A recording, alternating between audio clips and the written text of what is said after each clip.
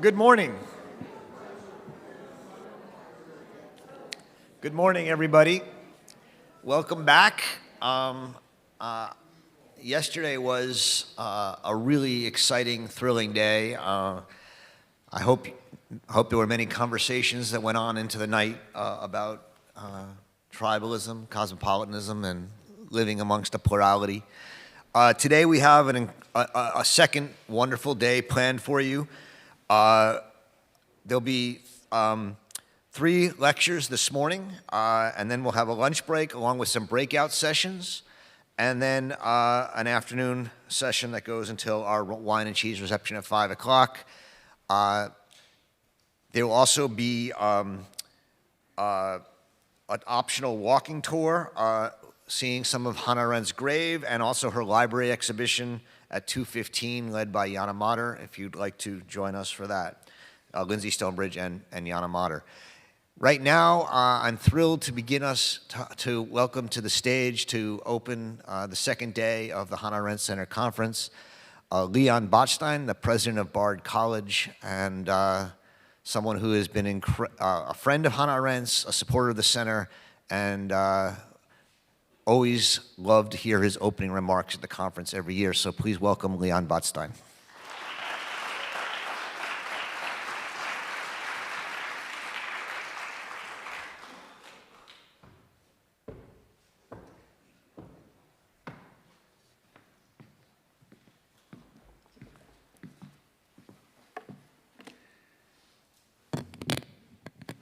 So I want to welcome all of you and thank you all for coming. I do also want to thank Roger and the staff of the Hannah Arendt Center for putting on these conferences, which have over the years been terrific and, when appropriate, controversial, which is great.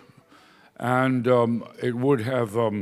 It's always hard to speculate about dead people, so I'm not going to do that, but just briefly that I think it would have delighted Hannah Arendt, and it certainly,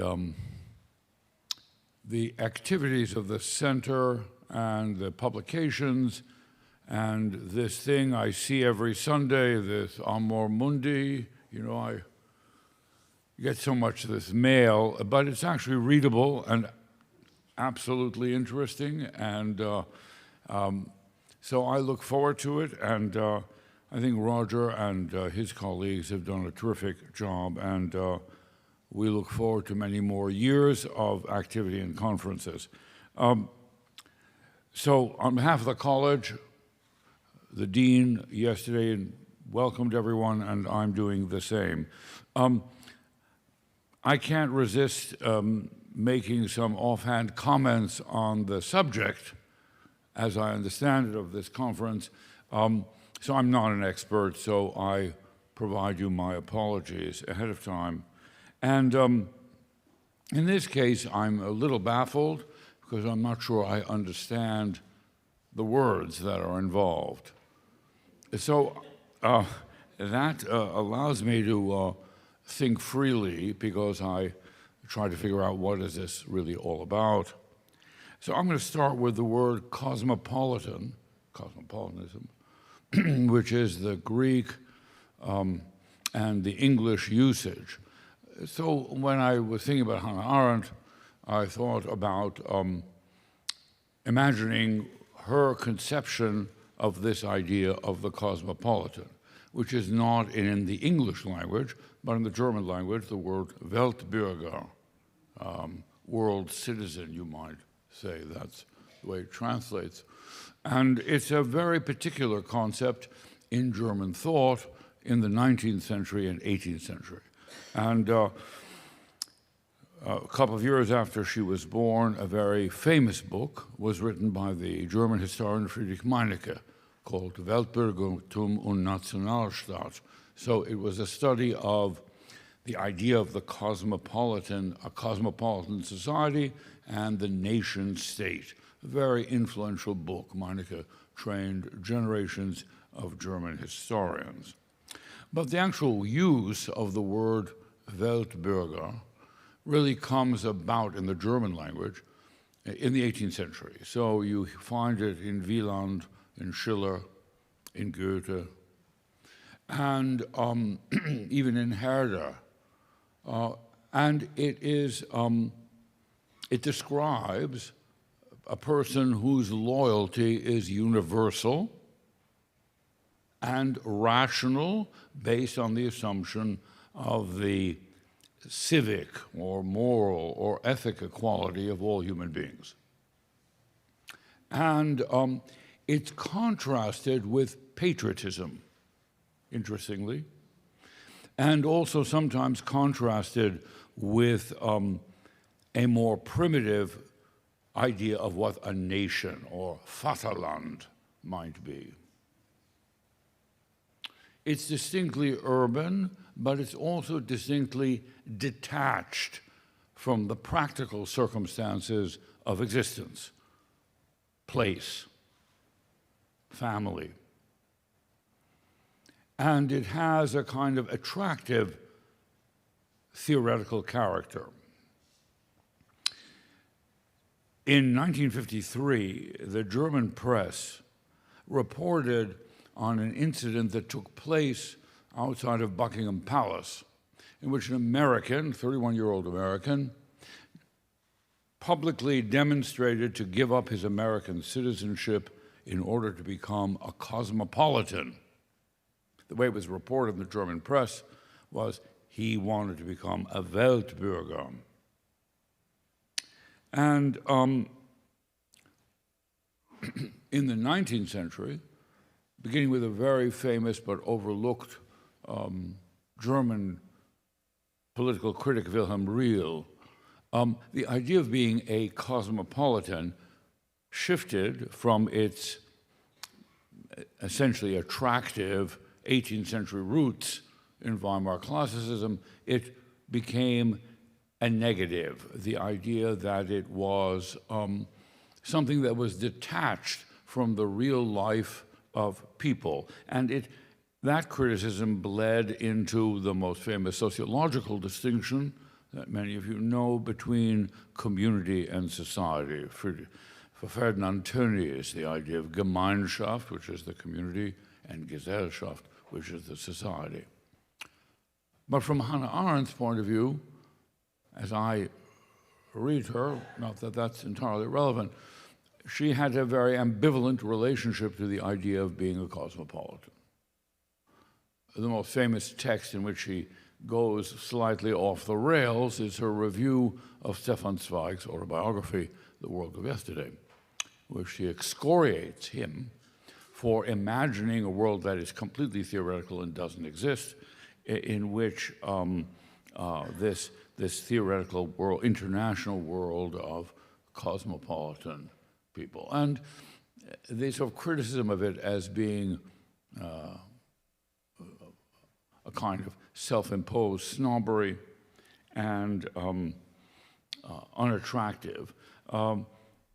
That what's important about it is that it posits, in Arendt's point of view, in a positive way, the idea that the political organization, the character of law, constitutionalism, politics, especially as she comes to America, that the idea of the cosmopolitan is compatible with the idea that you can acquire citizenship, you're not born into it, that it's a status which can be rationally acquired, rationally lost, say to treason or something like that, and that it in principle, the idea of citizenship doesn't carry with it privilege or priority. But there's something hollow about that identity, something hollow about it, and she recognizes that. Now, I understand, just as a reader, the idea of the cosmopolitan and its varying shapes. It's negative. It ultimately becomes associated with the Jews of Central Europe within a community that's defined differently, and that it becomes, therefore, an instrument of criticism and racial distinction. And has to do, obviously, with learning and cultivation and aesthetic taste and judgment. So it's a kind of sense of superiority. Hard to think about being an illiterate cosmopolitan. Seems not a possible idea. Let me turn for a moment as an outsider to the question of tribalism. This is not a word I understand. I don't understand the word. I don't understand the word tribe, and I don't understand the word tribalism. I just don't understand what it means. So I began to think, well, how can you think about it? Well, in the American context, because of the way we tell the story of the indigenous population of the United States, we are familiar with it. In the German language, I'm thinking about Arendt again, just as an exercise. Probably the most logical word is the word Stamm. And where would she have come across the idea of tribes? Well, there's the Roman source, there's Tacitus, there is the discussion of the Germanic tribes. But the Germanic tribes, the word Sippe, clan, is a more compelling usage, and that a clan you can join by taking an oath. Actually, you don't have to be, you're not necessarily born into a clan, you can join it, which is a very important distinction. So, the other source, of course, are the 12 tribes of Israel, is the biblical source, which she was fully familiar with.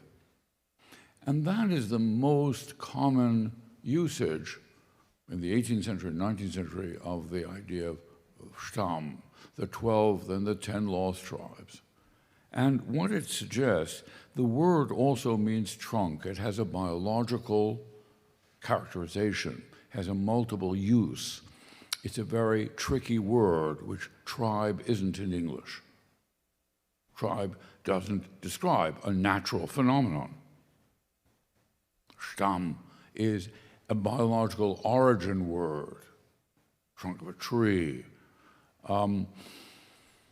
And so the interesting about this idea of Stamm is that it also has a religious quality, because it was also the way the cross on which Christ was crucified was talked about. And again, Jasper's teacher, Max Weber, famously wrote a book on the religion of ancient society of ancient Israel, in which he made the distinction that Judaism is a tribal religion, not a universal religion, unlike Islam and unlike Christianity. So of the Abrahamic religions, it is a tribal religion without aspiration to universal status.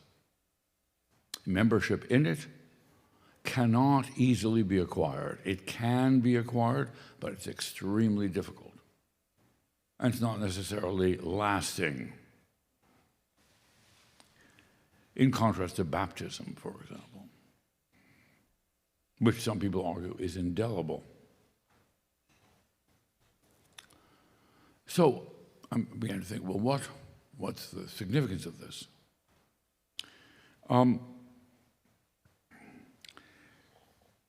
The tribe depends on the claim of descent from a single origin. So it fits absolutely neatly with the story of Abraham and his descendants. The covenant is a tribal pact between a God whose loyalty is only to a single tribe, which then divides into many tribes. Conveniently, 10 of them are lost. But nonetheless, that is the idea of the religious community. Whereas the cosmopolitan clearly relies on a secular idea of how politics should be organized. And my suggestion is that what's different about the cosmopolitan, what that means, is that it permits a politics which doesn't require a religion. It also doesn't require a biological justification for membership, whereas being a member of a tribe does. In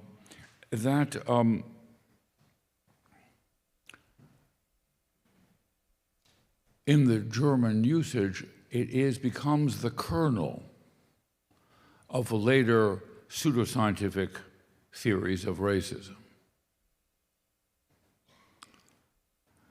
And transfers from the issue of inheritance to blood purity.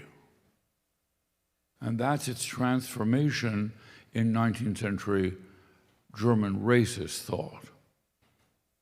So for those of you who know this very fantastic book that was published about 10 years ago, which is a book called Eichmann Before Jerusalem.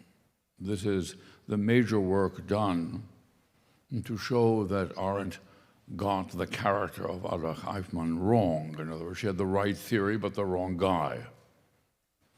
That he actually, as the Argentine papers, which came out, they're called Stassen papers, showed that he was a fanatic. And in the emigre community in Argentina, he hung out with a lot of other ex-Nazis, and among them, he was the most ideological fanatical. He believed in the purity of the Aryan race. He believed in the impurity and poisonous character of Jews. And he hoped, after the debacle in 1956, which the invasion by the Israelis, the French, and the English, and the Suez Canal was stopped, that circle of Nazi emigres believed that the Arab population would pick up and finish the job that they had failed to do, which is to exterminate the Jewish people. Now, the way they got around this theoretically that was justifiable is a theory of race, in the Nuremberg laws, for example, which is based on blood purity, and it's primitive and very bizarre. Interestingly, it is false science. Whereas again, citizenship through cosmopolitanism doesn't require a real reliance on any science except some kind of Newtonian calculation that every human being is equal to every other human being and is an axiomatic variable. That's reasonable, scientific reasoning, really related to physics, not to biology. In the case of race theory, purity of race, the idea of a tribe transmigrated from a historical concept based on common parentage, which could allow for the mixture of races. So membership, let's say in a tribe, doesn't require both parents, for example, to be descendants of the same tribe or have the same characteristics.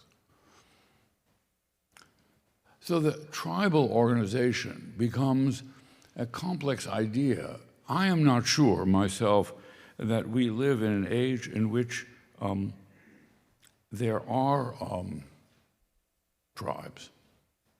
I mean, I've never thought about it. Never thought about myself as being a member of a tribe. And that is certainly the legacy of the reform movement in the 19th century of Judaism, of Haskalah, and the creation of a reform movement. And the liberalization of conversion for those people who are religiously minded, which I'm not.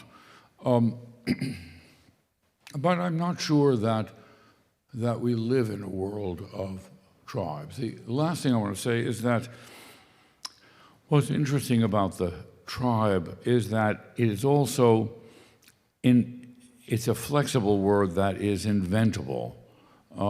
So much of what we consider to be authenticity of tribes are made-up myths.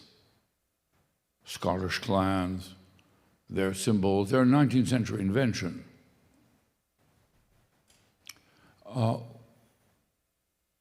And there is something archaic about the idea of tribe.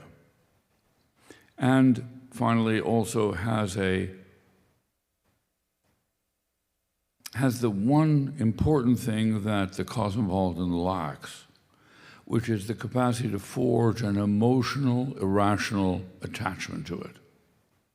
What is lacking in the cosmopolitan is the emotional plausibility of it, and therefore the accusation that it is overly abstract.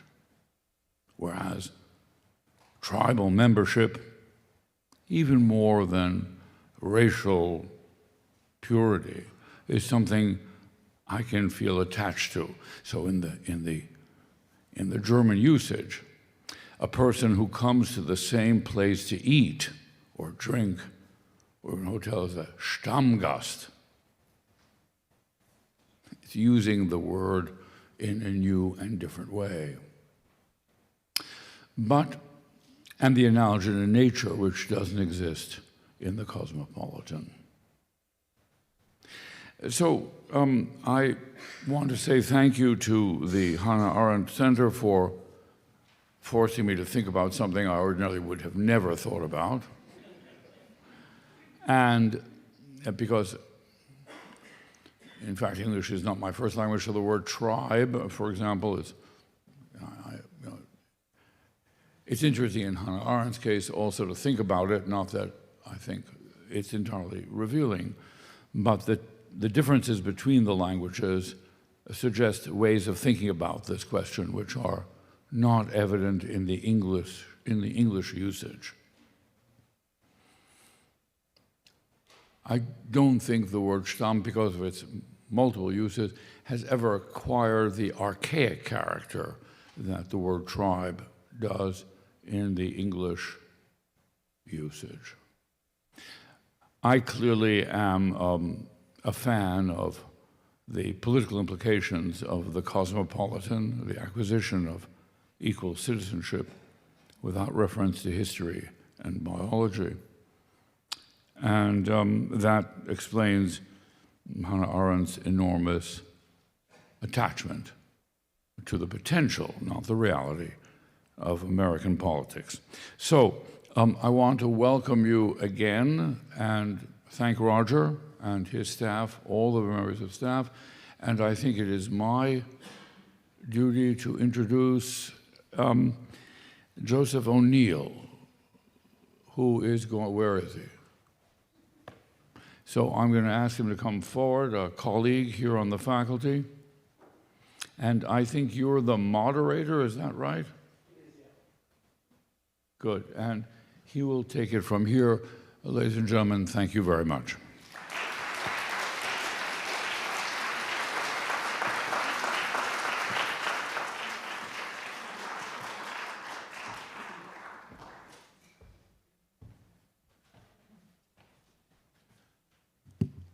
Thank you, Leon. Hello, everybody. I'm very pleased to be in discussion with Fintan O'Toole. I'm not going to describe his many achievements and accomplishments to you. If you want to look into his biography, by all means, Google him. So, without further ado, Fintan will first of all offer some remarks, and then he and I will be in discussion, and then we'll have a Q&A. Thank you.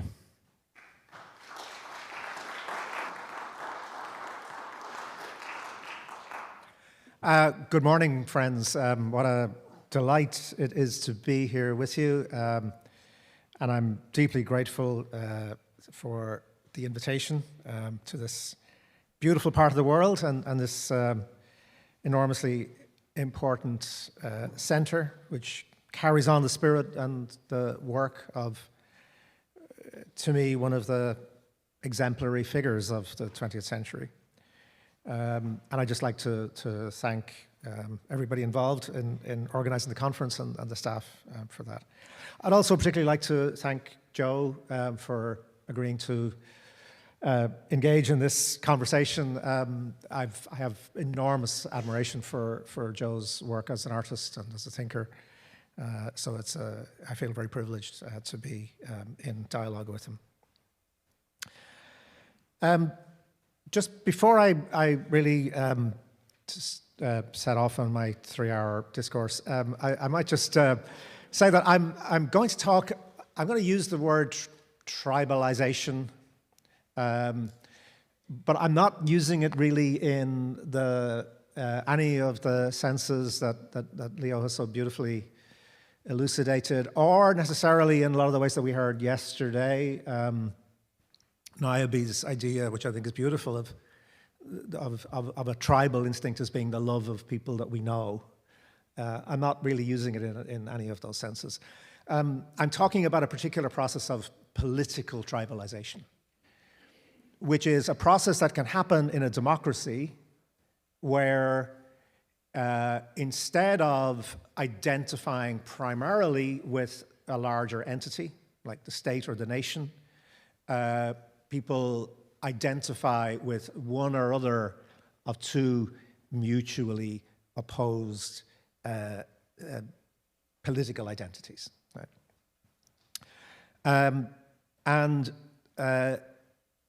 In general, I would suggest that these political identities are typically based on competitive senses of victimhood. Right? So we're talking about a process that becomes potent because two sets of people can see each other as inflicting intolerable pain on the other. And this is sort of regardless of facts. It doesn't come to matter who's oppressing whom. The sense of victimhood becomes competitive and becomes universally available. So I suppose I'm talking about identity and about the ways in which you get these kind of particularly polarized notions of identity. I think it's worth saying, as a preface, that most people don't give a damn about their collective political identity for 23.5 hours a day. I mean, they really don't. It's not something most of us wish to go around thinking about or being defined by, except when it becomes problematic, except when it becomes tied in with ideas of injustice, victimhood, oppression, or existential threat. Bernard Shaw, the Irish playwright, kind of, I think, expressed this very well when he said that, he was talking about national identity, but he said national identity is a bit like a tooth in your head. You never think about your teeth unless one of them is rotten or is giving you pain. And then if it's giving you pain, you think about nothing else. So something that you never think about can come to completely dominate the way that you're feeling and thinking.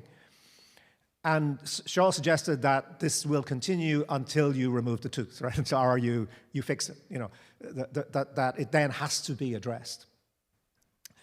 And I'm going to talk about this in relation to, I suppose, two dimensions of this. One is why this process of political tribalization can be so potent. And secondly, to try to address in some form the subtitle of the conference, right, which is how can pluralism perhaps emerge eventually out of this conflict? And I'm going to talk about this in the context of Northern Ireland and the Northern Irish conflict. But not for its own sake, right?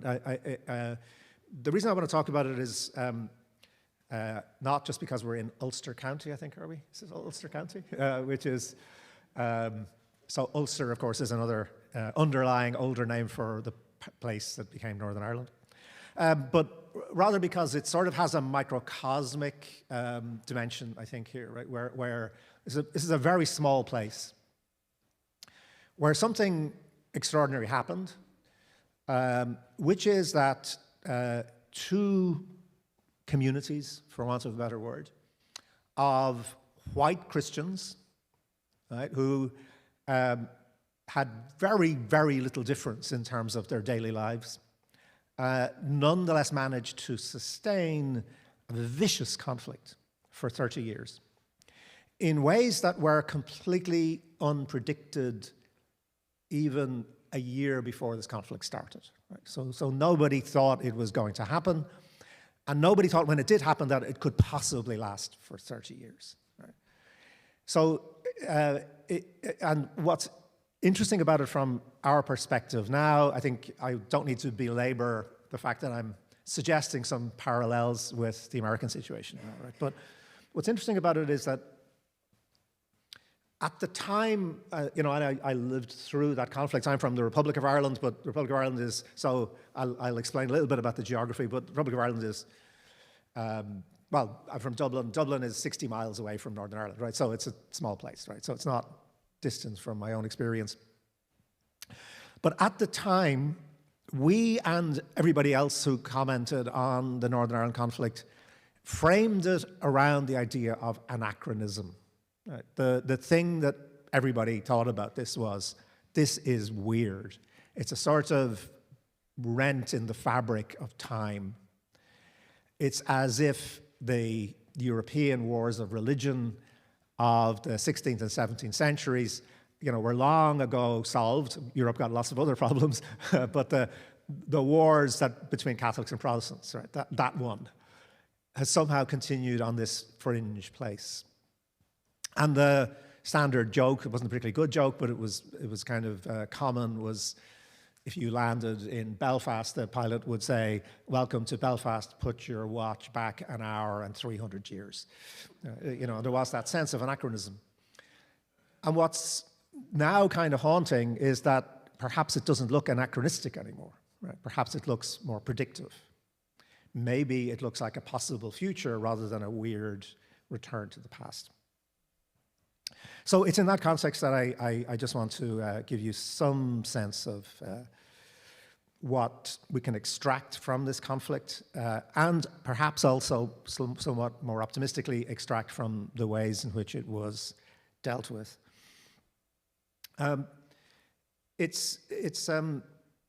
So I know some of you are way too young to have any sense of it, so I'm just going to take a couple of minutes just to give a very brief overview of what this conflict was, right? And forgive me because it's going to be necessarily extremely crude and unsubtle, but broadly speaking, it'll just situate you a little bit. So Ireland, of course, is an island between, as I like to think of it, between Britain and America, but closer to Britain. And its history has been dominated rather by its fraught and difficult relationship with Britain and British Empire, right, for roughly speaking about 750 years. And what was distinctive about that sort of conflict was that it ended up fusing religious and national identities. Right? So the general settlement in Europe after the wars of religion was, look, whatever your ruler's religion is, that's your religion. Right? You don't really get a choice about this. If the prince is Protestant, you're going to be Protestant. If the king is Catholic, you're going to be Catholic. Right? And Ireland was one of the exceptions to this, where for all sorts of reasons, well, primarily because of an emerging sense of national identity, most Irish people, the majority of the population, refused to adopt the religion of their rulers, who were British. So the British takeover of Ireland is a long process, but it's more or less completed by around 1603, 1604. At that stage, the British monarchy defines itself very much through its Protestantism. most people on the island of Britain end up adopting that religious faith. That doesn't happen in most of Ireland, right? So about 80% of the population remains Catholic, and that then becomes very much bound up with their sense of Irishness, their sense of national identity. The complication is that you have settlers who've come in over the centuries from initially from both Scotland and England who are Protestant, so you have a significant Protestant minority on the island. And broadly speaking, what happens is you've got a kind of a mapping of religious identity onto political aspiration. Again, this is very, very crude. There are lots of exceptions to this rule, but broadly speaking, if you're Catholic, you want Ireland to be an independent country. If you're a Protestant, you tend to want Ireland to remain part of the United Kingdom of Great Britain and Ireland, as it was then called. And the compromise that emerges out of all of this tension is the creation of Northern Ireland, which is a sort of opting out. So the northeastern part of the country, which was the richest part of the country, most developed part of the country, was also the one which had the largest kind of saturation of people of Protestant religion, Presbyterian and Episcopalian. And out of all of this, that entity sort of carves itself out of the newly independent Ireland. Right? So you get Northern Ireland and you get the Republic of Ireland. Again, the problem is Northern Ireland is established to have a Protestant majority forever and ever. Interestingly, last year it ceased to have a Protestant majority, but that's demographics for you.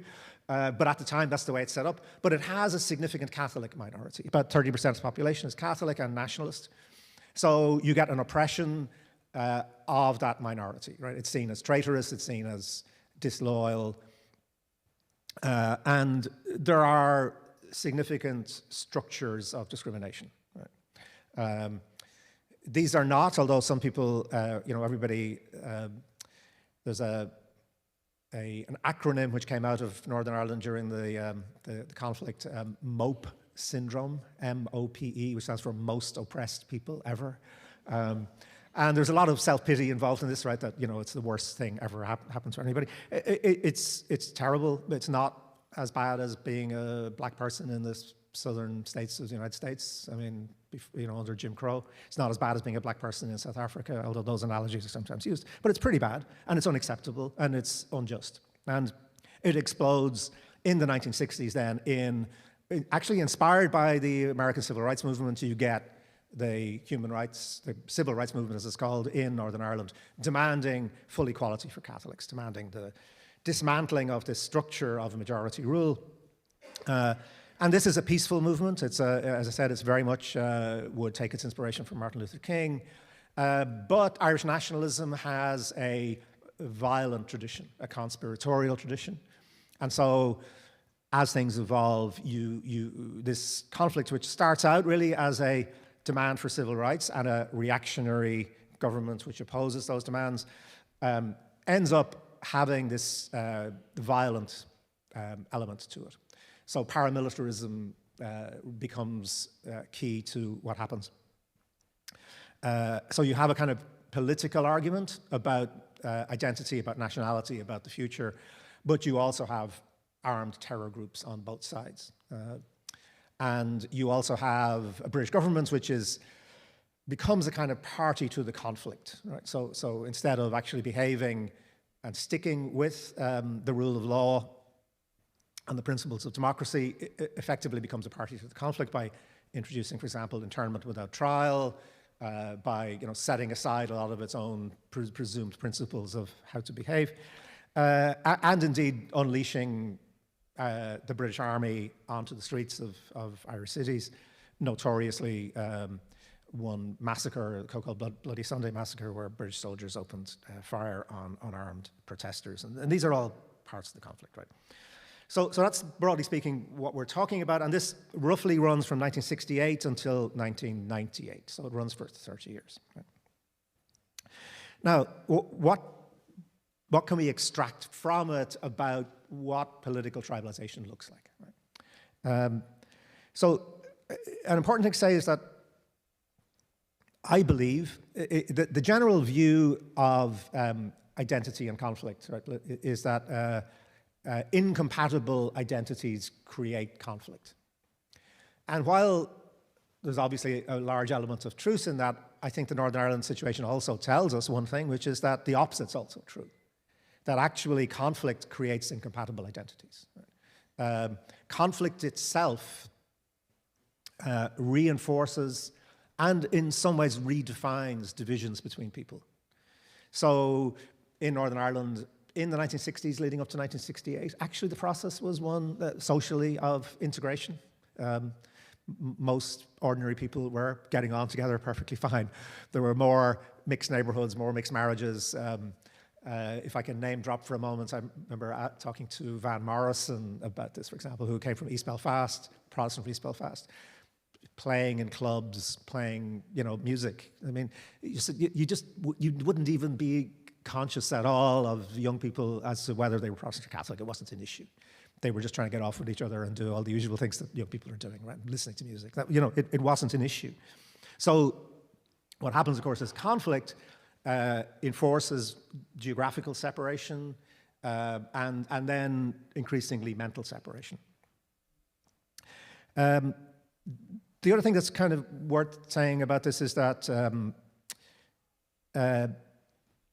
identity politics is a phrase that's used a lot now, and I think identity politics is something of a misnomer, because really what we're talking about is a politics of denial of identity. So identities, and it's plural, right? We all have multiple identities. Identities we know, just from our daily lives, are situational. Right? We behave differently in different contexts. Our sense of who we are, this is why tribe is problematic, I think, because if we're tribal, we exist in multiple tribes, right? And we move between them all the time. And even in the terms that Leo was talking about, the kind of genealogical idea of who we are. Well, what we know, of course, is that who everybody is extremely complicated, right? And it was in the late 19th century that Ernst Renan told us in What is a Nation, that seminal essay, that nations are based on forgetting mostly. I suppose a good summary of what Renan's argument is that a nation is a group of people held together by common misconceptions about their origins, right? And so, what happens with identity politics is a sort of lying version, a simplified, crude version and a static version of what you're supposed to be like. And what happens with conflict is that it validates that, right? So people retreat into ideas of their own identity, which are in fact lies. They're not really historically accurate. They're not culturally accurate. They don't bear much relation to how those groups of people actually came into being or how they've had their lives. But the question is, how is it possible for this kind of politics to sustain itself for 30 years, right? So it's kind of easy enough to understand how this conflict breaks out, right? You've got injustices, you've got bad official reactions to people who are demanding that those injustices be reformed. But even in, say, 1968, when violence starts to break out, most people would have said, we're going to go through a horrible period of maybe 2 years, and then it'll sort itself out and we'll gradually kind of get back to some kind of normality. As I said, nobody, and I've looked at this extensively, nobody is saying this is going to go on for 30 years. So what we need to understand, because I think it's relevant to contemporary crisis of democracy, is, first of all, what are the attractions of tribalization, right? If it's sustainable, it must be doing something that accords a certain kind of satisfaction or a certain kind of power dynamic that's useful to some people. Because what's important to remember with the Northern Ireland conflict, and I think this is true of any conflict I know of, is the vast majority of people don't want it. They want to get on with their daily lives, right? They're not actually saying, I would really love this to continue, right? So why does it continue? Why are people, to put it another way, why are they unable to stop it? And I think there are 5 things that are just kind of worth listing. One is that this polarization does create a very strong sense of internal solidarity. Right? So you do get very close to your neighbors, right? Your sense of, because there's a sense of threat from them. It does bring people closer together, right? It does have a certain kind of pleasure of sociability that's attached to it. And of course, the corollary of that is that it also allows for a crushing of criticism, internal criticism, right? Because there's part of the mechanism is to say, yes, of course there's a problem with our side, but this is not the time to be raising that. Don't go there now because we're in danger. We're under threat from them, right? And so it produces a kind of solidarity which is in many ways a false solidarity, a solidarity that's won at the expense of actually, again, telling lies about yourself, but it is potent, right? It works. The second thing it does, and this is related to that, is that it, as I said, it simplifies all the questions about identity. Right? So, as I said, when you get this sort of tribalization, it's us and them, of course. Now, us is always very difficult, right? Who the hell are we? You know, for everybody is a really difficult question to answer, right? Because, of course, that sense of the group, the culture, what the unit is always problematic, and is always dynamic, and is always contradictory, right? But tribalization gives you an answer to that, which is, well, we know who we are, we're not them. That's all that matters, is we're not them. So a negative sense of identity simplifies the whole idea of who we are. Right? Samuel Beckett was asked, allegedly in France, this is the best definition of Irishness I know of, he was asked, "Vous êtes anglais, Monsieur Beckett?" And he said, "Au contraire," which is, you know, so it's au contraire, right? No, we're not them. That's you know. The third thing it does is that, and this is critical, I think, to a lot of what's going on now in the crisis of democracies, right? Is that the challenge for democratic politics is to deliver benefits to the majority of people, right? Simply enough, right? It exists in order to make people's lives better. And that's hard. It's particularly hard in the stage of kind of feral capitalism that we're at, where increasingly, of course, the benefits that are being produced by the economic system are, as we know, going towards a smaller and smaller number of people. So you have this dilemma as to how benefits are produced. One of the great things about political tribalization is that you don't have to produce benefits. Right? It changes the dynamic. No Protestant politician or Catholic politician really during all that 30 years produced any great benefit for their community. But the extreme ones, the ones who became dominant, could say, that doesn't matter. That's not the point. The point is that they're suffering more than we are. So it introduces not just the idea of the zero-sum game, right, which is that there is no common benefit here. The amount of public goods, or the amount of goods in general, of benefit, is limited. Therefore, if they're getting more, we're getting less. So the zero-sum game is bad, but actually this kind of the ultimate goal of this tribalization is a sort of negative-sum game, right? Which is, we might all be losing. We might all be losing, but it doesn't matter so long as they're losing more than we are. And this is what happened in Northern Ireland, right? This was a catastrophe for everybody. I mean, nobody was gaining from this conflict. It was horrible, obscene, miserable. People's lives were being taken. Their jobs were being destroyed. You know, the economy was in a terrible state. The amount of trauma is obvious from the fact that Northern Ireland still multi-generationally has an enormous suicide rate, for example. You know, there's no benefit in this. But you can get into a dynamic where it doesn't really matter politically, right? You don't have to deliver benefit, you just have to deliver the sense that they're going to have to suck it up more than we have to suck it up. And once that's established, then it's fine. The fourth one is that one of the strengths of this kind of polarization is that it's actually self-generating. Right? So particularly when it devolves into violence. So what you get is you get a sense that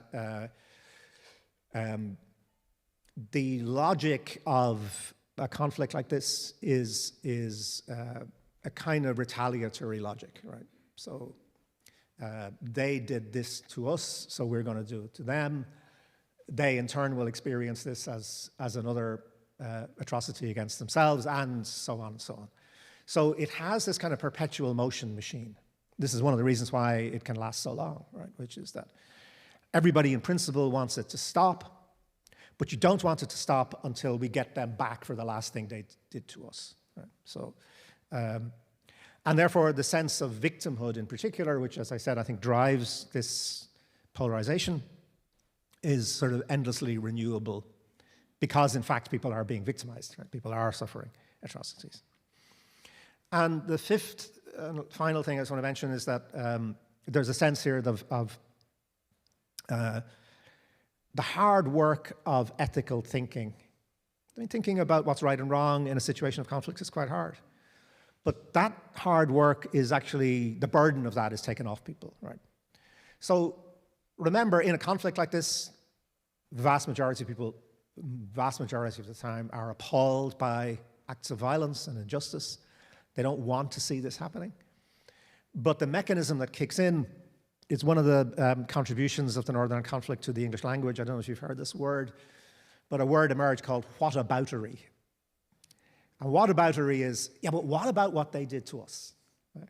So it's you say, that was a really horrible thing our guys just did. That bomb they planted in the fish shop over there to kill the Protestants. It was really horrible. I hate it. I'm really ashamed of it. And then what kicks in is, yeah, but what about the thing that they did to us? You know, and whataboutery is, again, it's one of these kind of self-perpetuating mechanisms, but it also stops you having to think about what do I need to do to stop this? What is my moral obligation as a citizen? So those are kind of five things which I think we can map on more broadly onto the challenges that democracy faces at the moment. And then just to take another couple of minutes, how do we stop it? How did it stop? And maybe there's a couple of things that we might suggest that are possible. One of the lessons of the Northern conflict is that when you get this kind of polarization, you can't wish it away. Right? You can't just say, let's all love each other and let's all be friends. There has to be some kind of structural engagement with people's idea of what their identity is. Right? And it's no good telling them, actually, you know what, the thing you think you are, you're not really, that doesn't really work. So you have to appease it in some way. You have to say, okay, nobody's threatening your sense of identity. If that's who you think you are, fine. Let's try to institutionalize that. Let's try to give it some kind of expression which is not violent and is not conflictual. And let's try to equalize it, right? Let's try to say, so you got in trying to solve the Northern Ireland conflict an idea, it's a terrible language, but a parity of esteem. Now, as a journalist and a critic, I would prefer parity of disesteem, that we can sort of equally disesteem everybody's views about themselves.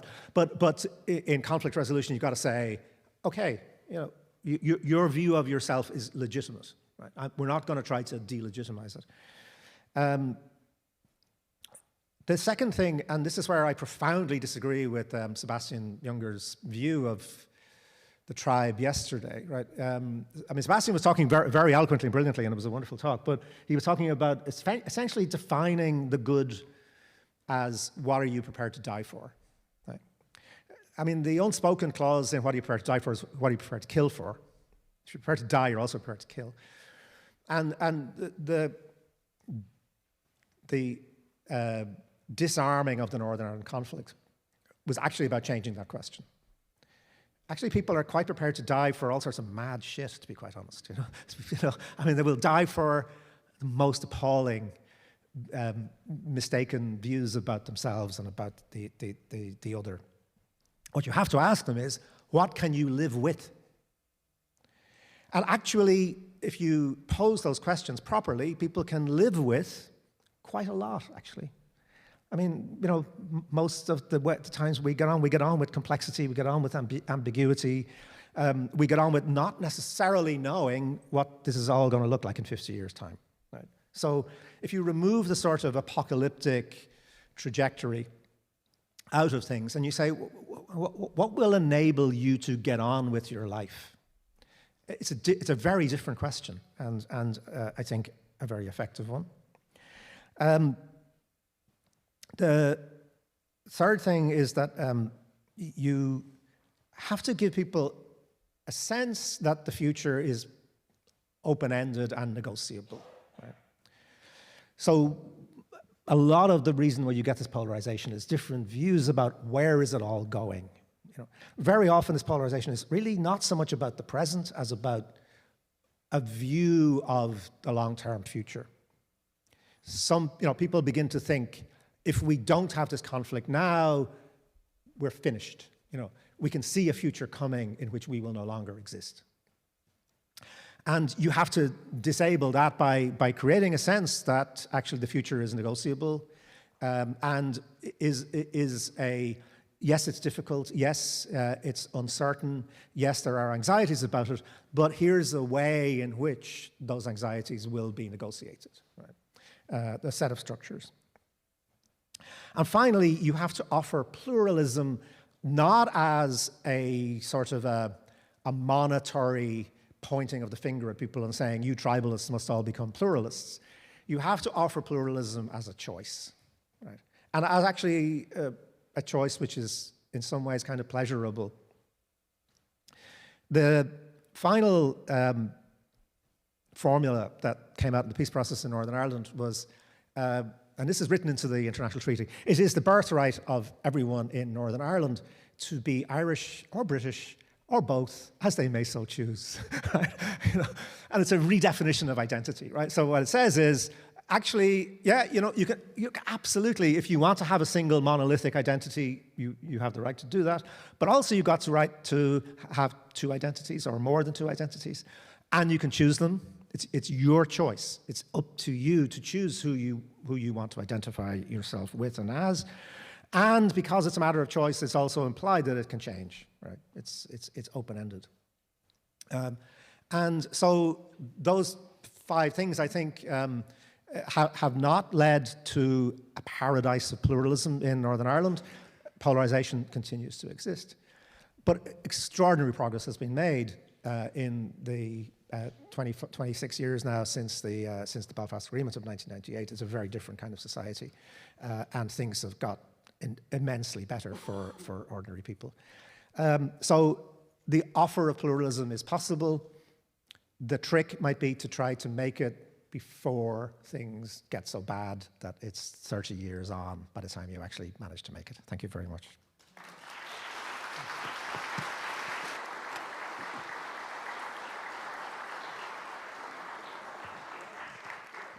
Let's see, do these work? Okay, thank you. Hi, wow, the microphone works. Would you want to pick yours up? Thank you, Fintan. Thank you for that extraordinary meditation on Ireland as an example of, I suppose, conflict resolution. I mean, the perspective on Ireland at the moment is that it's a very rare example of communities in deep conflict succeeding in resolving their differences. And in fact, those who participated in the Good Friday Agreement talks have a career these days of advising everybody about how to do it. The Good Friday Agreement was reached in 1998, which was just before the internet became widely became an indispensable feature of modern consciousness.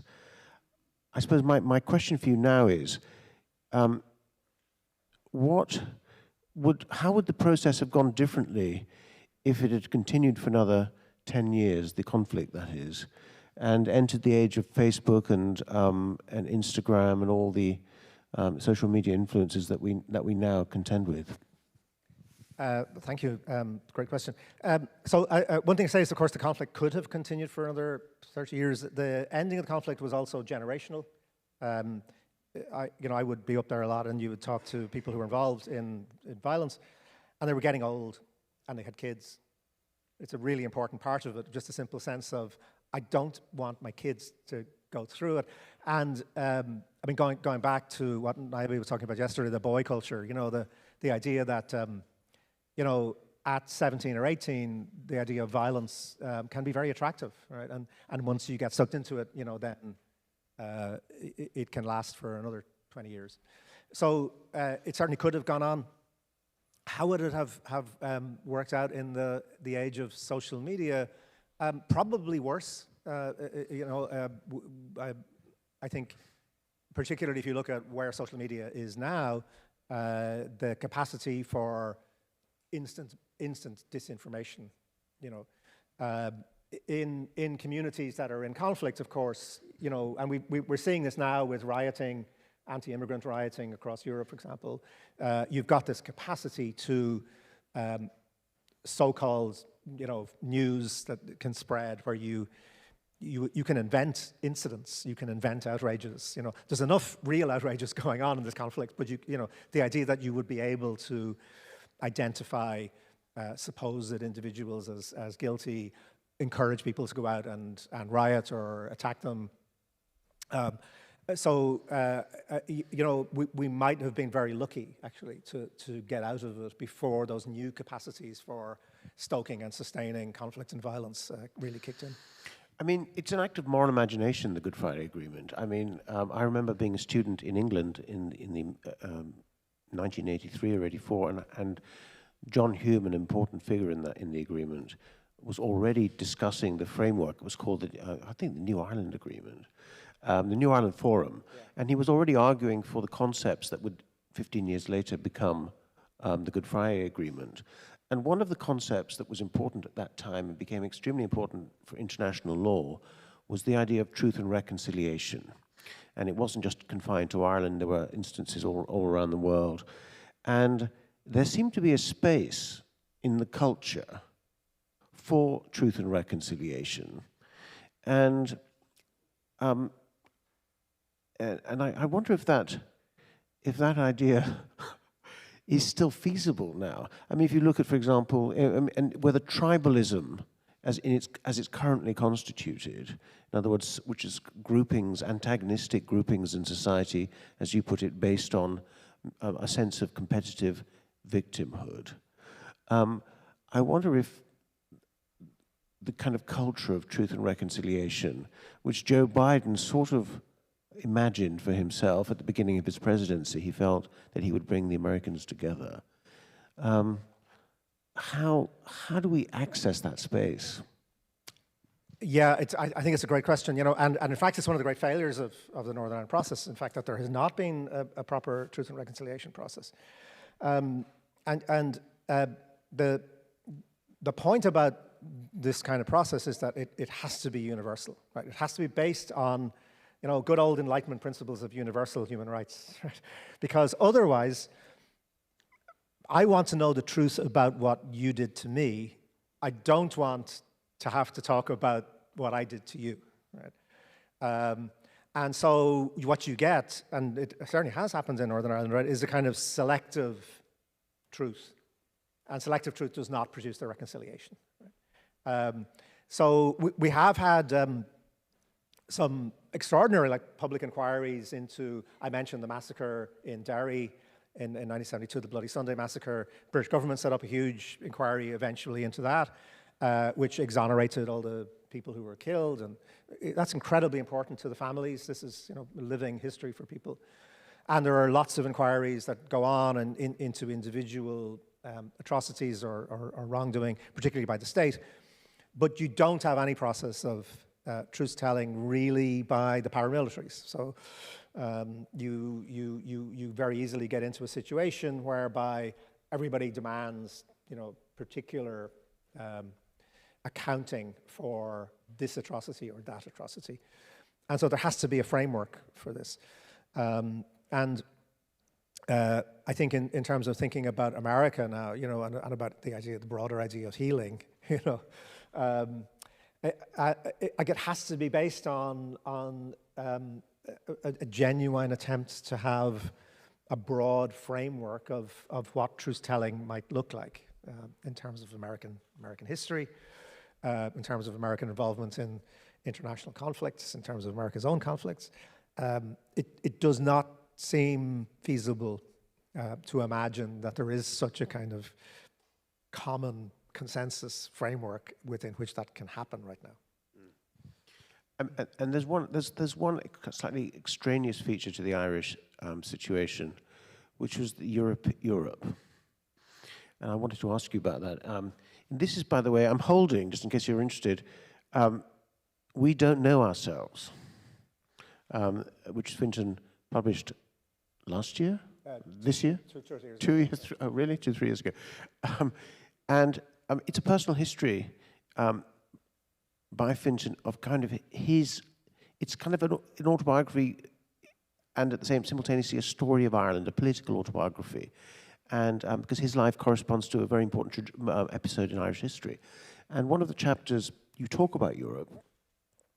Of course, Europe modifies the sense of being Irish. And it offers a sense of shared identity, which is kind of trans-border, which crosses the border. And I wonder if you can say something about that. So, I mean, it seems to me the kind of critical thing when we talk about identity, and identity politics is that a huge amount of it's wrapped up in anxiety, There's a conception in people's heads of identity as something which is handed down from the past and therefore must be preserved intact. And if that's your view of what identity is, then it can only give way to profound anxiety, which in turn will lead to tribalization, right? Why? Because, of course, you can't preserve anything from the past. You just, it's not going to happen. And so a misunderstanding of what identity is in fact the tradition, the history, the story of how groups of people have interacted with change. We all interact with change in different ways. That's what makes us distinctive as people. Right? We have ideas of continuity, ideas of things that mean a lot to us, and we try to preserve those by adapting to profound change. And an interesting part of the Irish story is that the Ireland I was born into in 1958 is gone completely. Is Irish identity gone? Not at all. It's thriving. Why is it thriving? It's thriving because it's a better place. Because actually people aren't leaving anymore. You can have a very pure identity. I grew up with an incredibly pure Irish Catholic nationalist identity.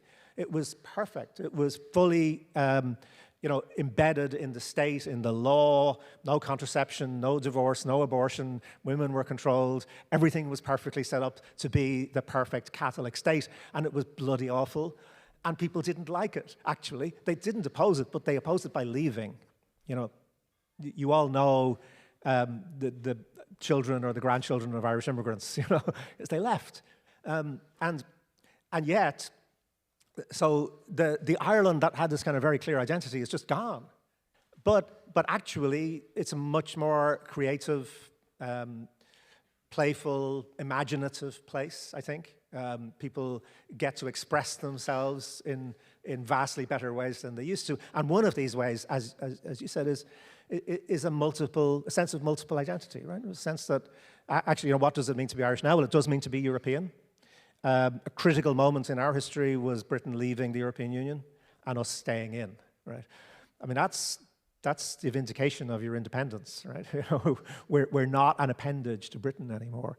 For us, being part of this much larger polity actually vindicates our sense of difference, actually. We get a seat at the table. We have a seat, we're like 5 million people, we have the same seat at the table as Germany has or France has, you know? Well, that's an extraordinary point to have arrived at in your history when you have a history of oppression and denial of your nationhood, right? And that's what's going to happen to Ukraine. What's the end game for Ukraine? The end game for Ukraine is not, it seems to me, really about the Donbass. It's about Brussels, you know? It's about Ukraine having an equal standing as a European nation with Germany and France and Poland and Ireland and everybody else, you know? And that then does not end up diluting your identity. It ends up actually giving you a sense of identity, giving you a sense of security about the fact that actually it means something to be Ukrainian or Irish in real terms. It's not abstract anymore. It's actually about having a voice and having some power and having an ability to engage in the common process of decision making.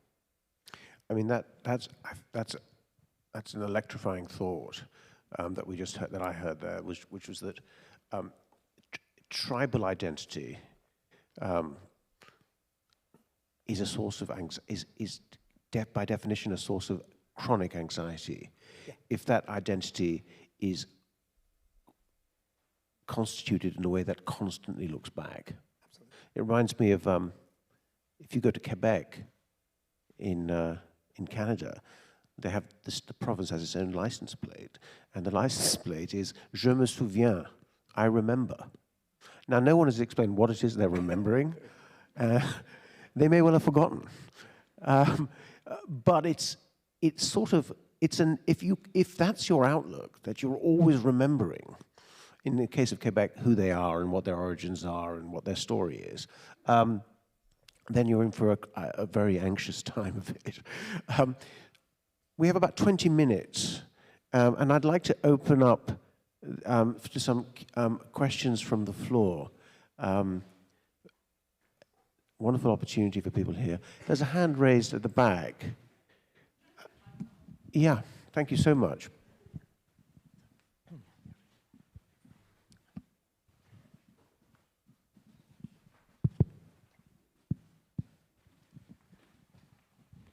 Hi, Fintan. I so appreciated your talk. I really loved it. It was fantastic. It was so informative, and it made me agitate with ideas and thoughts. So I wanted to share one with you to think about as a question. So first of all, your example in Ireland, in Northern Ireland and Ireland, is exactly the example you could take from the Civil War in the 1860s, and exactly the Civil War we're experiencing now in the United States. So if we think it's over there, it's right here now, and it was true in the 1860s. When is that? 150 years ago. So we have something to learn from listening to young people. I'm always trying to teach us what we learn from young people, particularly mass shooters. And mass shooters are the people that we don't want to listen to, but in this case, they're totally relevant. So obviously what you're talking about in part is boy culture. So it's the hard over soft, revenge over reconciliation. That's boy culture, exactly. Yeah. I prefer revenge over reconciliation. So what is boy culture? Boy culture, remember, I said yesterday, is a hierarchy of humans, that some humans are seen as more human than others. Nobody wants to be on the bottom of the hierarchy. And if you put people who used to see themselves as the top of the hierarchy, and you put them on the bottom, as I always tell my students, and they think I'm joking, I'm not joking, and they have access to weapons, they may try to kill you. And that's what you're seeing with mass shooters. And they say that directly in their manifestos. This is not something I concocted. They say this in their manifestos. They say, I don't want to be on the bottom of the hierarchy. The hierarchy is unfair. I feel like I've been put on, in this case, in this boy's case that I write about in my book, he feels like he's been put on the bottom of the hierarchy because he doesn't play sports, he's short, he's not getting the attention from other guys that he wants. So he feels angry, and then he turns into sort of mental illness where he's now wanting to kill people and kill himself as well. I'm not justifying it. I'm just saying nobody wants to put on the bottom. So if you understand the Ireland example, I'm curious about how that dynamic is playing out, that everybody wants to be on top, nobody wants to be on the bottom, and we keep on putting people on the bottom and then wondering why they're so unhappy and voting for Trump. You know what I mean? So the idea is, I would love to hear you take that, run with that in your example with Ireland of that sort of hierarchy of humanness, and how do you disrupt it in your reconciliation Yes. You get what I'm saying? Yes. I completely agree with everything you say, and one small thing I would add is that, and this is something we find it very difficult to accept, but the perpetrators of violence in these circumstances think of themselves as noble. Right? So, people can do the most appalling things. I know, one of the things about being Irish is I know people who made bombs to be put into cafes and pubs to slaughter, innocent people, because that's the nature of the society, right? And they're nice people, they're not. I'd love to think of them as monsters, but they're people who, because they perceive themselves, as you say, to be on the bottom of the hierarchy, and then can sort of tribalize that, right? So they can see that as, I'm going to commit this act of violence on behalf of my people. So I'm doing it for a bigger thing. So it's almost like I've been minimized as an individual. How do I maximize myself? I do it through this act of violence. And therefore, almost the worse the violence is, the better it is, right? The more it kind of expresses that.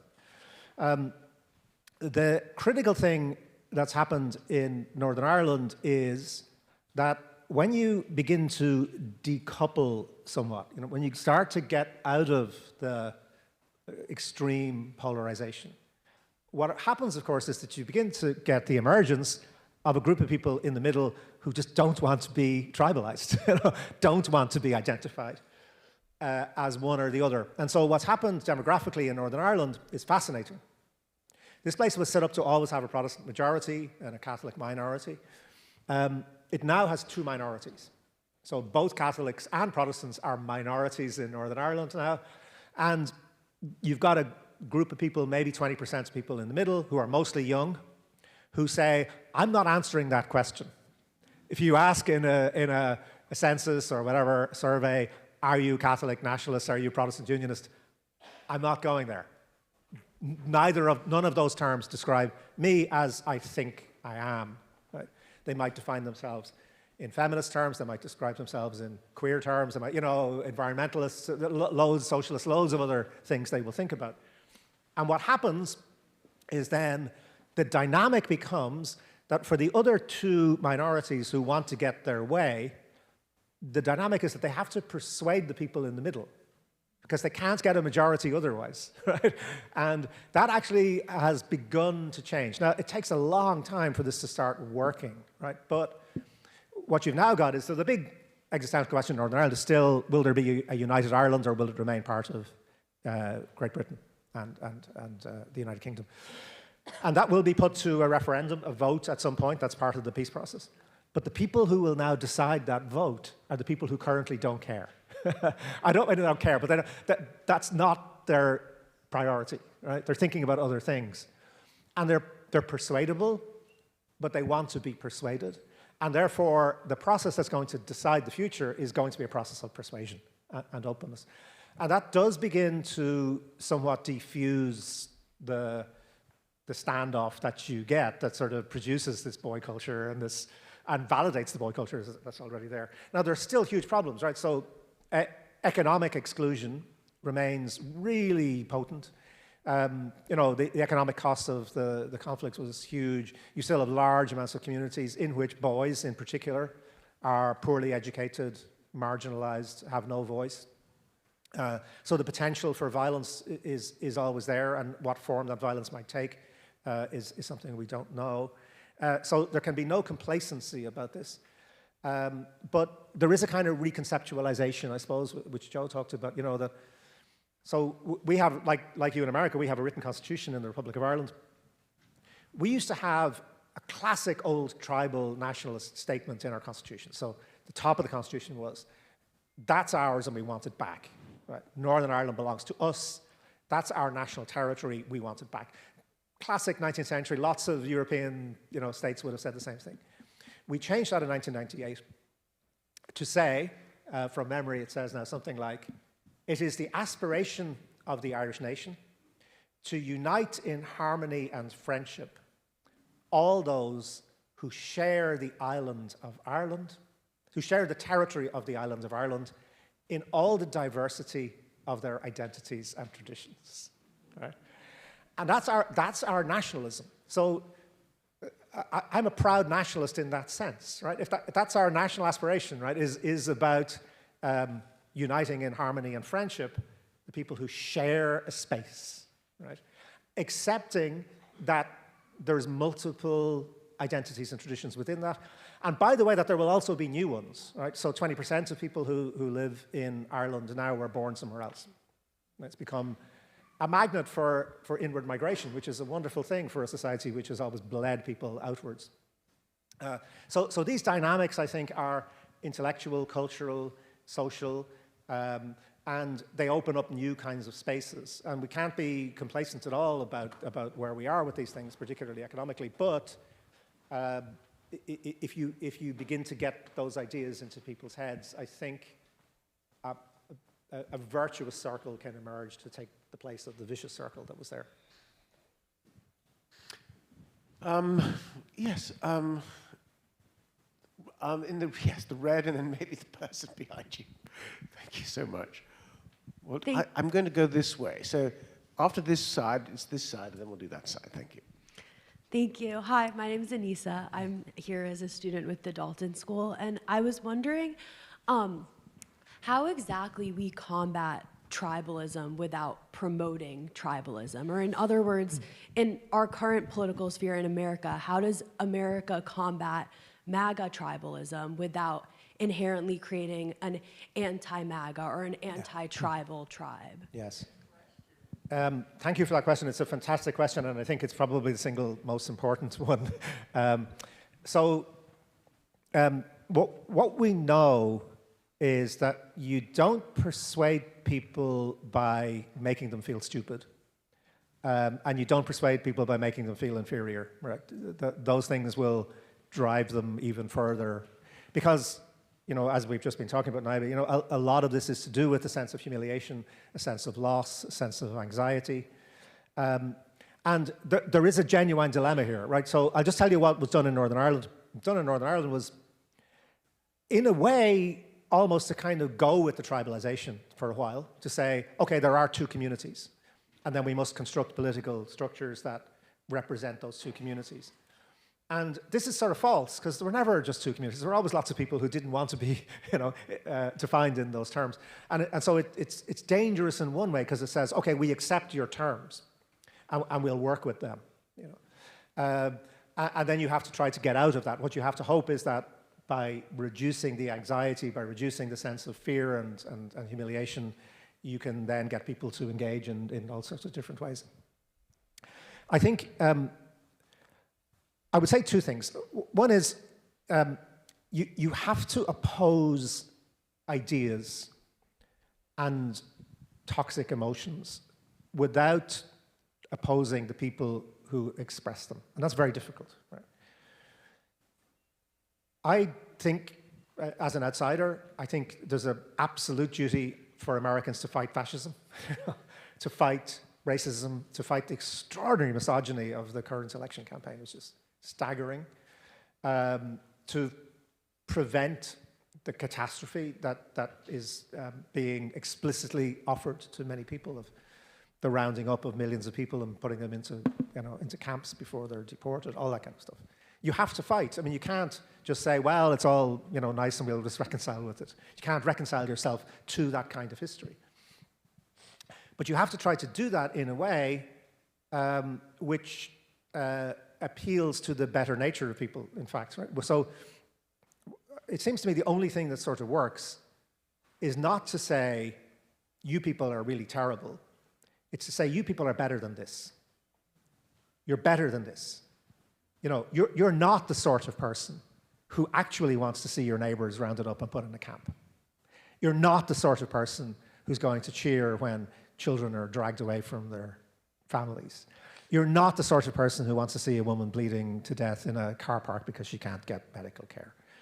You know, so one of the things we know, I think, about human nature is, and this is why I think, you know, some kinds of collective pride are good, because they set standards for people to say, you know, actually we think well of ourselves. And you have to be able to almost invite people to think better of themselves than perhaps you really think of them. Right? You might be feeling, I don't like you, I don't like where you're going, I don't like the things you're saying. But you actually have to, I think the only thing that works is actually saying, your tradition is better than that. Right? So, you know, I've talked a lot to, say, people who would have had very right-wing Protestant evangelical views. And actually, if you sit down and talk to them, you say, but hold on, I mean, you believe in Christianity, you believe in biblical prophecy, you believe that the same message is there for everybody. You believe in forgiveness, you believe in reconciliation, you believe in all these things, right? So why, you know, what I want you to do is to actually live up to who you think you are, rather than telling you that I know that who you think you are is not legitimate. I think it's the only way to do it. Yes. Gentleman in the white shirt, thank you. Thank you so much for this. One of the things I thought was most interesting was kind of the question of what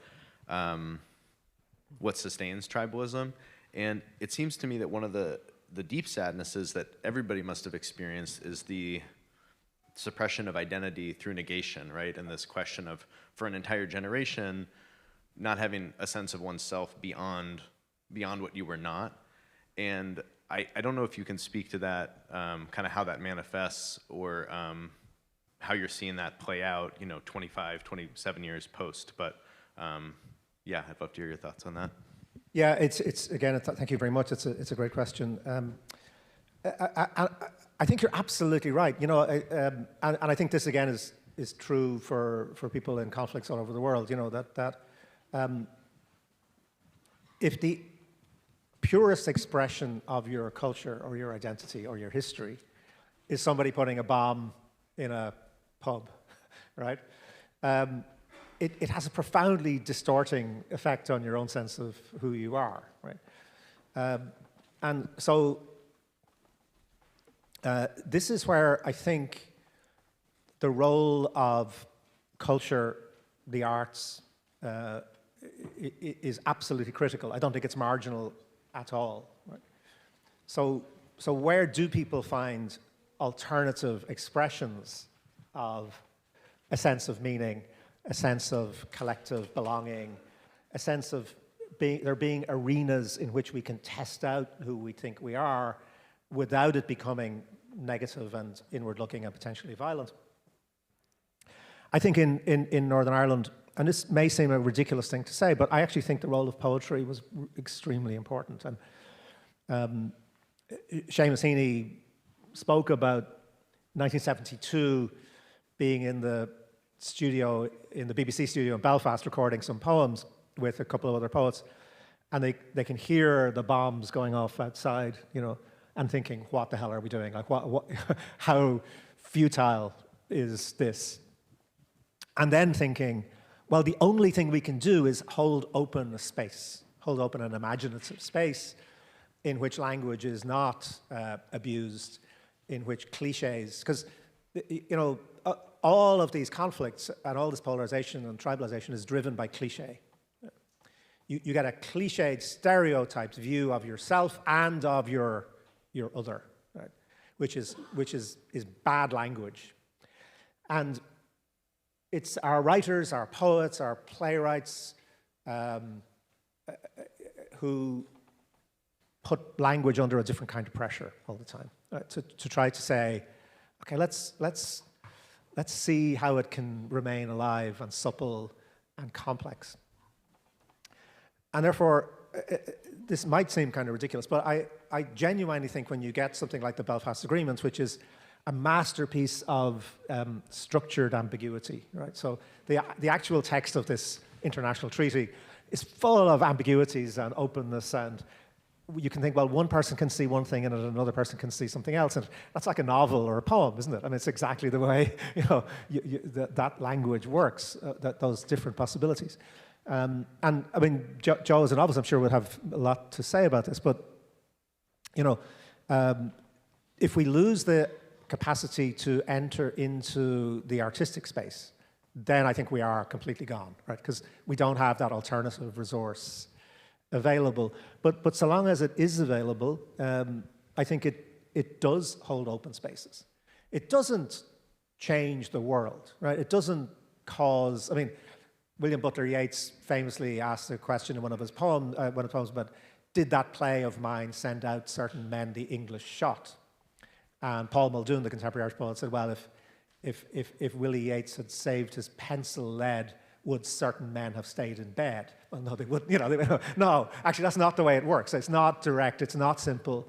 But there is a sense of maintaining a field of a certain kind of integrity, a certain kind of freedom, and a certain sort of way of completely undermining cliches all the time. And so long as we can continue to do that, there's always hope. I think we'll go. Okay, one more question. Let's go, just for the sense of us, geographically, I'm going to go over a little to my left.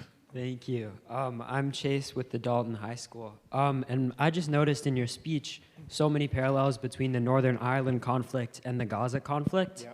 especially in, the whataboutery that you said and the, competing victimhood and like fighting for the future kind of existentially. So my question is, how can we offer pluralism in an appealing way, as you said, during like such active and kind of escalating violence? Thank you, Chase. It's a great question, and of course you're absolutely right. One of the terrible lessons of history is that being a victim does not necessarily make people better. It can narrow our ethical horizons, by making us feel that pretty much anything else we do in retaliation is therefore justified. And that's certainly what happened in Northern Ireland. It's certainly what we're seeing, where Palestinian victimhood for some people seemed to justify appalling atrocities against innocent civilians. And then that in turn seems for many people to, if not justify, even just kind of close off the mental space in which I can imagine the suffering of Palestinians. And there's no easy way to stop this once it's started. I mean, in one way you could say that what I've been talking about is optimistic in terms because the Northern conflict did end, but in another way it's pessimistic because it went on for 30 years when it should not have done. There was no good reason for it. I mean, the only thing we can hold on to is actually, funny enough, is law. Like, out of all the world that Hannah Arendt came out of, we did create some institutions, extremely qualified, extremely unhappy, but we created institutions. We created international courts, we created United Nations, we created a body of international law, which demands just one thing, right, which is consistency. It just says you're not allowed to feel outrage only when you check out who's doing the outrages and who's it being done to. It just says some acts themselves are unacceptable. And they're unacceptable because they are aimed at innocent people. There really isn't anywhere else for us to go with this, right? Like that we either accept the ethical demands of what that means. I know in my own life, I found that I started out as a sort of typical, the mental world was that of Irish tribal nationalism. Right? And at the age of about 13 or 14, when all this stuff was going on, I have to start asking myself, I was delighted. I was really happy when I saw the IRA putting bombs in pubs and killing people. I thought, wow, that's great. And then, you have to start thinking, well, is it great? How would I feel? And I had a moment I described in that book where there was a bomb in Dublin, and my father worked on the bus transport system, public transport system, and it was placed outside the canteen where the bus workers, that was their canteen, right? And this is before mobile phones, and we didn't have a fixed phone in the house. So he was out, and I thought he might be dead. It might be him. We just got word that some of these guys had been killed. And we had about 5 hours of not knowing, you know, and then hearing the key in the door, and it was my father coming in, you know. And in that 5 hours, I think I changed as a person, you know, which was to think, this is the same for everybody. This is the same for every single person who's trying to deal with this, you know, about this could be your loved one. And it's not going to be any different if you are British or Irish or Protestant or Catholic or Palestinian or Israeli, you know. It's exactly the same. And unless we allow that knowledge into the very heart of our being, then we won't do the thing that we have to do, which is to stand up to our own side.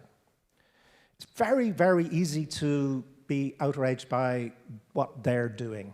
You know, it's much harder to stand up and say what we're doing, what supposedly our side is doing, is wrong, and it's wrong for the following reasons. It's rooted in really bad ideologies, bad ways of thinking, and that makes you very unpopular at certain kinds of points, you know. But if you're not willing to do that, then I think you just lose all sense of moral coherence and consistency, and that's all we have to hold on to. Thank you, Fintan O'Toole.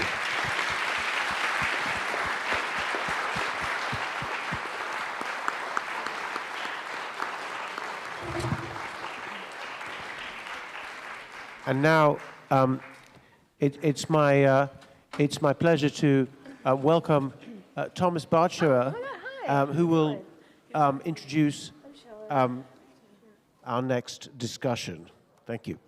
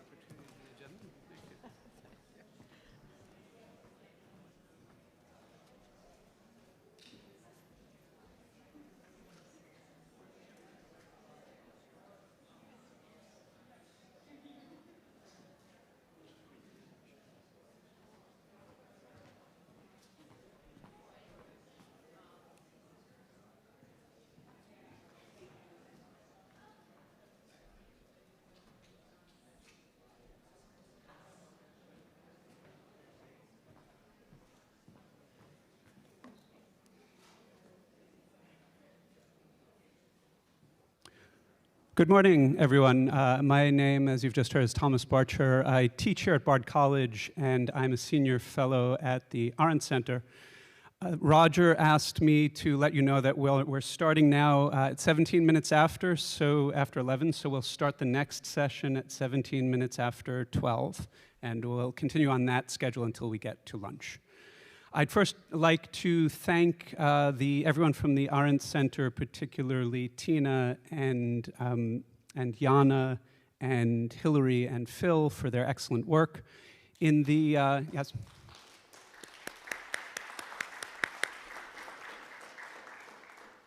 In the early days of these conferences, they had a kind of DIY feeling to them, sort of like Judy Garland and Mickey Rooney, let's put on a show. And things have changed over the years. Now we have these monitors, and we have live stream, and we even have flowers out.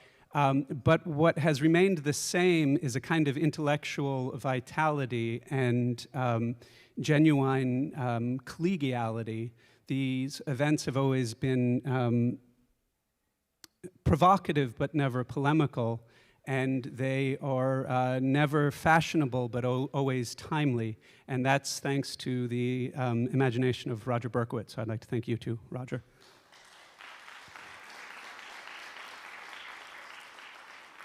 Our next speaker, Shayla Benhabib, is uniquely well suited to participate in a conference on cosmopolitanism, which is hosted by the Hannah Arendt Center. and I'll say why in a moment, but first I'll tell you that Professor Benhabib's work will be well known to many of you here, many of you watching online. I'm sure she has written on a wide range of topics in political science, philosophy, and law, as evidenced in her many highly regarded books and articles. She taught for about 20 years at Yale University, prior to that at Harvard and the New School for Social Research. She has held many distinguished fellowships and lectureships in her fields. Put simply, Shayla Benhabib is one of the most influential and respected political theorists of our time. But when I say that she's uniquely well-suited to be at this conference, I have in mind particularly her work on Hannah Arendt and on cosmopolitanism. If you were to ask the first few random Arendtians you meet on the street, which actually happens here at Bard, to name the most influential books on Arendt written in the past 20 years, I suspect that most, if not all of them on their lists would include Professor Benhabib's 2003 book, The Reluctant Modernism of Hannah Arendt. And in the time since then, Professor Benhabib has also profoundly shaped the vibrant and often contentious scholarly debates over cosmopolitanism, not only with her landmark 2006 book titled Another Cosmopolitanism, but also with her commitment, and this is a very Arendtian commitment, to perpetually rethinking that concept in writing and lectures in the years since then. Last month, Professor Benhabib was awarded the prestigious Adorno Prize given by the city of Frankfurt, Germany. She also, by the way, has been awarded the Ernst Bloch Prize, the Leopold Lucas Prize, the Meister Eckhart Prize, basically any prize with a name, she's just sort of collecting them. In her acceptance speech for the Adorno Prize, which was delivered in German, but you can read it in German if you do, but you can also read it in English on the Boston Review website. In her speech, Professor Benhabib makes reference to Immanuel Kant's idea of enlarged mentality. She writes, and I quote, "Enlarged thought, mentality or thought, is not empathy, for it does not mean feeling the standpoint of the other or even accepting and agreeing with it. But it does mean making present to oneself the perspective of others involved, and it means asking whether I could woo for their consent. Enlarged thought displays the qualities of judgment necessary to retrieve the plural quality of the world." It has been one of Shayla Benhabib's great achievements through her writing and teaching and through the exemplarity of her life and her work, not only to help us understand, but also to foster in her readers and her students precisely this judgment that is necessary to retrieve the plurality of the shared world. Please join me in welcoming the Eugene Meyer Professor Emerita of Political Science and Philosophy at Yale and Senior Research Fellow at Columbia, also has a long title, at Columbia Law School and at the Center for Contemporary Critical Theory at Columbia, Shayla Benhabib.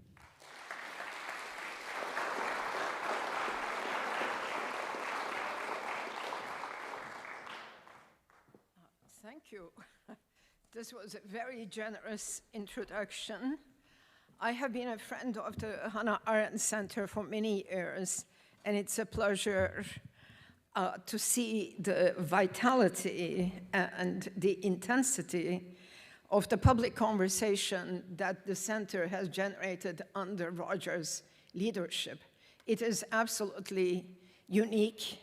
I myself am probably more on the dry side. I'm a political philosopher by training, and I do a lot of work now in international law, but Fintan Otto's brilliant speech gave me a wonderful entree to what I want to talk about this morning. He said, Hannah Arendt's generation bequeathed to us something, a world of institutions, also a world of institutions that emerge, I would say, out of a cosmopolitan imagination. So Thank you again, and with that, let me begin. The intense interest in cosmopolitanism in the social and political sciences, cultural and legal studies dates back to the last 2 decades of the 20th century. With the fall of the Berlin Wall in 1989, the unification of Germany, and the extension of the European Union to East and Central European countries, the Kantian ideal of uniting diverse countries under the rule of law, respect for human rights, and the free movement of peoples, goods, and services across borders, as it's stated in the mission of the European Union Common Market then, seem to come alive. Today, it is tempting to see such universalism and cosmopolitanism as wholly passé and grossly inadequate. Many post-colonial and decolonial thinkers have argued that a provincialized European identity must require an awareness that its universalism derives not from an unchangeable normative core, but stands in need of constant renewal from the margins, a point with which I agree. In addition to the post-colonial critiques of cosmopolitanism, there are 2 other strands which are based on a misunderstanding of this concept and tradition, and in particular of the Kantianism from which it stems. The first line of critique confuses globalist free market neoliberalism with cosmopolitanism. You will often find references in the literature by sociologists to cosmopolitanism. This is a point of view developed by both right and left-wing populists who attack global cosmopolitan elites and take pleasure in reducing cosmopolitanism to the ideology of frequent flying jet setters.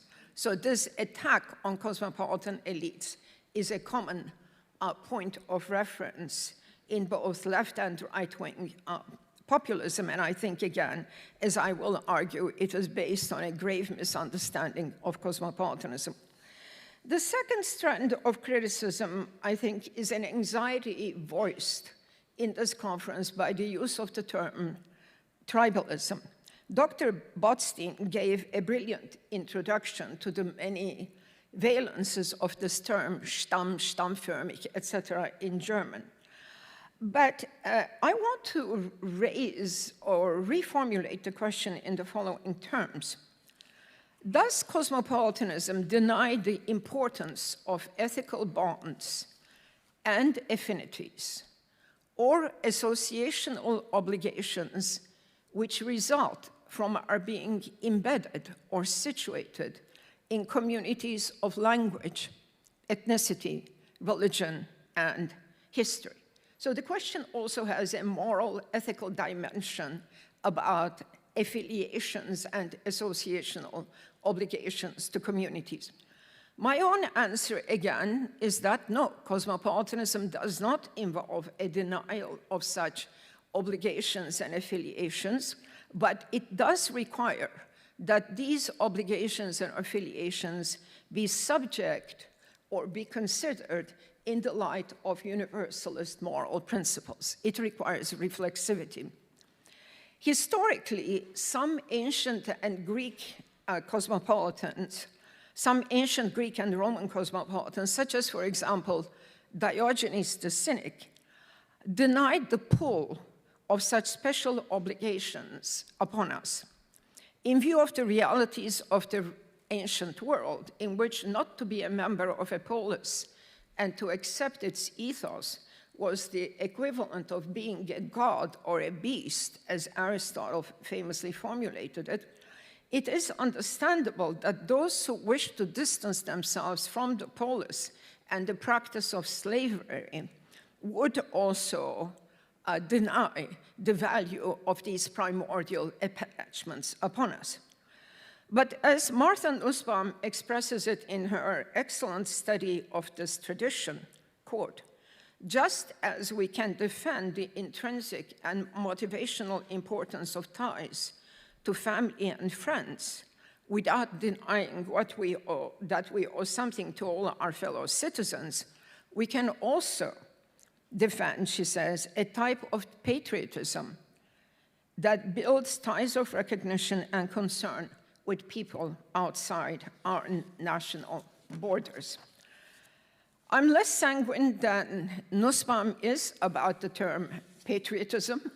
I want a more precise narrative and definition of what kind of patriotism, whose patriotism, and how we can reconcile it with ties of recognition and concern beyond our borders.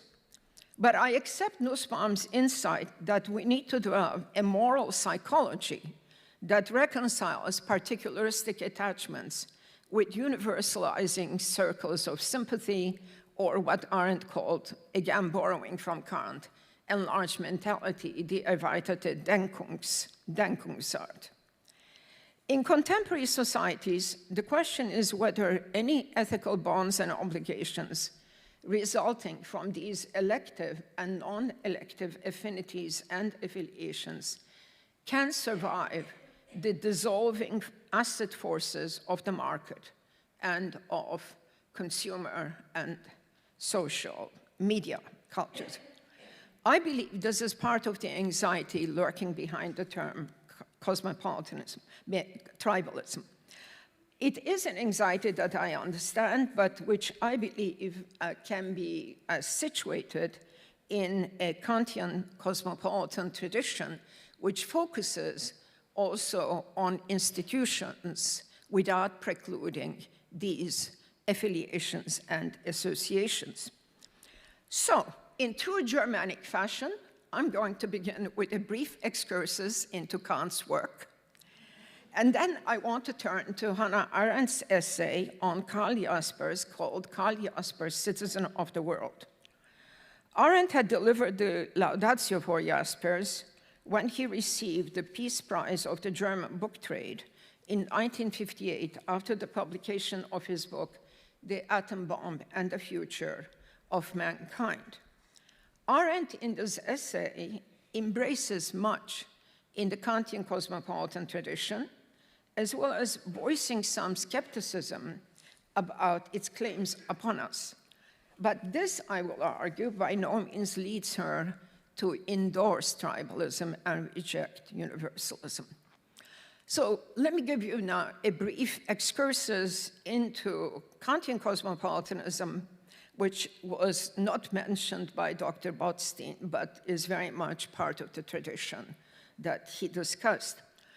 The seminal work of Kantian cosmopolitanism is an 1795 essay called Towards Perpetual Peace, a Philosophical Sketch zum ewigen Frieden, which Kant wrote after the conclusion of the revolutionary wars between France and Prussia.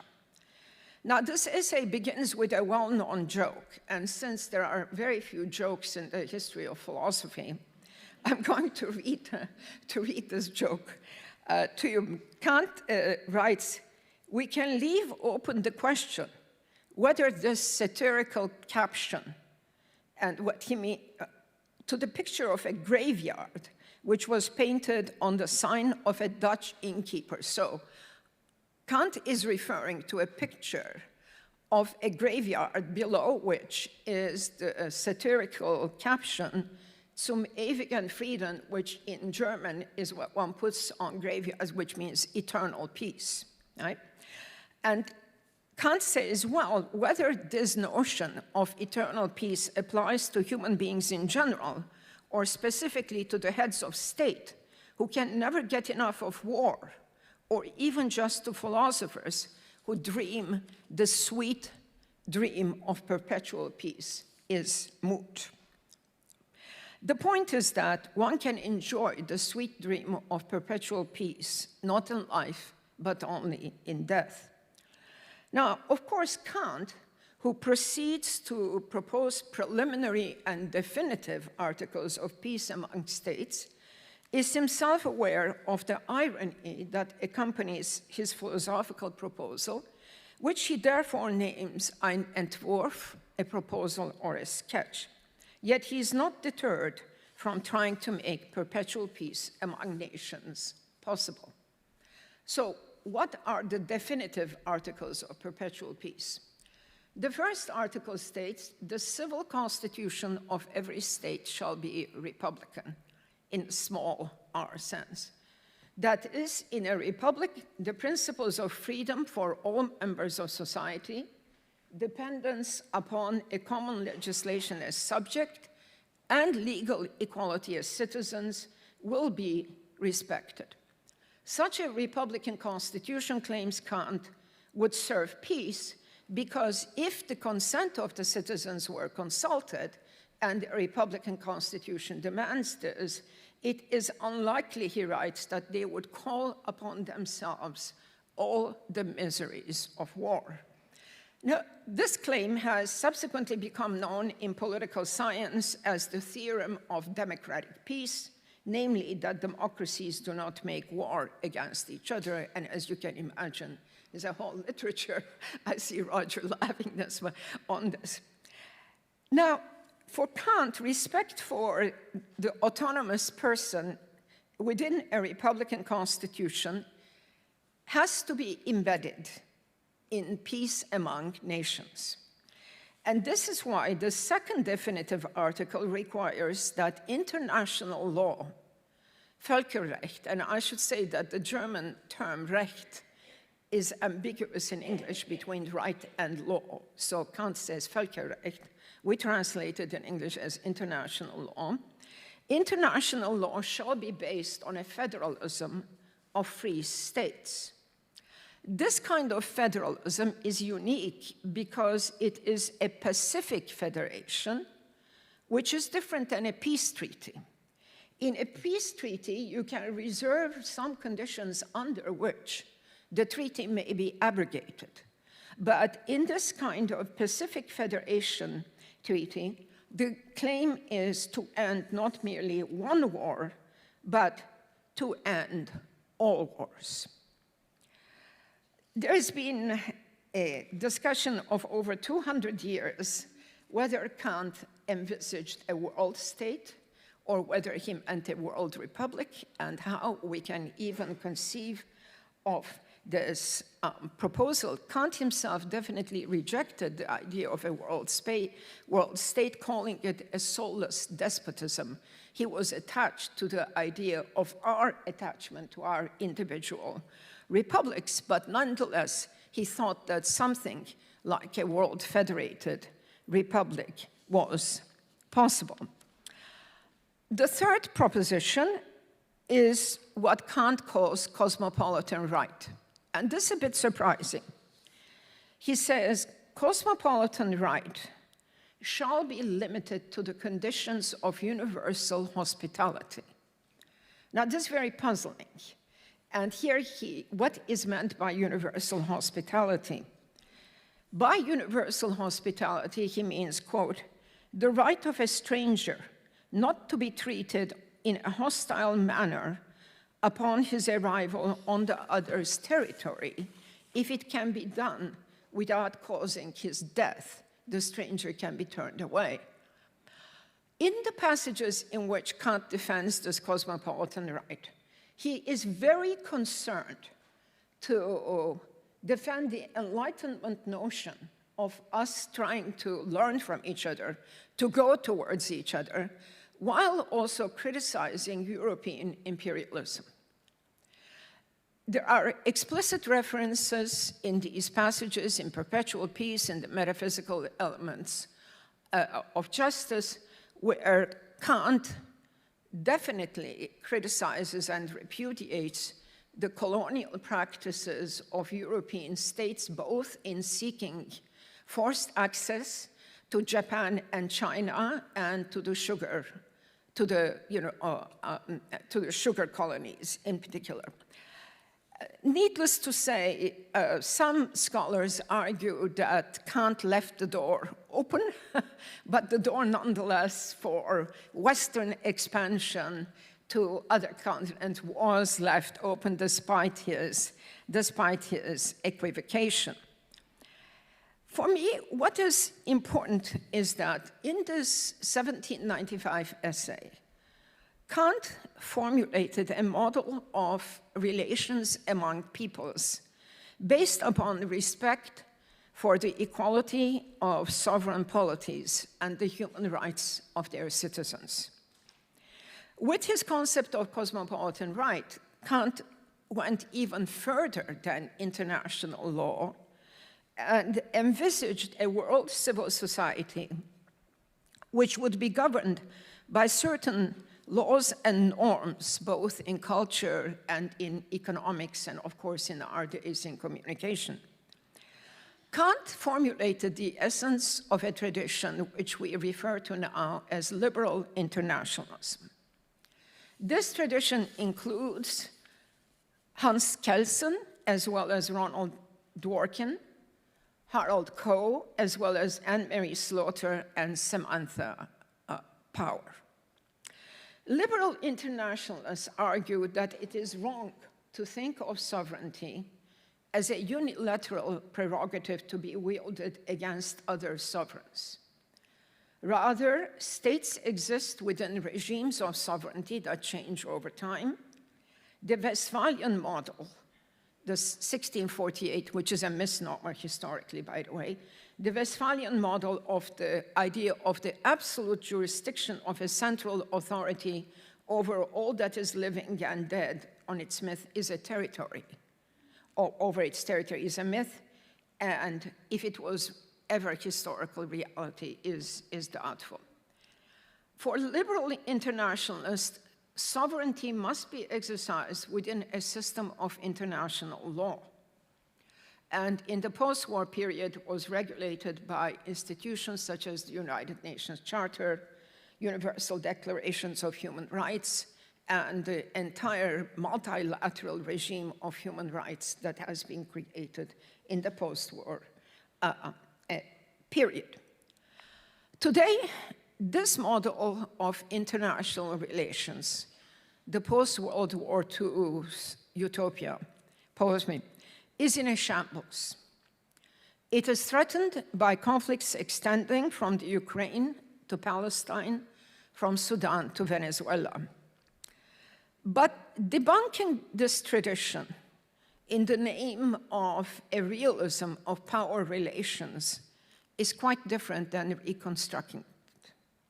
And this is the latter route which I have followed in my work in the last 2 or 3 decades. The ideal of world politics based upon mutual respect for the rule of law and for supranational international institutions such as the International Court of Justice and the International Criminal Court is challenged today in the name of a superpower competition, with each superpower jostling for its sphere of influence.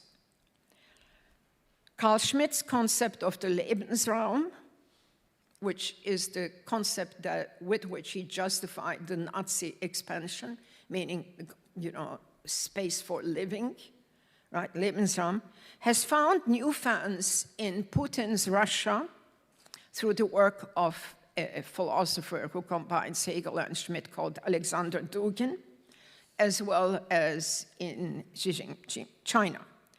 In the United States as well, liberal internationalism is in a battle for the soul of the nation, as Biden rightly puts it, against an unprincipled transactional autocracy represented by the Trump movement, in which all international relations are now understood along the model of commercial transactions. Before trying to get clearer on what we would lose by the demise of such liberal internationalism, let me turn to Hannah Arendt and Karl Jaspers.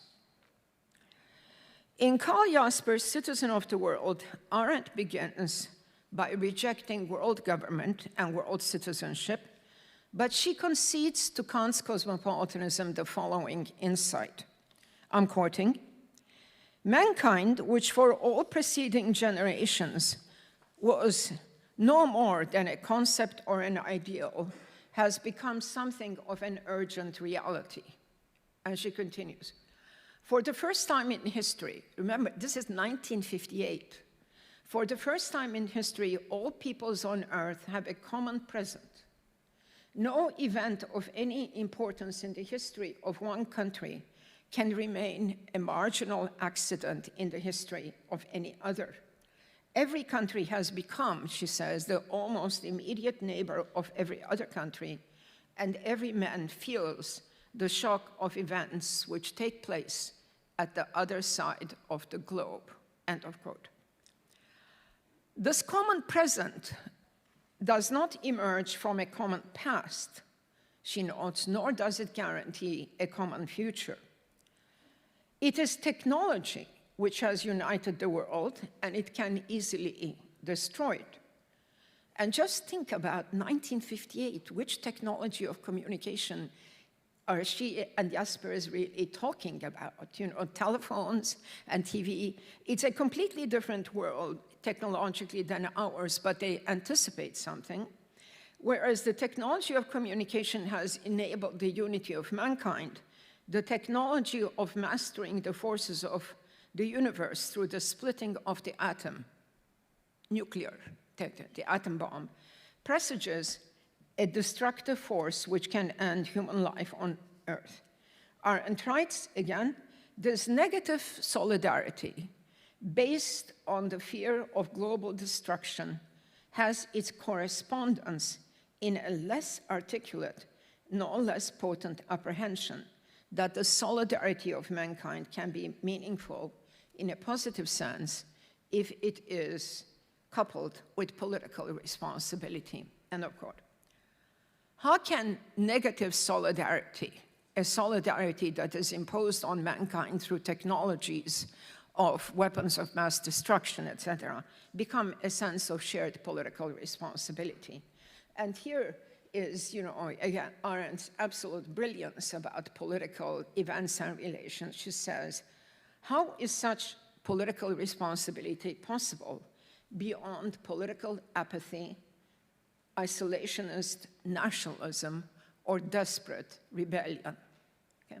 So there is something about the complexity of this world condition and the obligations that are expected from us that in her eyes may lead to apathy, nationalism, and desperate rebellion. But of course, this is not Arendt's last word on the matter. For her, as for Jaspers, humankind has emerged as a tangible political reality. But the philosophy of mankind, and we all know Arendt always uses, you know, the masculine pronoun. We just have to let that rest there. The philosophy of mankind must not envisage man, she writes, as a singular subject talking to himself, but rather as human beings talking and communicating with each other. That is to say, the human condition is one of plurality, not of singularity. But this human condition does not coincide with the dignity of all human beings. It is not a sociological reality, she notes, and will probably never become one. Rather, it is the striving towards the ideal of humanity in all its plurality that paves the way towards genuine solidarity.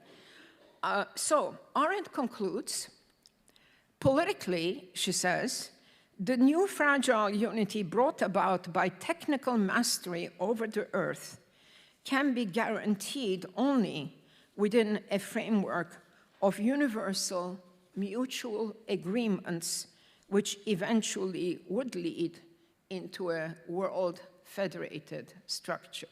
Okay? So we find here both Hannah Arendt's republicanism and her plea for some kind of world federated structure. And as we know, there have always been tensions, creative tensions, between these ideas, some of which we are exploring in this conference. But it is important to note that already in mid-century, both Arendt and Jaspers deeply reflected on the solidarity and interdependence of to which the new technologies of communication, as well as the realities of the atomic age, had given rise to. In our age of the worldwide internet, the ever-rapid movement of germs, news, fashions, and weapons across borders, the enormous netting of state economies in a world system of finance, such interdependence has achieved unimagined dimensions. Arendt was less sanguine than Jaspers in hopes for the future of a universal mankind, and she was less sanguine even that such a federation, although she thought it was the only solution for mankind, could emerge, because for her the destruction of European Jewry, whom she called the weakest link in the chain of Europe's nations, proved how difficult it would be to construct a world of institutions and promises and commitments in the future. Nonetheless, she admired new political beginnings, and as many of you know, in her clairvoyant essays on Zionism, particularly Zionism Reconsidered, she advocated a Mediterranean unity of peoples as the solution to the Israel-Palestinian conflict. So, to come towards a conclusion. Such global responsibility, as Arendt advocates, cannot be achieved by dismantling the institutions of liberal internationalism even further. Such a world, let us not make mistakes, would be one of tyrants and autocrats who now would be emboldened by the disappearance of multilateral institutions and the drying up of international law, and would see no limits to the exercise of their powers. In view of world events since the brutal Hamas attacks on Israel of October 7, 2023, and the unfolding of the genocidal war against the Palestinian people of Gaza, and I choose my words carefully, which has gone beyond any moral or political reason of Israel's right of self-defense, I have often found myself conversing with Hannah Arendt. What would she have thought? I'm sure many of you have asked this question. Would she have said, "I warned you so"? Hard to know. But of one point I'm certain. She would have been surprised, but she would not have rejected the case brought by South Africa and the Republic of Ireland against the State of Israel in front of the International Criminal Court. Perhaps she would have been sad that it had come to this for Israel and for the Jewish people. But it is the legacy of the cosmopolitan tradition that such institutions as the International Criminal Court exist, not virtually as a court of world opinion, but actually. We could all watch these impressive proceedings and educate and enlighten ourselves about the laws of war among nations and how, even under such conditions, human dignity and rights must be respected. Perpetual peace does this not, but why give up hoping and working for it? Thank you.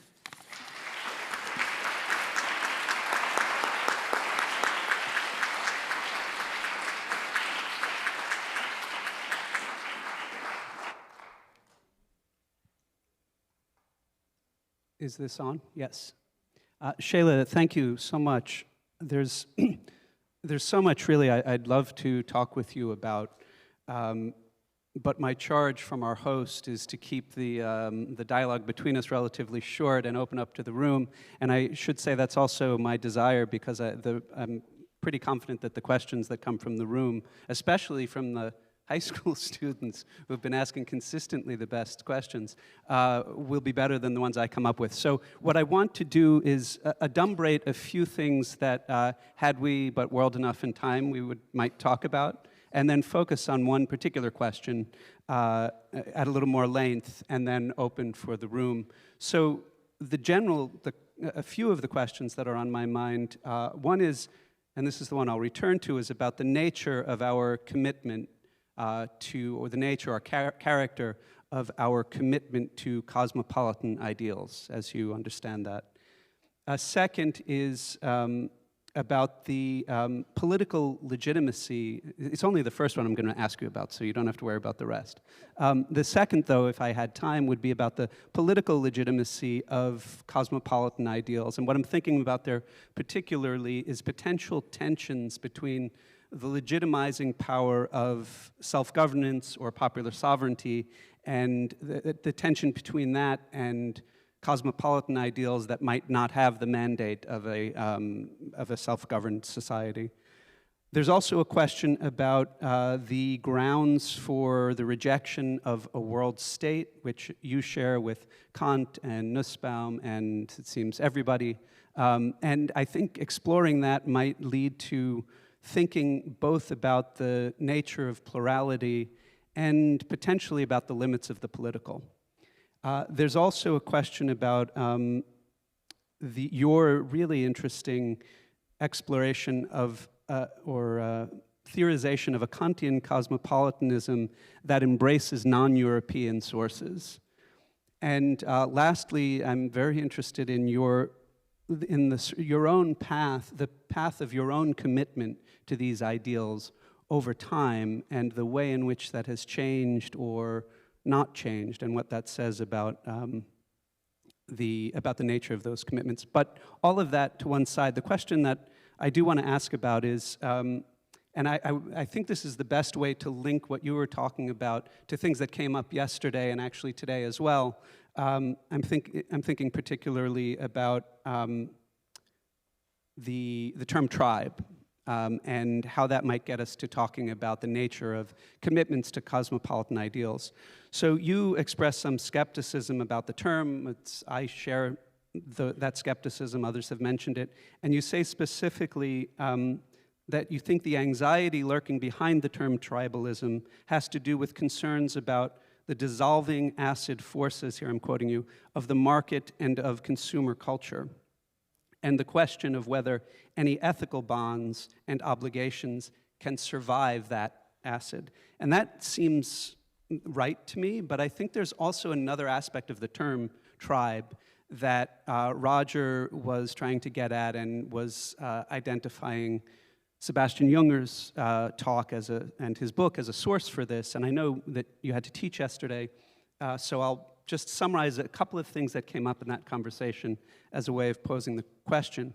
One is that the talk that Sebastian Junger gave yesterday, he gave a very concise definition of tribe, which is what happens to you happens to me. We're in the same tribe if what happens to you happens to me.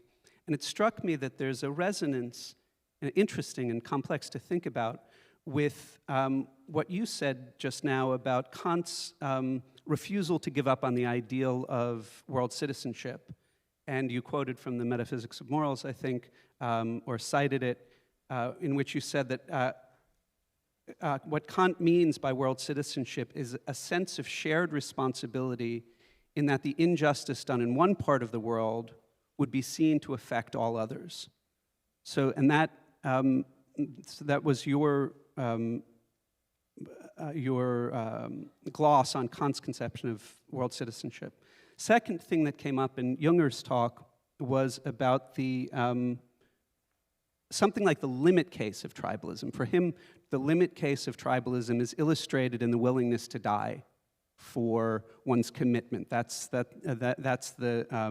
We know we're in the same tribe if we're willing to sacrifice our life. And a third thing that came up is that he thinks these commitments are matters more of emotion than reason. And this also came up in Leon Botstein's remarks at the beginning. All of which leads to the question I want to ask, which is about and I'm sure it will be familiar to you, but it will be interesting in this context perhaps, about the nature of our commitment to cosmopolitan ideals. Do they have to have that kind of emotional power? Do they have to have that, do they need to grip us in that way? And if so, and by which I mean ideals like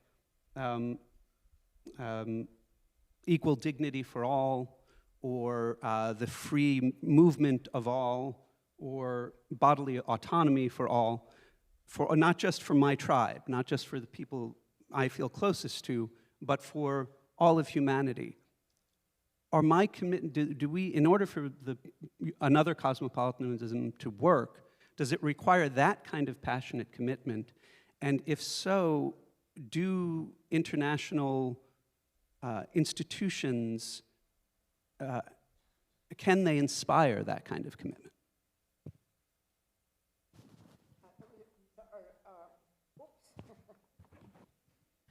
These are wonderful comments which bring together the discussions that I have missed yesterday with what I was trying to say this morning. And there's such richness in what you are, in what you have asked me. Let me just pick up a few points. And I'll begin with this last one about emotion and affect and attachment, which seems to be preoccupying many of us. Now, I would like to distinguish, or I distinguish in my own thinking, between institutions and associations and affiliations. One of the functions of institutions in social life is to be able to shore up the deficiencies that human interactions themselves on a face-to-face can create. So I think that it is, I believe one has to have a realistic enough moral and political psychology to know, and Arendt certainly had this, that even a phrase like the love of mankind is a euphemism. And for her, you know, when she was questioned about her love of the Jewish people, as many of you will know, she gave a very controversial answer. She says, I only love my friends. I don't love a people. But so what kind of emotional attachment can we expect of ideas and principles? At what level do they operate? I want to suggest to you that there is one value which is also an emotion, can be an emotion that one can talk about in cosmopolitan ethics, and that is respect. I mean, respect is a commitment.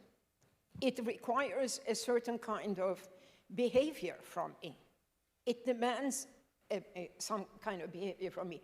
Now, do I need to emotionally identify with the one whom I respect? I think the answer can be attenuated, and that's why Arendt always tries to make a distinction between empathy and taking the standpoint of the other. I can respect an opponent, let's say, in a court of law, an adversarial position for the arguments they're presenting, without emotionally identifying with that individual. So, and in many institutions and associations, the schools, professional life, civic life, whatever, churches, synagogues, exhibitions, and so on, we require also that sense of respect and mutuality and reciprocity. So it is not just in tribes that reciprocity is exercised.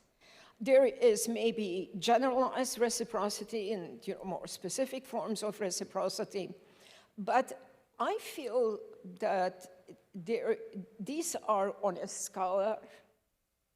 They are not sharp contrasts, but they exist in various ways. And what I want to insist on in particular is a beautiful concept that is used often in the liberal ethical tradition, and that is expanding circles of sympathy, okay? And the idea of cosmopolitanism is about expanding circles, I would say, also of respect. And so in that sense, I believe it can have a kind of emotional valence as well.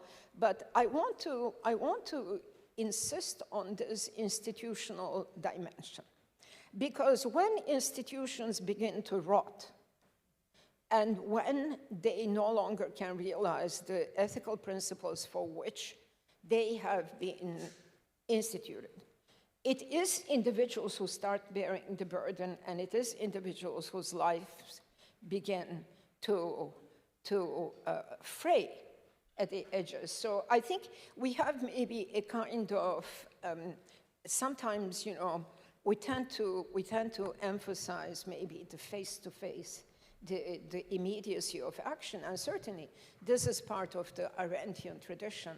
But we should not forget also the larger institutional embedment within which good politics can unfold. Thank you very much. I could follow up on that, but I'm going to restrain myself and open to the room, and if there are no hands, which is not true, I would ask a question again, but I will open to the room. I see someone right there. Yes, no, white. Yes, that person right there. Hi, my name is Arav, and I go to Dalton High School.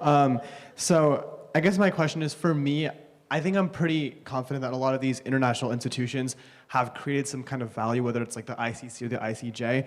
But I guess my question is, how can we truly universalize these institutions if the enforcers of these policies are the ones who are always breaking the laws? So I think of like Kashmir or Iraq or Ukraine or Xinjiang and Tibet, and like the people whose job it is to enforce these institutions' authority are the ones who are constantly undermining the actual credibility of the institution.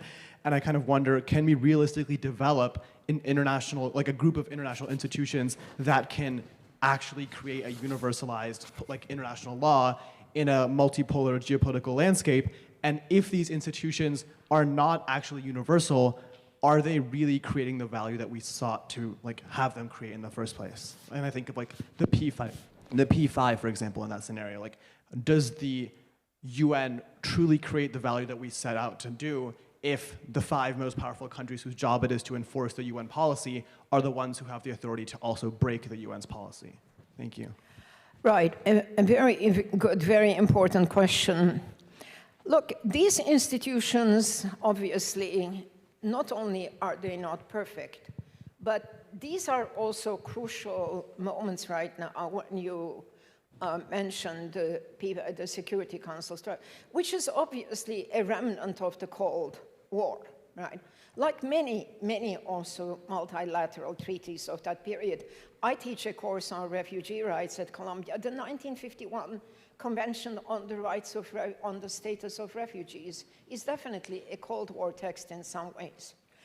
Now, the question is, we need to have a robust enough understanding of what was attempted in order to be able to engage in the radical reform process. That's easier said than done. I completely agree with you in that respect. One route that I have chosen is, I have focused, and this is my next book, I've focused a lot on a critique of international law and institutions voiced by a number of legal scholars that describe themselves as third world approaches to international law, 12. They're just becoming known, the best of them are known as Angie with a very important book.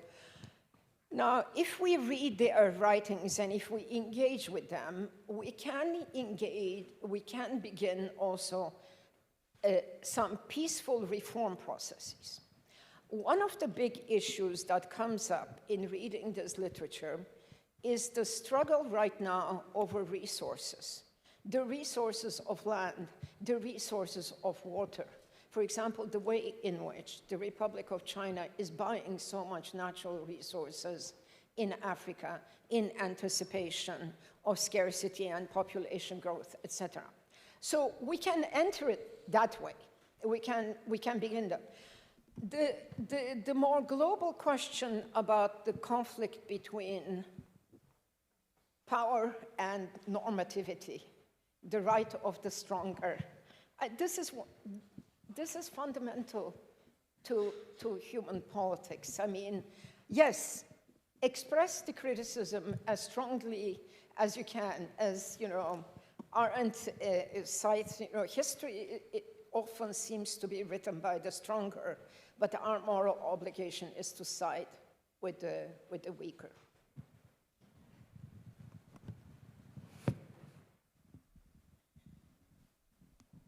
Right there, blue? Yes.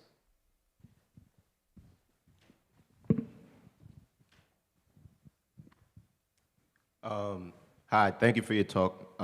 So it seems as though the pluralist politics and Arendt's cosmopolitan dreams, as Roger was describing them yesterday, have come to fruition in the reverse of how she envisioned it.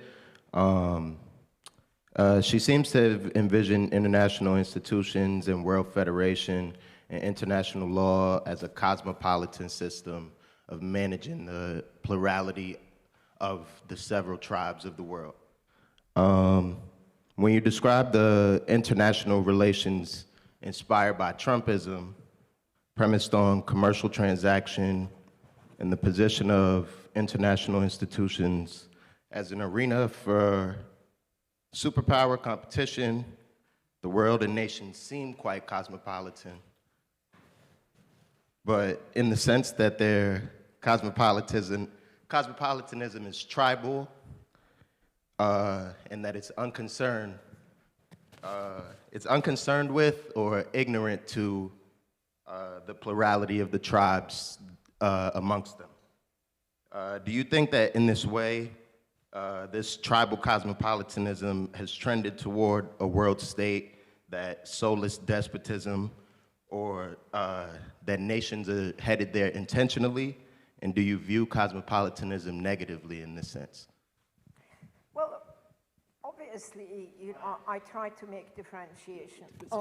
I try to make differentiations in my understanding of cosmopolitanism. I don't quite understand the term tribal cosmopolitanism unless it is the position that I described at the very start of the paper, which there is a tendency to reduce cosmopolitanism to the institutions of neoliberal economics.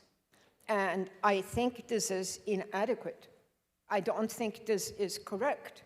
And as I try to point out, by going back to the history of cosmopolitanism, in the history of cosmopolitanism, the principles are the idea of sovereign equality among republican polities that will be bound pacifically by international law. That is to say, there will be laws regulating war and peace. Now, what about the core of other institutions, of other international institutions, such as trade and commerce? One way in which Kant is being criticized in his understanding of cosmopolitanism is as if he has opened the door to a kind of European imperialism, okay? This critique has been voiced again and again.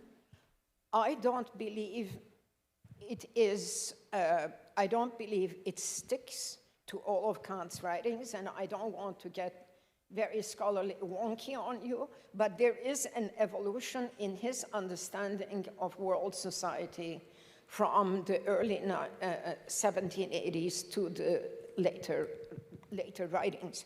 But for me, the point about it is this. it is the idea of worldliness, or the idea of the world that Arendt also shares.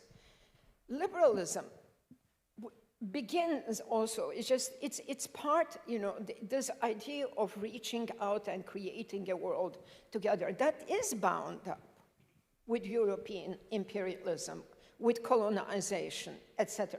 But to be aware of the complexity of this world dimension, and then are there criteria, I don't want to be too long-winded on this, are there criteria in a Kantian understanding of cosmopolitanism that could enable us to criticize institutions of neoliberal globalization?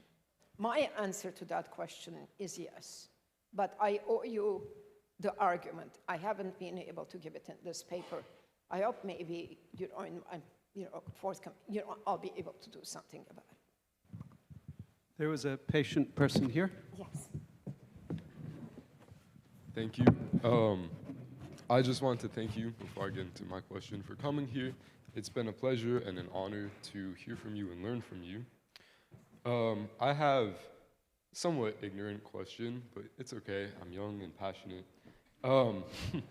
So when you were talking about tribalism under cosmopolitanism values, I couldn't help but think about the United States and how there are a lot of local governments, we have the states, who are in many ways tribal, and they're ruled under a federal government.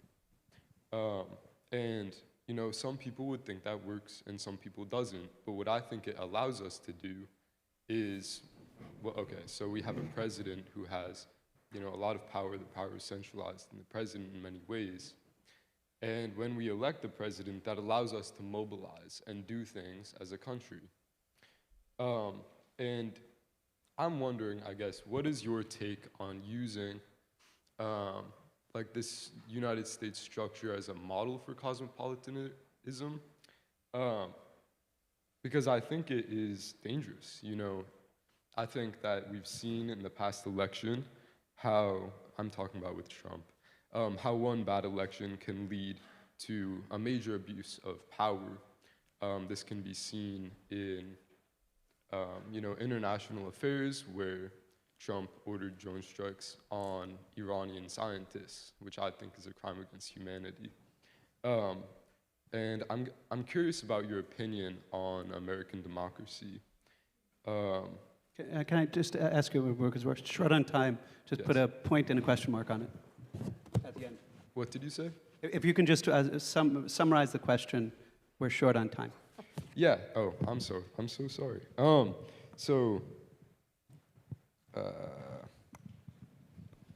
Do you think that there's a better system for us electing, people calling the shots for an international federacy, and what would that look like? Thank you. And Shayla, I would suggest we maybe take one more question so that you can answer both of them, and then we'll have to wrap up. There's a question over there.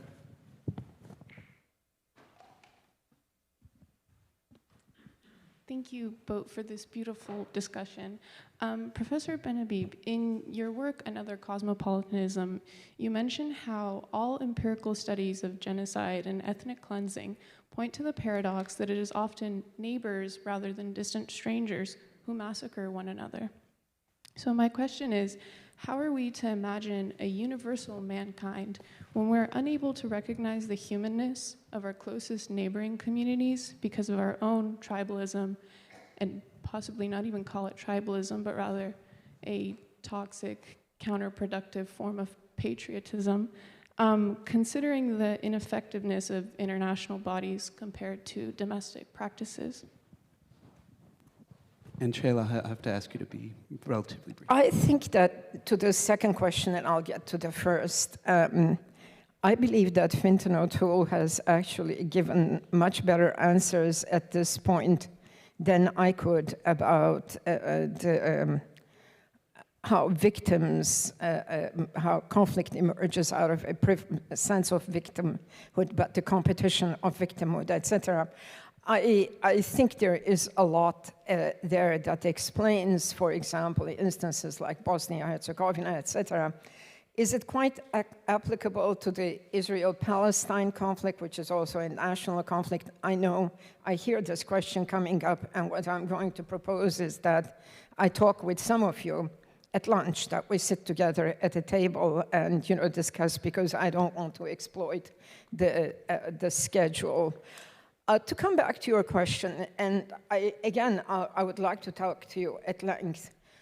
Part of my anxiety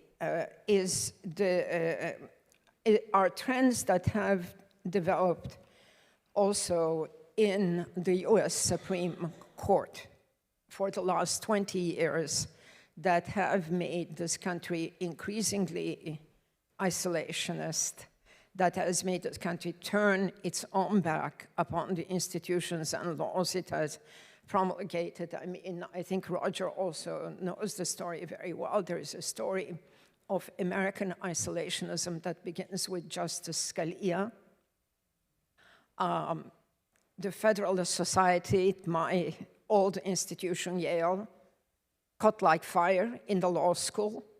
And the most, I think, dangerous accomplishment of the Trump period was the appointing of hundreds of federal judges coming out of this isolationist, anti-human rights, anti-internationalist point of view. It is not the only thing that is going on. I'm not going to talk about the Electoral College or so, but it is one issue that I have been focusing on a little bit, is trying to understand how this began, because this is not the only American tradition. There is a tradition that sees itself as, beginning with Jefferson, the common opinion of mankind. That's what the law should conform to, right? So there's been a regressive moment in the last 20 or 30 years, and we probably will pay the price, even if the Democrats win the election, because these have been institutional transformations. Before we thank Professor Benhabib again, I would like to let you know that the next panel, which will be starting immediately, I hope everyone will be able to stay.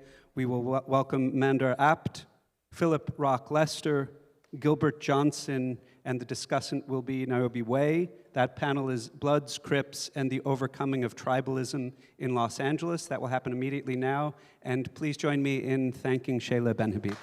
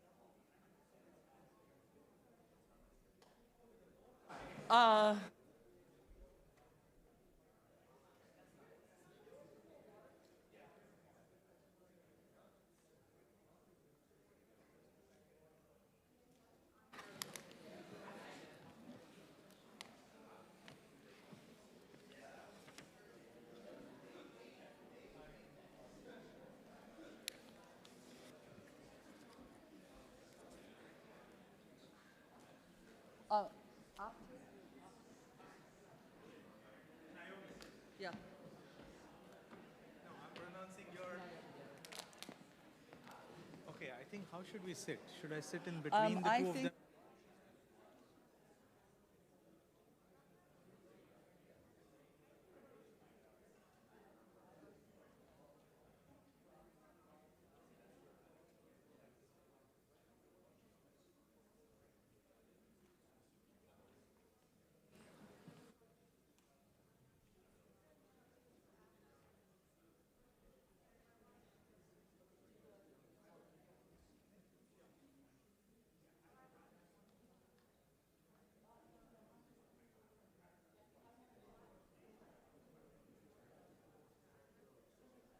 Thing it's easy.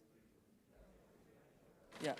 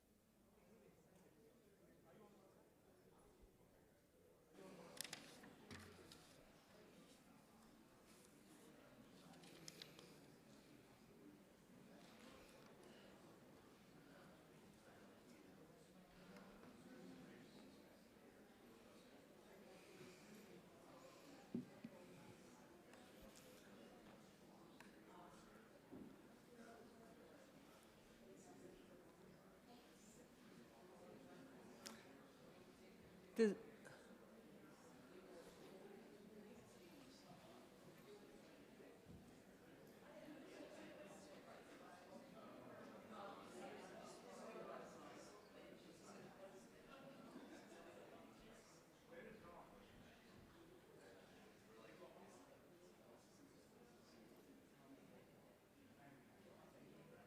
yeah, I think Ross has.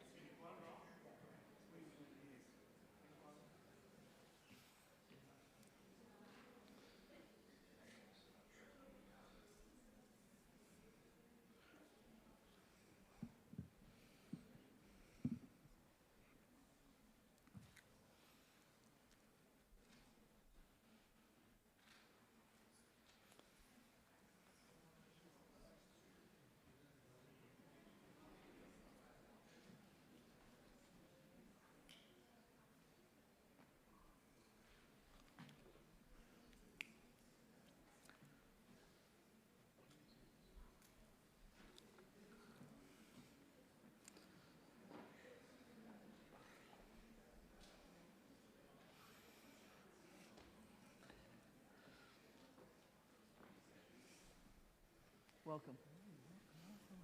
Welcome.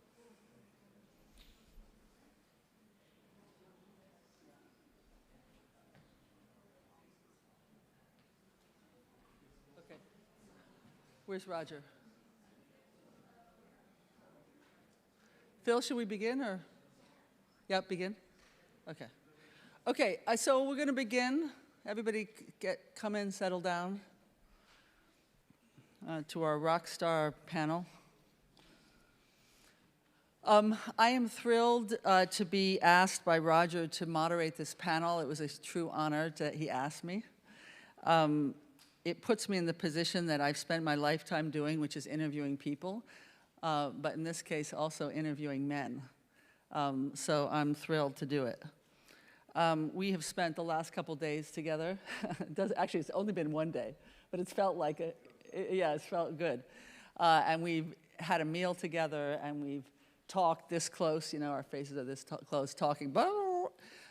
So I've gotten to get a sense of them, and I'm so excited to hear what they have to say. And they're going to tell you a thick story not only about them, but about what it means to be human and what gets in the way of our humanity and how do we solve our own problems. But personal stories always do that. So when you listen to their stories, I don't want you to think of them as other. I want you to think of them as you. So what they share with you are bits of wisdom for your own life. And so I want you to resonate from that space about what they teach you about you and what gets in the way and how you can solve your own problems. Okay, so we have Mandar Apte, the extraordinary, as I call him. Mandar worked at Shell for nearly 2 decades in Houston. I'm a New Yorker. And produced a documentary film, From India with Love. It's this extraordinary film. I want you to check it out. It's called From India with Love. It's a beautiful film, where he hosted the parents from Sandy Hook and a former gang member from LA on a journey to India. As a mediator for 2 decades, Mandar found his calling while teaching mediation to former gang members and LAPD police officers. Currently, he manages Cities for Peace, an initiative that promotes peace and social cohesion, making a difference so far to communities in LA County, Washington, D.C., Minneapolis, Seattle, Cape Town, and many others around the world. Philip Rock Lester, he likes to be called Rock, is a native of, he's the one on the gentleman on the end of the line.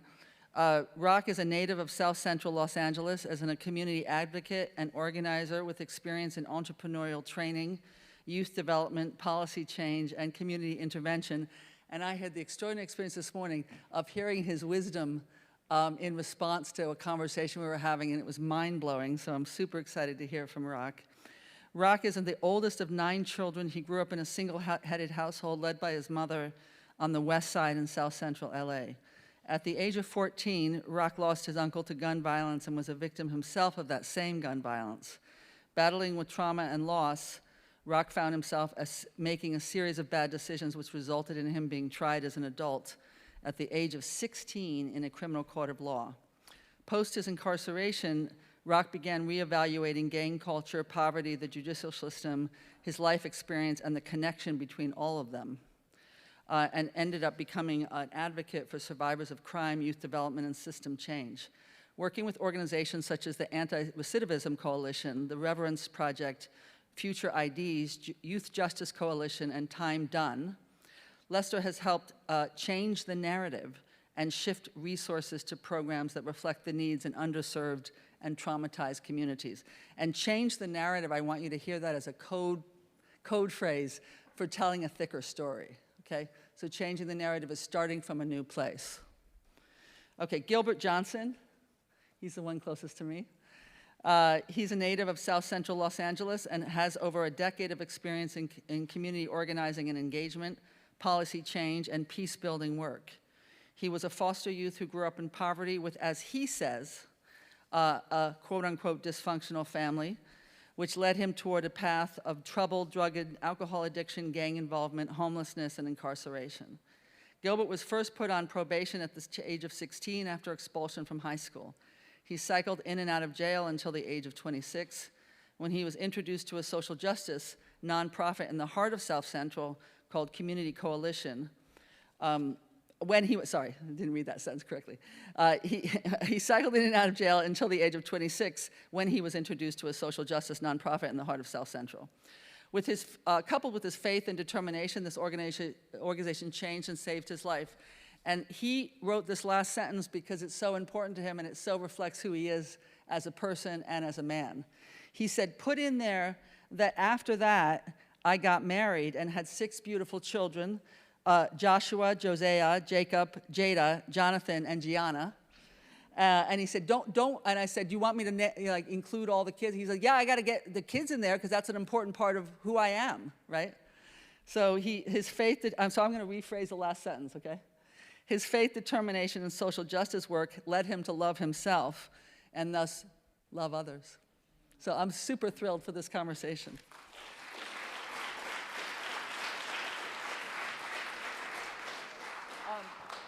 I should tell you the organization, just so you know. We're going to start with Mandar, then we're going to go with Rock, then we're going to go with Gilbert. They'll each speak a little bit. Then I'll have a few questions, and then we'll open it up for questions from the audience. This will be fun.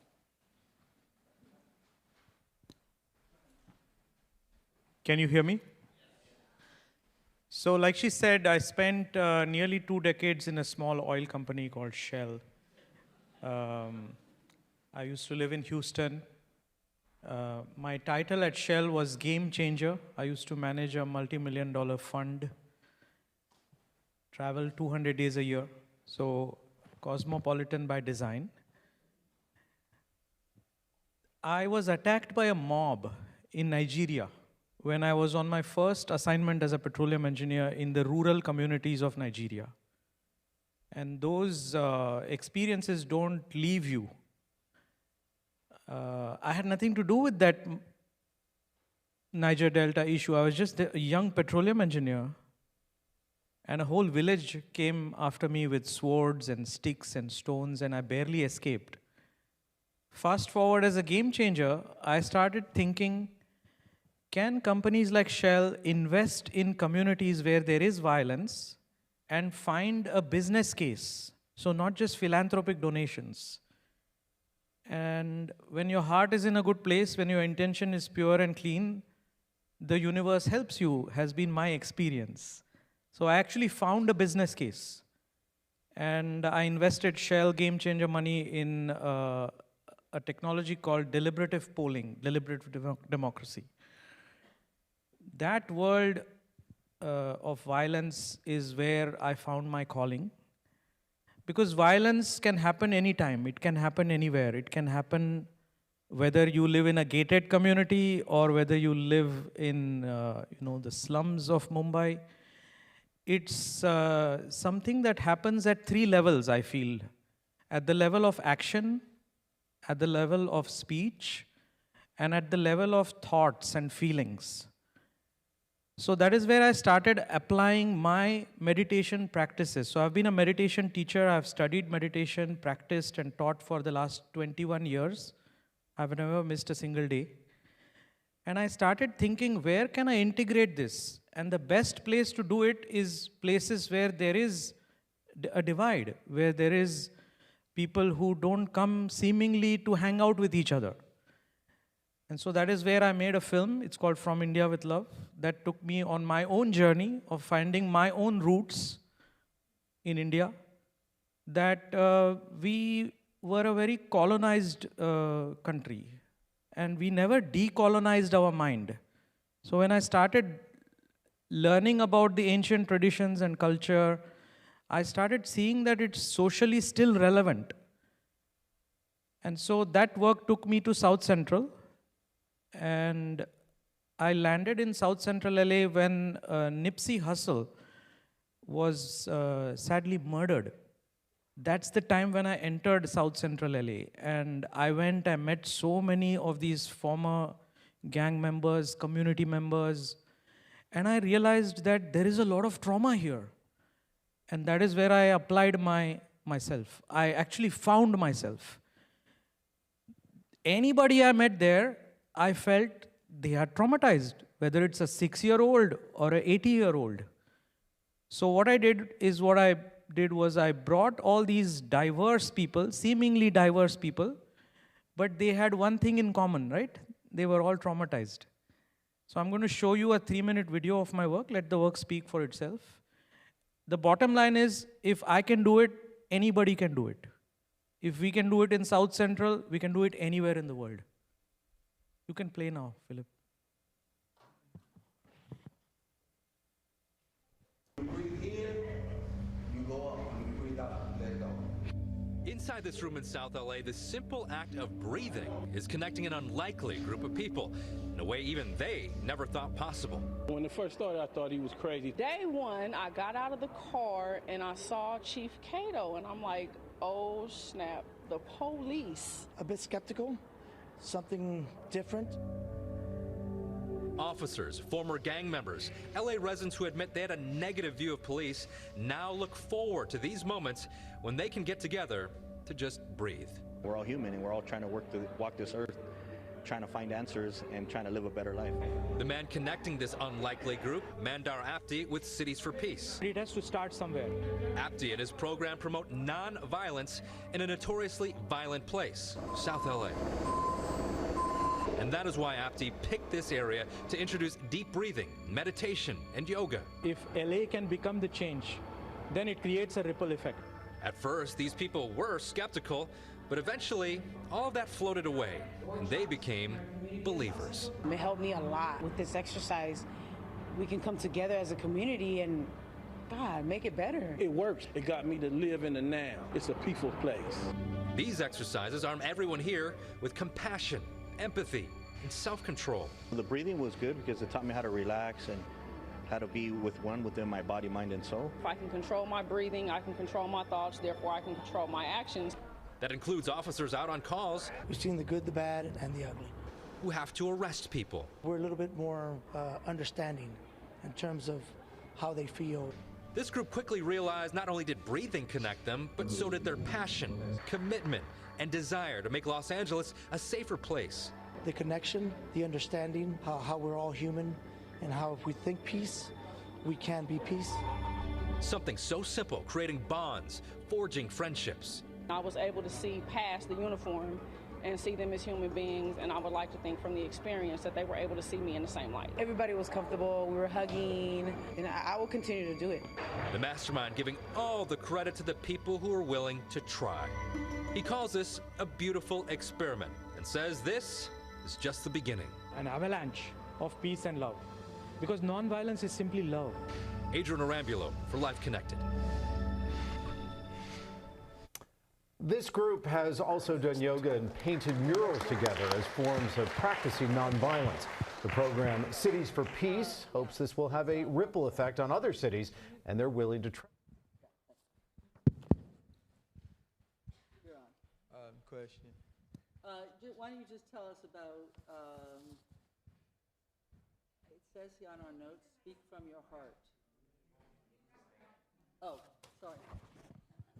I think what we want to hear from you is what do you want to share with us about your own past, your present, as it relates to the issues of the conference. So we have in our notes, speak from your heart, and I say, speak from your heart. Got it. So just I'm just looking at the video that Mander have there, showing the practices of the breathing exercises and other techniques that he brought to the community for folks who are kind of like doing the work. So some of the people that you guys seen in those videos are people who are kind of like doing something that's kind of like what we call like community-based public safety, or like grid work, which is gain reduction and youth development. So a lot of times they're dealing with a lot of heavy stuff. They're responding. They're also considered to be like first responders. So they're responding to situations to where there's crime scenes and people who have lost their lives, et cetera, right? And they're there to kind of like calm families, find out the real information, and really kind of like slow like rumors. A lot of times what happens in communities like where we come from is it'd be a lot of rumors and people come to conclusions. If somebody got, areas is kind of like big. If somebody may have got shot over here, we conclude that it happened from over there, right? It might be something totally like unconnected. So what happened is a lot of times these people, they're there to kind of provide services, and these are individuals who are former members, et cetera, who have relationships with the communities that folks kind of like trust in, right? And a lot of times they don't have like healing, like so they're doing like a lot of the healing and treating folks, but not actually getting kind of like addressing like their own traumas and dealing with these situations. So I might respond to one situation, somebody else might respond to 5 or 6 situations. That is a lot that you got to deal with, right? Especially when you got families that's emotional, et cetera. So these practices that I seen that Mandar came with, that was great. It worked, right?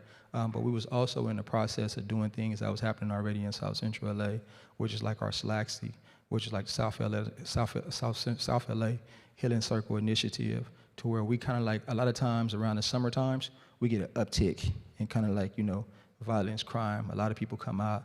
A lot of things is happening. So you kind of like factor in more than just the gang thing. You factor in heat, irritation, et cetera. And sometimes these could be the drivers. And then what we have is a situation that may have not started out as a gang situation, but people involved as that, now we got something kind of just blown.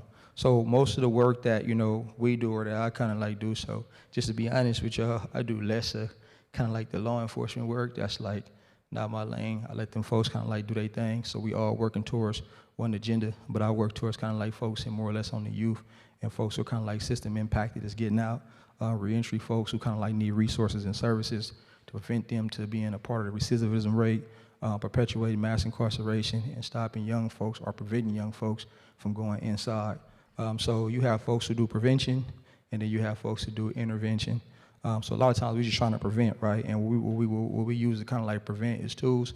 We use our lived experience. So it's a lot of things that I didn't have as a young person coming up that kind of like circumstances or put me in a position to do some of the things that I did. So what we try to do is provide opportunities, the opportunities that we can get, funding, and make sure we have programs to where young folks can benefit from, whether it's after-school programs, entrepreneurship programs, whatever, to keep people's minds like occupied and doing something positive, to give people alternatives and choices, because a lot of times like you gonna make decisions based on the choices that you have. So we just kind of like trying to expand those choices, and I'm like that's mainly like the work that we're doing, but then also find a way and a balance for self. Some of us do this work again because of the passion and also where we done been in the past. So the objective is to prevent somebody else from going down our same lane. So kind of like in her speech, and I'm not gonna go a lot on this because some of this stuff can get kind of like emotionally caught up. When I was 14, I had some things that kind of like happened, and then prior to, but I was shot twice at 14, and then again at 15 I was shot again.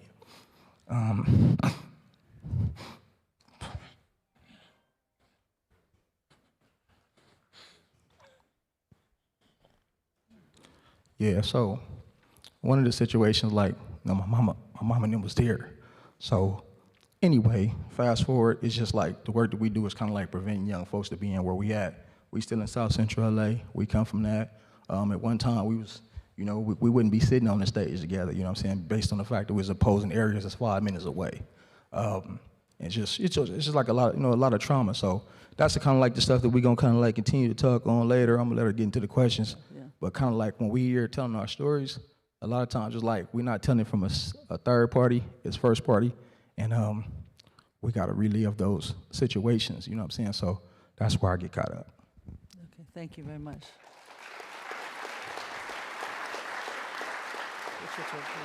And there'll be lots of time for questions, so not to worry. Go ahead. Yeah, just want to say good afternoon, everyone, though it very much feels like morning. We're 3 hours behind. But no, I want to thank the organizers of this event for allowing us to get up here and speak truth, to really speak from the heart and speak about what we know and what we've dealt with since birth in many ways. So I want to thank you, Rock, for being vulnerable, sharing your experiences, and it's all right to cry, it's all right to let it go. Many times in our community we taught not to cry. We bottle it up, and that bottled up anger turns into violence. And what I've learned in this work is that violence begets violence, poverty begets poverty, hurt people, and healed people. And we are up here. So be it. I'm with that. But we're up here because we took the time to do the healing work, the deep healing work, the deep unconditioning work that many of us as black men, brown men growing up in South Central and dealing with historical disinvestment, our communities being overlooked, our schools being the poorest performing schools. The CIA brought in crack cocaine many years ago, and my mother and father were both crack addicts. So that's how I ended up in the system, foster care, so much issues growing up. When I mention dysfunctional family, I mean all of my uncles and aunties were alcoholics and drug addicts, from grandmother down, right? And so quite naturally, at the age of 13, I began smoking and drinking and doing drugs and just engaging in activities that really kind of was fostered and socially engineered in many ways. When you look at the ways that systemic racism has played a role in communities of color across this nation, It was by design that, you know, when black droves of black folks, tens of thousands of black folks were migrating to California to escape the grave conditions of the Jim Crow South, when my ancestors and grandmothers and great-grandmothers and grandfathers got to California, banks wouldn't allow them to buy land in a certain area. There was restrictive covenants, there was redlining, there were sundown towns. Black folks couldn't be in a certain area that were predominantly white when the sun was going down, because you might not make it home. And the police at that time were enforcing this same type of strategy. If you look back to the Watts Rebellion, I don't call it a riot because a riot is senseless violence. Our people were fed up. Our people were, you know, ready to tear some shit down, excuse my French. And that's exactly what they did. Unfortunately, it was their own community, but we didn't have any outlet. We didn't have any other options to show that we are tired of being treated inhumanely, treated with unconstitutional policing practice, treated as third world citizens, right? When we're paying taxes, we're working, you look at chattel slavery, free labor, right? All of this, and we're seeking an opportunity that we're continuously running into barriers against. And so there's a misconception about gangbanging, the current state of gangbanging, that, oh, it was always just black folks killing each other, brown folks killing each other and shooting each other and stabbing, robbing, and that's not true. The actual history of the formation of Crips and Bloods in South Central LA were community groups or like cliques, very tribal, but that got together to protect their community, to protect their people. On the east side of South Central, Raymond Washington, who started the Crips, really had this Black Panther, Black Power movement ideology that he brought his brothers together to say, we're not gonna allow what happened in Watts to happen in South Central, where the police are driving by, just bumping people up, pulling them over, jacking them up for no reason, literally no reason, driving by, pointing guns, just acting like you're gonna shoot our, like, it was a resistance and a rebellion against that type of state-sanctioned violence. And that's kind of what it grew out of. Now, when crack cocaine was introduced, that just spun everything out of control, and there became an underground market where folks could make big money off of this drug, this substance that, again, was brought into our community. And that's really where the crime and violence upticked. The original gang, Crips and Bloods, it was fighting. You might see somebody with a bat, a bike chain, rarely a knife. It was more just fisticuffs, like showing manhood, showing that you know how to fight. That's basically what it was. But the crack cocaine epidemic really turned everything upside down, and that's when the violence upticked. And so you heard Rock's story. I have family members that were murdered at the hands of the community, and it's such a common situation in South Central that we have to push these type of, like what Mandar was saying, we have to push these type of non-traditional, non-punitive strategies to really get to the root of what's causing that crime and violence. And that's really like the work that I'm doing, you know, working in the mayor's office now. I lead all the reentry work in the city of Los Angeles, and it's just amazing work that we're doing. And so I wanted to touch on those topics a little. Yeah. Thank you, Gilbert. Okay, so I am, there's too many questions in my head. Okay, I'm gonna start with, for all three of you. Actually, I'm gonna start with Rock and Gilbert first. So one of the things we've talked a lot about, that I talked a lot about in my talk too, is the hierarchy of humanness in boy culture, which some humans are seen as more human than other humans. And so it's obvious that if you're placed in a position in which you are not seen as fully human, as white people, as rich people, as, right, I mean, all these other people that are seen as more human, more worthy of a full life than you are, that it's gonna produce negative outcomes. So in that, right, I mean, in terms of violence, et cetera. However, I'm really interested in your reframing it because it's super important. It's also a form of resistance to dehumanization. So the forming of tribes, I think we could be thinking about as resistance to dehumanization, but it's a resistance that's for survival rather than for liberation. You get what I'm saying? So the idea is that it's resisting, but being in a gang is not for long-term liberation, but it's for the immediate survival.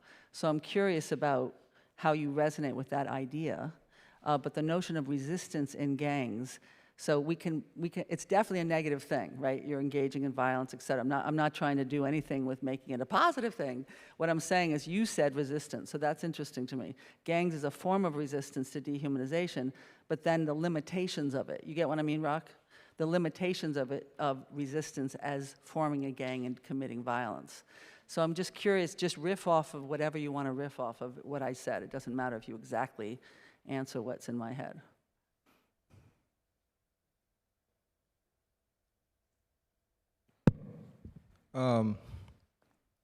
So I'm really trying to just understand the question there, but I think Gilbert kind of laid it out. So when you talk about gangs in LA and kind of a lot of these things was started, it was really for the community. You know what I mean? So yeah. And it was kind of like that. So I'm gonna say my grandmother, she used to be a part of Neighborhood Watch. So on Neighborhood Watch, I used to be with her all the time because I was the one that kind of made her a grandmother, right? So she used to go to these Neighborhood Watch meetings, and these wasn't older ladies. These was middle-aged women. My mom was 16 when she had me, so I was with my grandmother a lot. But they kind of I didn't understand, but just being around them and kind of understanding later, they did things that kind of make the community safe, the block that we stayed on, and then people kind of had roles. And what I used to notice is that when the police came around, the police was never a sign of safety. It was always something was wrong. If the police is around, something is wrong. So they would actually go out and meet the police, why are y'all here? What's going on? But what they did, they had a structure. But and a lot of times, that structure that was there, sometimes we don't pass on.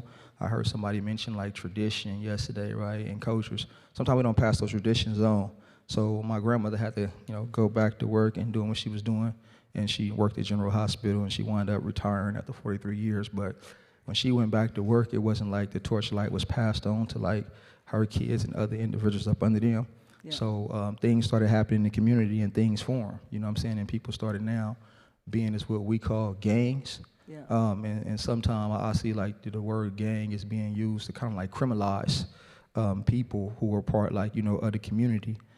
So everybody don't come from somewhere and just join the gang. Sometimes people are just raised up in certain communities as a result of being in this community right here. It's it's almost again, it's a community, it's a family. So people got to need to be a part of it, cliques, etc. Yeah. But it was there basically for the prime purpose of community, keeping community safe, and also resources. So as they was doing Neighborhood Watch, they also had one house where they did voters registration. This was your responsibility. When they had block parties to keep the community together, the neighborhood together, this was this house responsibility, right? But this was people that was in the community that was kind of making sure that things were safe, and the whole thing was to keep the police out of the community. Because again, we didn't see the police as a sign of safety. So when you talk about, Gilbert mentioning the police in their inception, they was slave catchers. So every time we encountered the police, yeah, it was always something negative. Yeah. You know what I mean? So it was okay, how do we ward them off? And then you kind of you had gangs came into play, or what they call gangs. And a lot of these gangs, they took on orientations, like you said, the Black Panther Party. You always got somebody trying to start something new, right? So as they seen some of the work that the Black Panthers was doing in regards to community, building community, making sure people knew their rights in the community, et cetera. People started those things. But then afterwards, there's an infiltration of the community with drugs. And the rally cry was no more freedom, justice, and equality, but now it became the drug, which brought in a lot of problems. So in connection with that, I think when people come from certain communities, we have shared values. That is we done things that we endeared. Yeah. We done went to the same elementary school. We done went to the same junior high school. Yeah. We done went to the same high school. You know what I mean? And those things kind of bond people and keep people together. And growing up in the community, growing up in the park, growing up in the projects, whatever, people's kind of locked in there. So a lot of times I think gangs is definitely a reflection of tribes and how people feel, a sense of belonging is that they come from that community, they feel safe, they see familiar faces, etc. So, the gang is more of like, again, it's a community and a tribe. And like I'm gonna end this with saying again that we put labels on stuff that we don't understand, especially when we want to criminalize it or make it less or debase it. So people take their ideals and they'll turn their ideals, they have an attitude, they'll turn their attitude into an ideal, and then that ideal become codified into law of how they believe. So at one time, we was considered to be 3/5 of a man. That was somebody's ideal. And after that ideal and that attitude, they codified that in the law, and now we had that in the article of the Constitution. You get what I'm saying? So this is kind of like the same thing that happened with gangs. But if you come around, like Mandor was in the community, he came to South Central LA, these is people, you know what I'm saying? And they got the same objectives as everybody else have. And that's kind of like to, to have a roof over their head, feed their family, and be able to take care of their day-to-day responsibilities, but just boxed in a certain type of conditions to where they don't have the resources that everybody else kind of like may have. So they kind of like, they're trying to make ends meet, or as they say in the community, like, get it how you live, right? What the opportunities is there. So if you don't have the opportunity to do the right thing, the only thing is there is the wrong thing or to play the hand of the cards that you was dealt. Yeah, okay. That was just so deep and profound. And so he disrupted a couple things in the way I asked the question. Did you hear that? All you teenagers in the room? He disrupted something. First of all, he disrupted, I assumed that when he was part of something, a group that did something negative, that was resistance that seemed negative by its label of gang, that was resistance for survival. And he said, no, it started off actually as community building. It was resistance for liberation, the forming of groups. And then he disrupted the term gang. Because do you remember what he said? He said the gang, basically, when you put a gang, that's a label on it that gives it a negative thing. It was a tribe. We don't think of tribes as negative, as we saw in this conference, necessarily. And certainly tribes can do bad things, as we all know. So you disrupted the language and then the framework. And it's interesting to me because the roots of forming groups and communities, it's so obvious that it would start from communities, right? But you reminded us of that, so thank you for that. Go ahead. Yeah. I know your question was in reference to rebellion, and it took me back to a trip I had in Ghana. There's a group of formerly incarcerated black men in California called the Black Men Maroon Space. And when I went to Ghana, I had some knowledge through westernized education about the history of my ancestors and some knowledge of rebellion, but it wasn't like being in the motherland and actually speaking with people who had ancestors that lived through the rebellion of colonization. And land acquisition and just terror in Africa. And so one thing I learned is that when an African nation or tribe would, conquer another tribe, it wasn't about murdering their entire tribe. It wasn't about just wiping out their culture. They actually allowed assimilation. They allowed African folks or other tribes to continue their cultural practices, to continue to practice their religion, continue to eat their foods and things of that nature. And I think like black folks are some of the most communal people on this earth.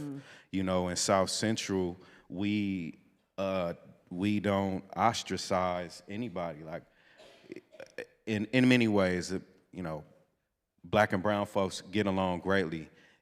There's a stigma and there's a conversation where a lot of brown folks tend to say don't mess with those black people because they're violent, and things of that nature. Whereas black folks will come kick it, come to the party, come to the barbecue, come hang out with us. And I think that has transcended generations to where we still have this type of cultural tribal ideology or the way that we work with other folks. And so when we were impacted and introduced to the systemic racism of this country, that rebellion really it shifted us to a place of violence.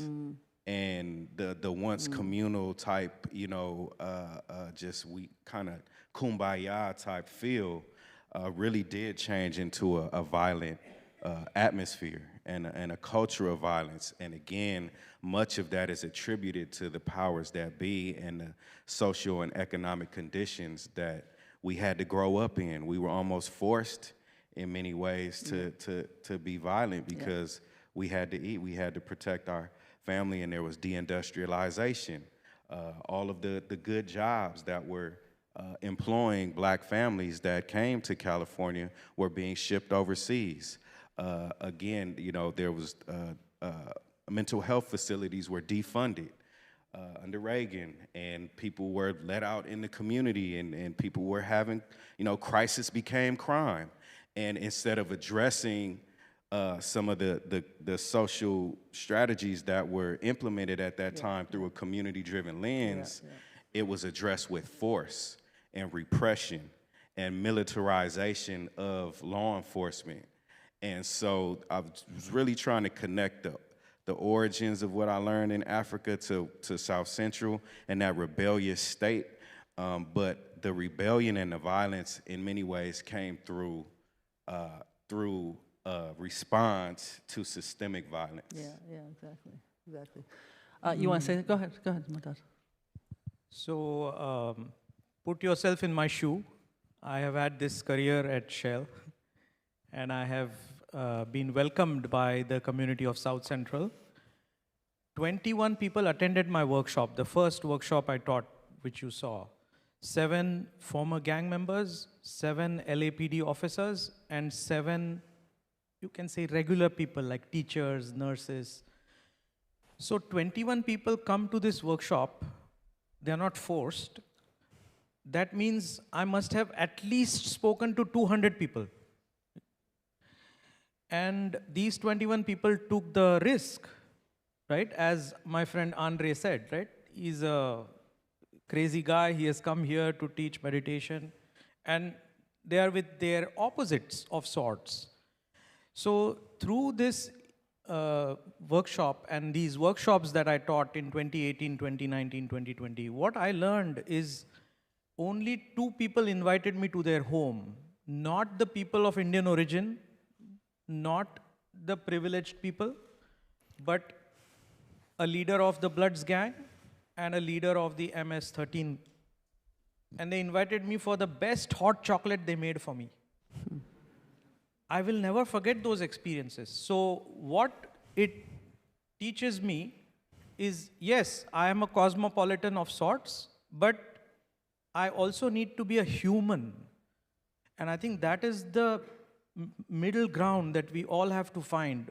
Cosmopolitan, tribalism, the middle ground is humanism. We have to find a way to relate to each other as human beings. Because at that level, we are the same. We have the same aspirations, the same human values, love, compassion, mutual respect, and we need to learn how to invoke those values over and over again, just like we brush our teeth every day for dental hygiene. We have to do something to become human every day. That was my learning. Yeah, thank you very much. Okay, I'm going to ask one question for the 3 of you, and then we're going to open it up. So I said at the beginning of my talk yesterday that most of the young boys and young men I've been listening to for almost 40 years are boys of color from working class communities. That's not coincidental, and given my themes of desire for love and the expression of love in their language. So most of the language that you saw yesterday was boys of young men of color. So that's an interesting thing, right? Why are those particular men, I've been asked this question a lot, why are those particular men the truth tellers to our human desire for connection? Why are they the truth tellers of our human connection, our desire for human connection? So my last question before we open it up is I want you to tell us whatever you want to tell us about how your own desire, channel your 13-year-old self, 14-year-old self, your own desire for connection has shaped your life in any way. I know that's a big question, but channel your 13, 14-year-old self and then talk from that space of how your desire for connection, which is a human desire, has shaped who you are, what you've done, what you have done, what you are doing. I don't care what it is. So why don't we start, Gilbert, why don't we start with you, and we'll go the other way. Cool. So growing up fatherless, there was always a void. Well, really father and motherless. There was just a real void there when I would see other kids that, had their mother and father in a home, coming to support them at school, coming to support them at T-ball or whatever it may have been. There was a sense of envy that I felt, and that I hadn't learned about the term abandonment. I knew there was always a deep anger and a resentment. Like for a very long time in my life, I said, if I ever met my father, we're gonna fight first, and then we can talk about reconciliation and building a relationship. And I carried that with me so long. There was just so much deep hatred, and it really turned into pain. Of course, it helped fuel a lot of the criminality that I was engaged in at a young age. But growing up, we were us youngsters. So there's data that shows families that have a father in the home tend to have better outcomes. I remember being a kid, and I gravitated to the brothers that didn't have fathers in the home, and we were always getting in trouble. I was suspended multiple times in elementary school, kicked out of high school, and we just would ditch and we would hang out. Whereas the men with fathers in the home, they had a level of structure that I didn't necessarily have, though my foster grandma at the time did her best. Yeah. And so growing up with that, it was a lot to navigate. It was a lot to deal with. And then when you look at your surroundings, I pretty much became a product of my environment. Yeah. And so growing up, seeing the older homies getting fast money, fresh cars, they had the finest women, the nice clothes, things of that nature. You want that, and you gravitated. I gravitated towards that, especially growing up with poverty. Hand-me-down clothes. We used to wait for food at the free food lunch in the church, get free food at the parks. Yeah. And so the gang lifestyle at that time was fascinating in the 80s, late 80s and 90s. And it was attractive. I'm going to interrupt just for 1 second. So where did you find the connection in that period? Where did you find the connection? With the homies. You did. And what kind of connection was that for you? It was ride or die. It was like, I got your back, you got my back. Now, it's a lot of dynamics because I was from one of the largest black gangs, some will argue the largest black gang in Los Angeles. And that's the Rolling 60s. And so there were different factions and different cliques within a clique. My neighborhood came up with the term, you're not a 60 until you kill a 60. And you mentioned my brother Nipsey, rest in peace. I knew him well. He was doing a whole lot of great work in the community, and it kind of validated that term. You're not a 60 till you kill a 60. So even though there was a lot of tension and friction inside of one gang, my clique that I roll with day to day, like we were tight, we were ride or die, and it would, that's just what it was. Yeah. We got into trouble, we got into stuff, we got out of stuff, we did a lot of stuff together, and though it wasn't pro-social healthy behavior, it's just what it was at the time. That's what we knew, that's what we saw, and that's what we dealt with. Yeah, okay. So thank you very much, Gilbert, for sharing. Rock, I'm going to slightly tweak my question. So I want to know about I want you to channel your 13, 14-year-old self.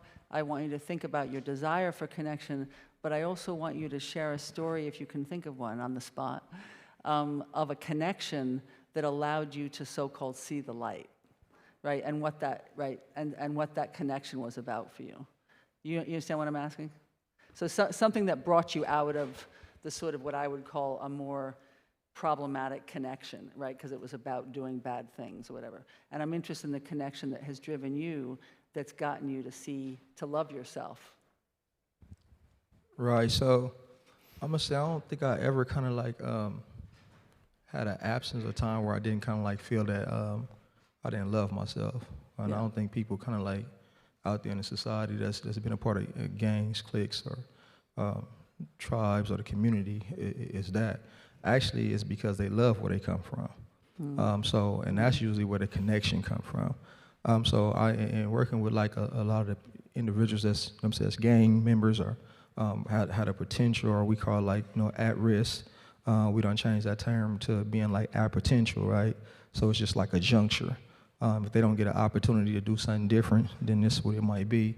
And that's because, that they love the area. And like, Gilbert just spoke on kind of like ride or die. When a person put himself in a position to put his life on the line for a community, that doesn't represent hate. That represent like, love unconditionally to the point to where you want to give your life. So I want folks to kind of like understand that. Like a lot of these individuals love where they come from. And where they get that love from and what's the connection there. I grew up in Harvard Park, right? So we had a pool in our area, and a lot of other communities around us didn't have a pool, right? So when things kind of like formed into the gang stuff, it was people that was on that side of the tracks, they couldn't come to the pool no more. But what it basically was is you could have got your first kiss in that park. I don't know, the elementary school you went to, like it could have been your first girlfriend. That could have been the connection to that community, you know what I mean? So, there was a time where when you may have did not have food, where your parents or your grandmother would send you to the next door neighbor house and they gave you all some food, that could have been your connection to that community. Like, the street I grew up on, 59th and Dinker, I love that block a whole lot, right? Even though everything that was happening in the park, because my grandmother, like, she bought her house there, But the thing was the block parties, I remember that. I remember the community being like real close, and we looked forward to those things as kids. We always look forward to kind of like, to have a party or something like that. And that was a connection. So it just wasn't kids, it was the community involved, you know what I mean? And it was like, and everybody knew everybody, you know what I mean? So that was like the connection. And then when that became threatened, what that threat looked like, as I think Gilbert pointed out, as being a product of the community. You know what I'm saying? So when somebody was from somebody somewhere else coming in to pose some type of threat or danger, we stood up for that.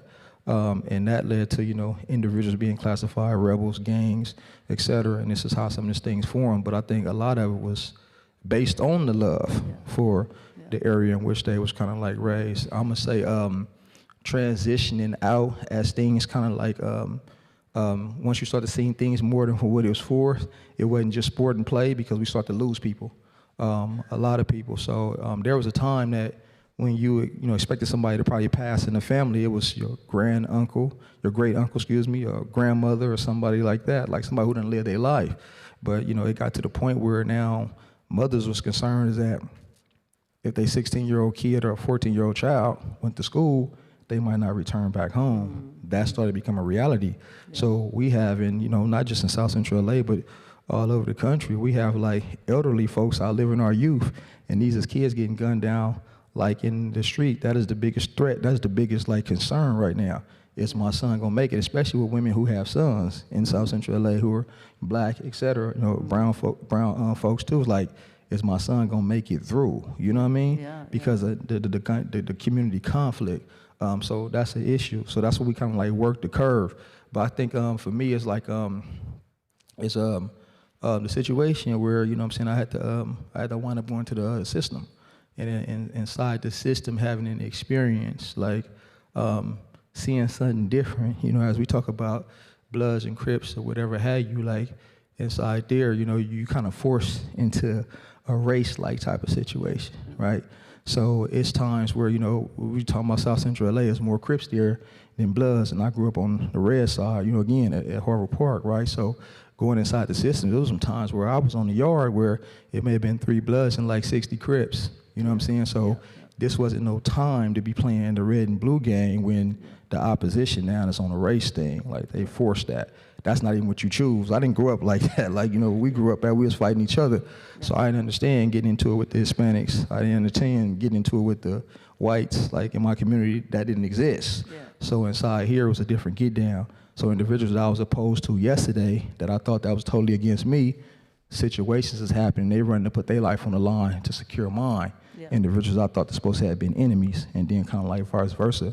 So what that did was like forge certain type of bonds, and for me it was like it's certain things that I couldn't go back to after realizing like this. So the love became bigger than just for me and my community, but almost like as somebody spoke to yesterday, that race is not necessarily a tribe, but in that situation, they made race a tribe. So I started having more respect and love for this, like not against nobody else, but for this. So my appreciation for that kind of led to what is called, like, you know, we study and get knowledge.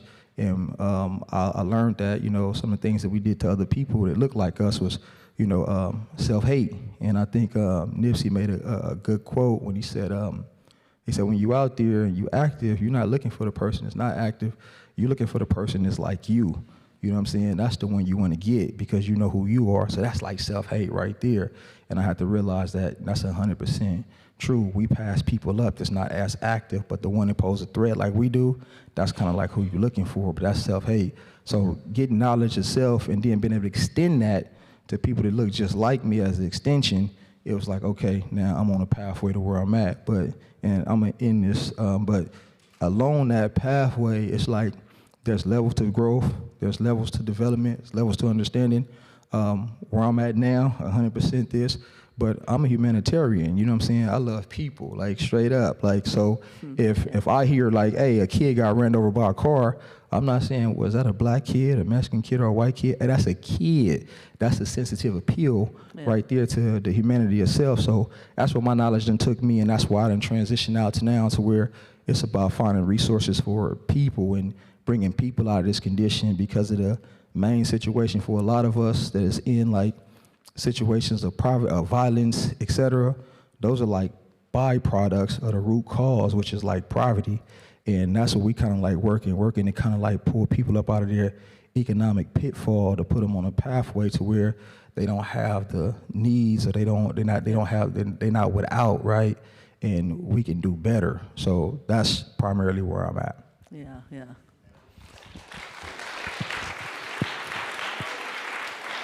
Okay, yeah, we got to wrap it up, Roger. Okay. Mandata, do you want to just say a few thing, and then I'm going to open it up to questions. Oh, do we have time? We don't have enough time. The breakout sessions. Okay, you want to just say something? Yeah, just one thing that when I was the 13, 14-year-old, what I remember is I used to read the Hardy Boys. I used to watch Superman, Spider-Man, and I always wanted to meet Frank and Joe Hardy. So that was my ambition, is solve mysteries, meet people. And I was always in many groups. I was never part of only one group. I was part of many groups. And somehow this became a virus for me. Like I was at Shell, but I was meeting with the janitors, I was meeting with the security guards, because that is where true humanity lives for me. So when you go in these big structures, you think that the executive vice president or the vice president is a happy guy because he makes a big paycheck. Actually, it's the other way around. The real people that you meet are the real people who, you know, are on in the oil industry, roughnecks. And second experience that I have is, you know, we don't have a choice how our father or mother or parents, grandparents are, do we? We don't have a choice. So we all have some kind of trauma, and it is based on a story that we have been told. So we now have to learn that, hey, there are multiple sides to a story. There is not just one story. Let's say a father and a mother are having a conflict, but you are only exposed to one side of the story. There is another side of the story that might have kept the father away from you. But that story you may not have ever been told. So as we grow, we have to also develop some compassion for whatever decisions we make or others make for us. If we start blaming, if we become, you know, self-guilty, self-blame, blame others, make other people guilty, we are not enjoying our human life. So the only question we should ask is, am I happy today? Am I contented today? And what can I do to be contented today? Okay, we should thank you very much. Thank you, everybody.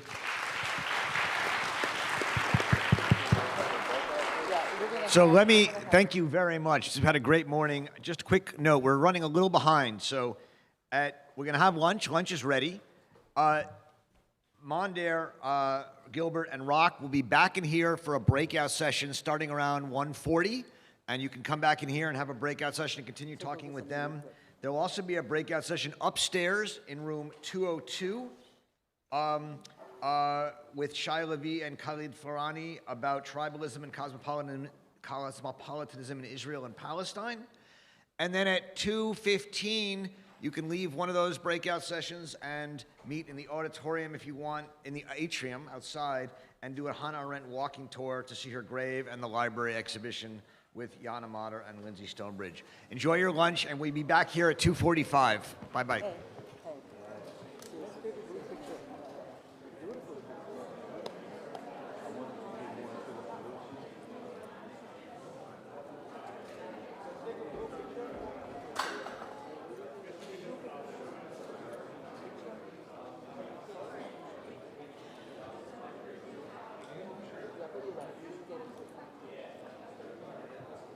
I'll take it, bro. I don't know where off the top of it. How you doing, sir?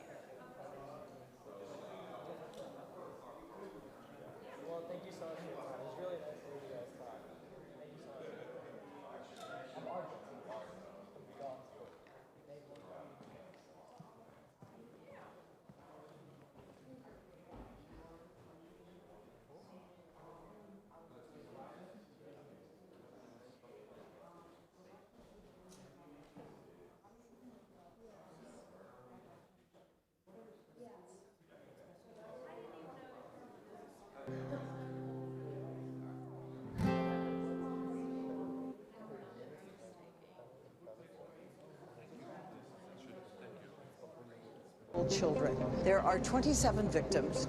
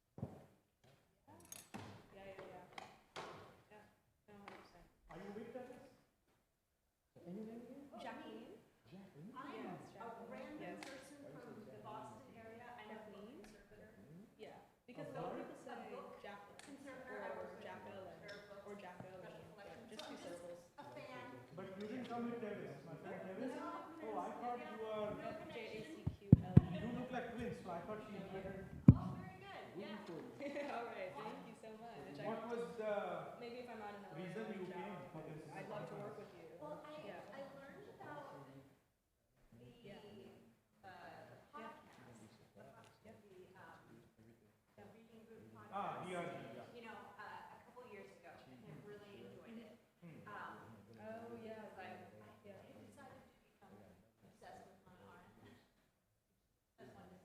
She was quite an amazing character. But like my initial terrible kind of impetus was that Did you eat? I have food down here somewhere. Thank you. Yeah. My mom. Yeah, I was like, that's her whole job is to like dismantle them. Isn't that what you're trying to do? You made it. Yeah. Yeah. Very much. My mom is an interesting person in a lot of Yes. regards. Great. Thank you so much. She's always looking for I want to be a professor. I want to get a master's Where or is she live? PhD, but she's now in Alabama, and do but research. she's from Michigan. I And specifically you am live very in Boston. interested in women and like women of color. Watch my and movie. sexual violence Maybe it will perpetrated against women. recalibrate her. And I'll it was very share it interesting with to her. into this today. But yeah, it's a tough relationship. Yeah, that's kind of like the choke. I have. They were Well, I came. small children. No, I knew I was gonna come today. I planned because when I was away, I saw her lecture yesterday, which I thought was interesting. But then I saw that there was like the LA Games like lecture, and I was like, I have this like in front here, like very connected to that. Yeah. Yes. No, I'd love to support. Yes. Hi, nice to meet you. I'm Jacqueline. Jacqueline. Jacqueline. Yes. Nice to meet you. You want to go grab some to eat real quick? What do you think about it? Great. I'm from Los Angeles. Okay. And my dad's side of the family, like ex-Laker. So it resonated with me then. Yeah. You know what part of LA? My No, there's a lot going on in like Inglewood. many lives, yeah. many families. Crenshaw. What's That up? part. I also have a lot of friends out in Chicago. And the next, but not 18 days, but the next Having 5, 6 years, yeah. With the youngsters, but there's a lot of astrologically are not very driven approaches that we didn't peaceful. really get into too much right now Yeah. because the questions I were wanted more to ask geared you towards about- personal Yeah. stories and origins of gangs and all of that. So we definitely been putting in work. Yeah. No, I'd love to work with you guys on these seminars. I'd love to reach out and get involved. Yeah, so I'm not here representing the mayor's office, the city ethics. Yeah. It's ridiculous. But we have internships in the mayor's office. Get hands-on experience, community engagement. Hopefully in the breakout we can talk more about some of the strategies that we've implemented that have shown significant reductions in crime and violence. Specifically, like in the summer where the violence always upticks, as Rock mentioned. So we got strategies. We just they need to be scaled, they need to be funded, they need to be resourced. We need all hands on deck. We got to merge, So, watch my movie. experience with Do you like Indian folks food? that have the intellect and the Order some academic nice mango background. lassi, some palak paneer, make it Something special, beautiful is what we've been and doing. say the guy in the movie is my friend. We have partnerships with And every year I bring one UCLA, trip to India, Cal State LA. but of leaders who are looking to recalibrate their purpose in life. Built. So see if that movie inspires her to say, yes, let's go. And it can be replicated. Yeah, and then we'll fix it. Okay. Good. Nice to meet you guys. I'm awesome. Gilbert Johnson. Thank you so much. I got that out. Did you get our contact info or? Could I get yours? I got Ross, but I would love to get yours as well. I do my best, yeah. So this is always had the ability to, Like 6 years. I think there are a lot of communities that can I've take always this done it. Yeah, I So played many for people ask me, who helped me organize that workshop? Nobody. People don't talk to me. Oh, yes, they're like, man. Yeah. And there's so much baggage. I feel like I'm traveling. Yeah. Thank you so much. It was lovely meeting you guys. Thank you. Send me, set my contact and Yes, send me an email I or definitely text or will. something. Thank you so much. You have a question? Yeah, no, actually, like, I've always, it seems like you guys are very clear, like, you're on the side of the way that you stop behind these things, solving. I've always felt that way. And, like, it's so weird to me, like, I've been following this election pretty closely. And it's just, you get both. We'll do that capacity building now. This way, but now I really feel Hopefully, Democrats as well. otherwise this Position will people go are taking this to move more from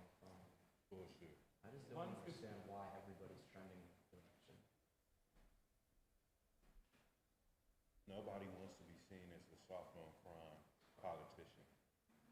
Now, even the mayor that I work for, like, she comes from community. She's a community organizer at heart. She So created book conservation is that National a Institute, skill, the an Institute for art, Foster a Youth, science? the organization that changed and saved my life in many ways, Community Coalition. I'm one of the Q&A. And she's like a certain ballot initiatives on the ballot that can literally change the entire criminal justice landscape and how programs that reduce recidivism are being funded, even a bill to eliminate slavery in the California prison system, involuntary servitude, Prop 6, and she's quiet about it. She's not saying anything. You know, it's like, and that's what it is. Like, in order to be elected, you have to appeal to the voter base. No, so we have 25 minutes. Older folks who tend to be more conservative, and they haven't had the conversation centered around progressive values in politics that really move us away from the more punitive one, the traditional law and order rhetoric. Well, it's weird because like in New York City, Eric Adams. That's the mayor, right? Yeah, he's the mayor of New York. He like the way he won was like I won on a very soft on crime platform. But the people that really came out to vote for him were like predominantly black people, predominantly black neighborhoods in Brooklyn and Queens. Even though his whole thing was about like he was a younger guy, he was like in his 50s or something. I mean, was his voter base I'm not like? sure, I don't know, but it's just interesting that even people from these communities that deal with the stuff that you guys just talked about. Like, So this what happens.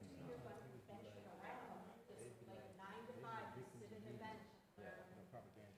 Yeah. So what happens is, like, you run away over here. And so some people come to the conversation.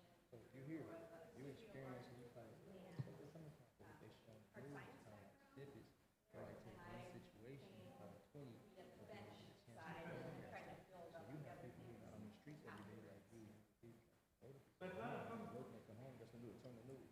So it's broadcasting maybe more than it is.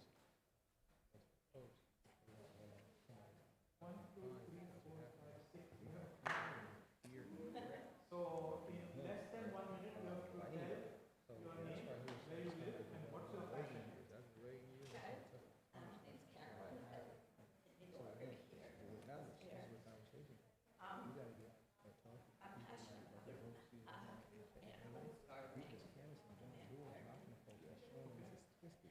Hey, check this out.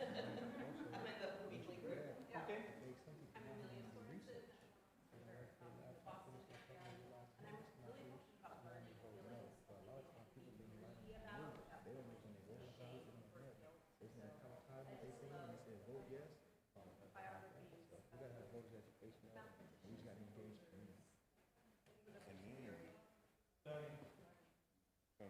Bad news travels fast.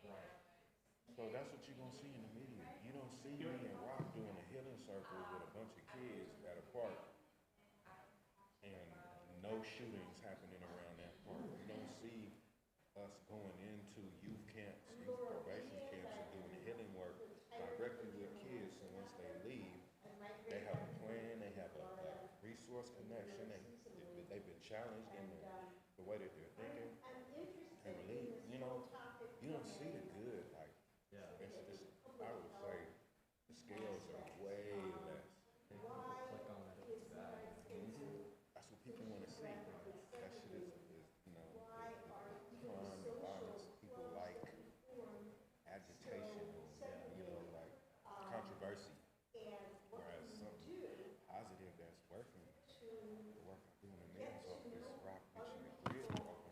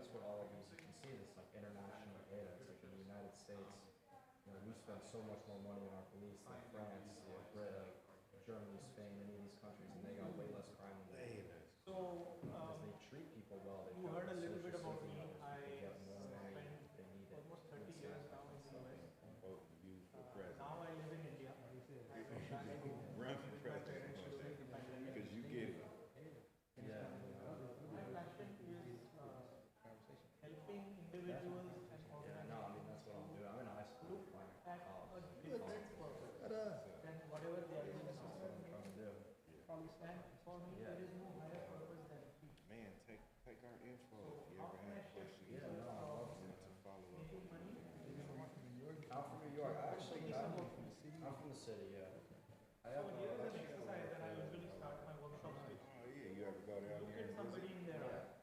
So they live in 3, 4, 5 seconds. Man, if you live, yeah, everyone come to see y'all or Okay, and then I'll make you do something now. interest to You come to just the play a hood. role, right? You're acting. Yeah. Take a Person A is the one with more hair on the head.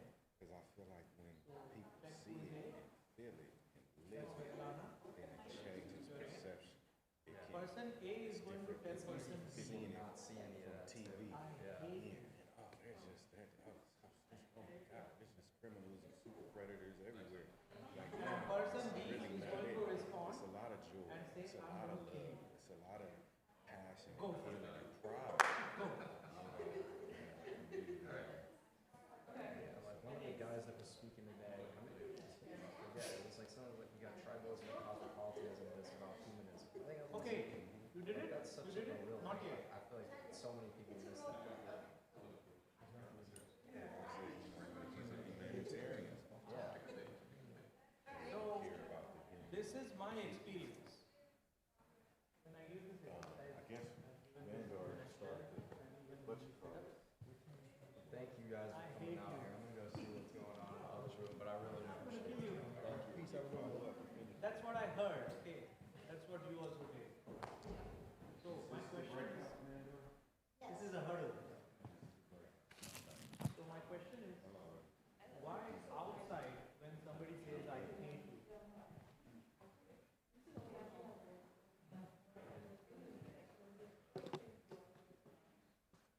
The feeling is not he. I feel you. Are they holding it back? Are they holding it back when you're saying it? You know, come on, it's situational. So a person who says I hate you has what can be conceived of as a weapon. Then, yeah. So in the interest of time, this is my analysis. I made you conscious that you are now going to play a negative role. Whenever you become more conscious, negativity comes. Excuse me. Are these the, can we use these mics? Okay. But I will share a prejudice that I think I still have it. Even though I did not grow up in a violent neighborhood. I'm sorry. Can you all use a mic so we can be included in the conversation? Sure. Come here. Sit here. Because there's nobody, so we just sit here and we can easily hear each other. Yeah. There's nobody here, there's all of us. There's nobody here.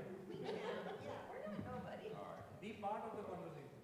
I was just gonna mention though, I didn't grow up in a violent neighborhood, but from as far back as I can remember, when I see an armed police officer, I am personally terrified. That, I don't see someone go, thank God you're here to serve and protect me. I'm, oh shit, you've got a gun and I'm scared. And it's always been like that. Same thing. I tense up. Mhm. My body is, I'm freezing. I mean, I still get nervous. Why is that? It's good.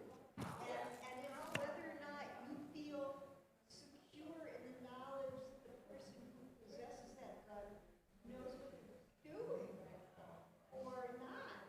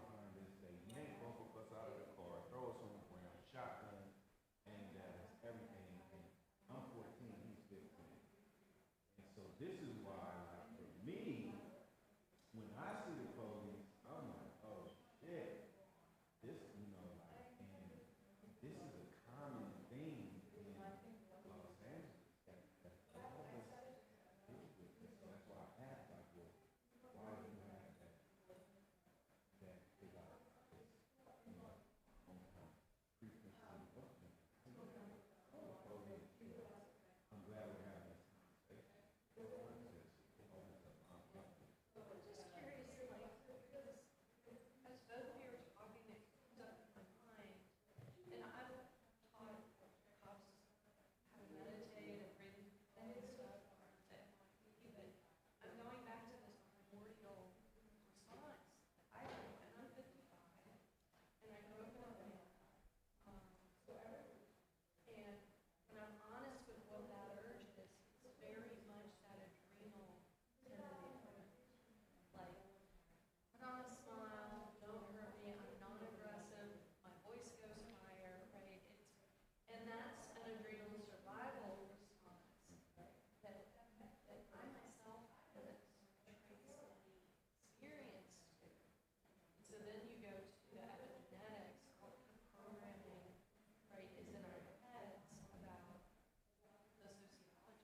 Yeah.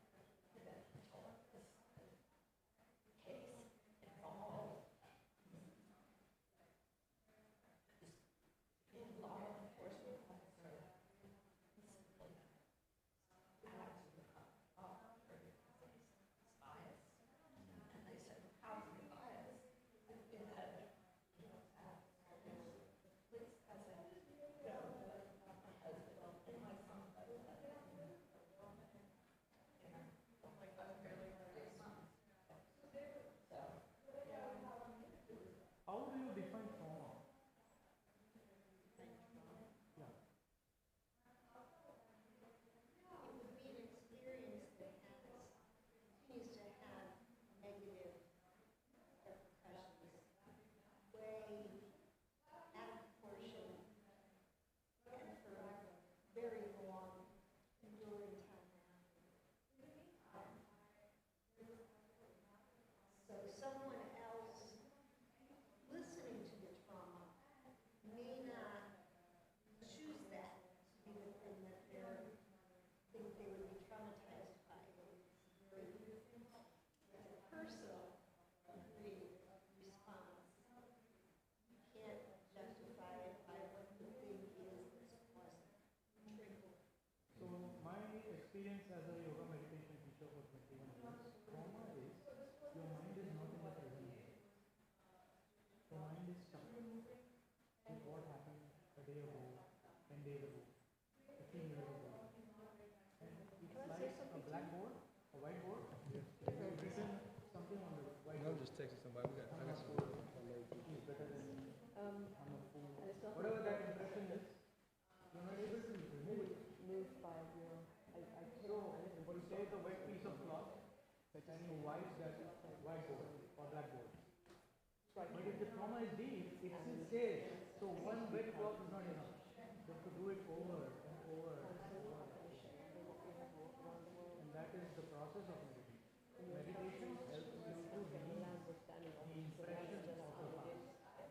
Or an impression that may happen in the future. So that may be a way for us to heal, is give people the tools that help them to heal their own trauma, which means live in the present moment, which children do, which we all were doing as children. We were fresh. But as adults, we have not learned how to unstuck. with whatever happened. And I'm not saying what happened was wrong or right. It happened. You learn from it. The analogy of that is this is while you drive a car, there are three types of mirrors, which are the big mirror in the front, and side view, and the rear view. So, which mirror is more important than the other? Many people are stuck with the rear view mirror. What happened to me? Shift, what happened to me?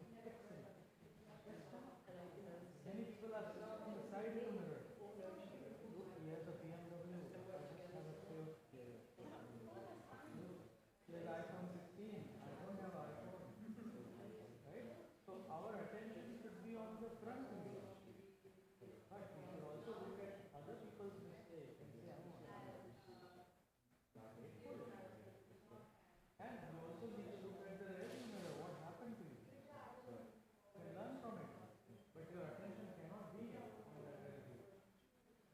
Right? And that, when you come to that space, that, hey, how do I do it? That's where meditative practices start. Till then, meditation is just a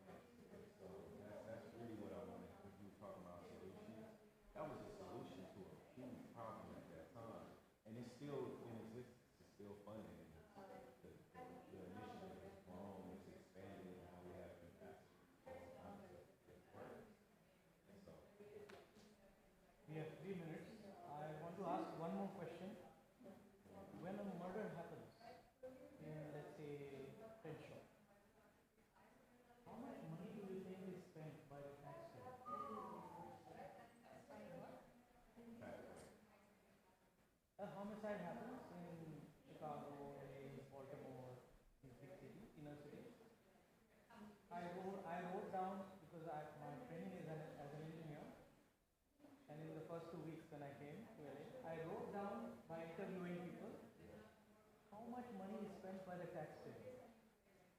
So obviously the first thing is, whenever somebody is murdered, the police complain, puts 2-3 detectives, they have to find the murderer, so let's say 3-4 days, multiply by per hour, whatever that costs. How much do you think this adds up to?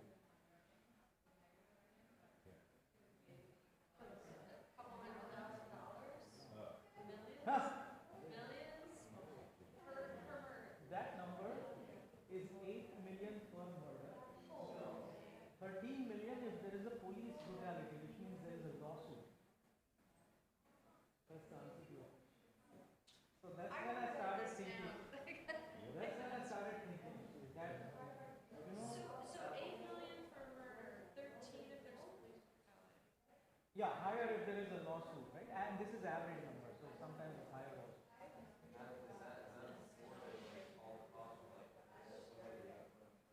You just put your engineering mind to it and you put all these things. For example, if there is more murders in South Central, you need more cops, more cars, more dash cams, more guns, more uniform, all these things, and of course now you are engineering analysis puts. Right? So I started thinking about violence of different types. Somebody is making money from it. Okay, let's say girl trafficking. Somebody is making money from it. Right? Can I make money and promote peace? Because peace and prosperity go hand in hand. And that is where I really like the work Rock is doing. You are making entrepreneurs out of people who are locally impacted. You are helping them think through a solution to come out of it. You want to say something? Yeah, real fast to answer this question. But that's kind of like before like somebody was kind of actually certain time. So let's say the post-9 incarcerated in California, it's $100,000 a year. And that's provided that it's somebody younger, not somebody elderly, like patients, anything else. That goes up. So watch this. So with that number right here, you got some prestigious universities. You can send something to degree.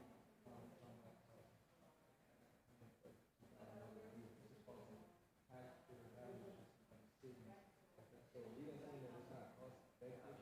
So we always advocate for like smart buildings and stuff like that. We always take some knowledge, take the wisdom to be able to do prevention before we get to these things. Right? A lot of times we're trying to come up with solutions from the back end. So we're working kind of from the front end. And the main thing with that is being able to provide the resources that we need in the community. So we talk about LAPD just for like LA City, right? Their budget is like 3.4 billion dollars. We talking about LA City. We ain't talking about even Wood, they cover Compton. They're all the same together. They ain't with none of this. LA City, $3.4 billion. They got the lion's share of the budget. So we've always advocated for we come up with these 2 years ago, their budget was less previously. Their budget was less than that because they just did a job. We just took 500 million, right? And gave them maybe like 2.9 million, right? $500 million South Central LA annually, yearly, 3-year policy program. You know what South Central LA means? Right, the safest city in the country, easy, right? Where we end up in law enforcement, where proven practices that doesn't work, and every year they're coming back and we need more money to do the same thing and come back to the fund. So we're constantly trying to reallocate resources to the community. That's what I'm doing.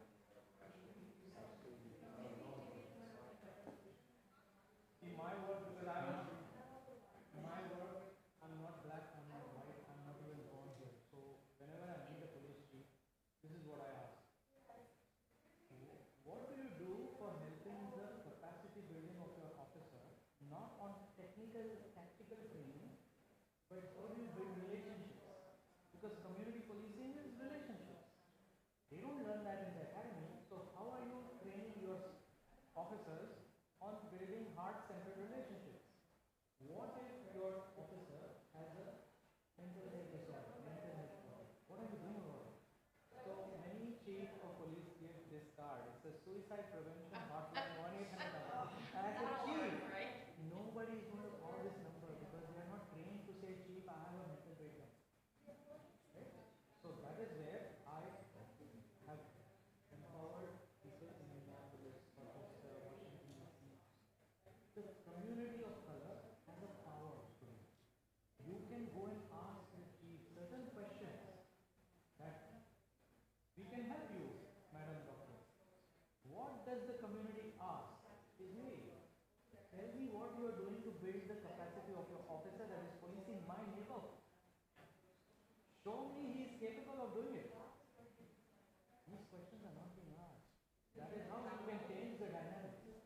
You can make them do certain training for the well-being of the officer, his spouse, family, and the community. I have taught LAPD officers who are they shouldn't be on the street. That's where we have to, in a smart way, blaming somebody doesn't. It's just resistance. You all have played Tai Chi, you know this game, Tai Chi. So taking that energy and resist.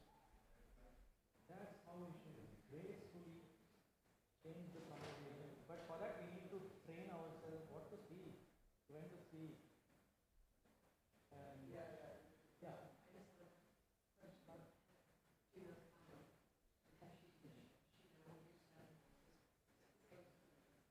No, I don't work. I personally don't work with any politician.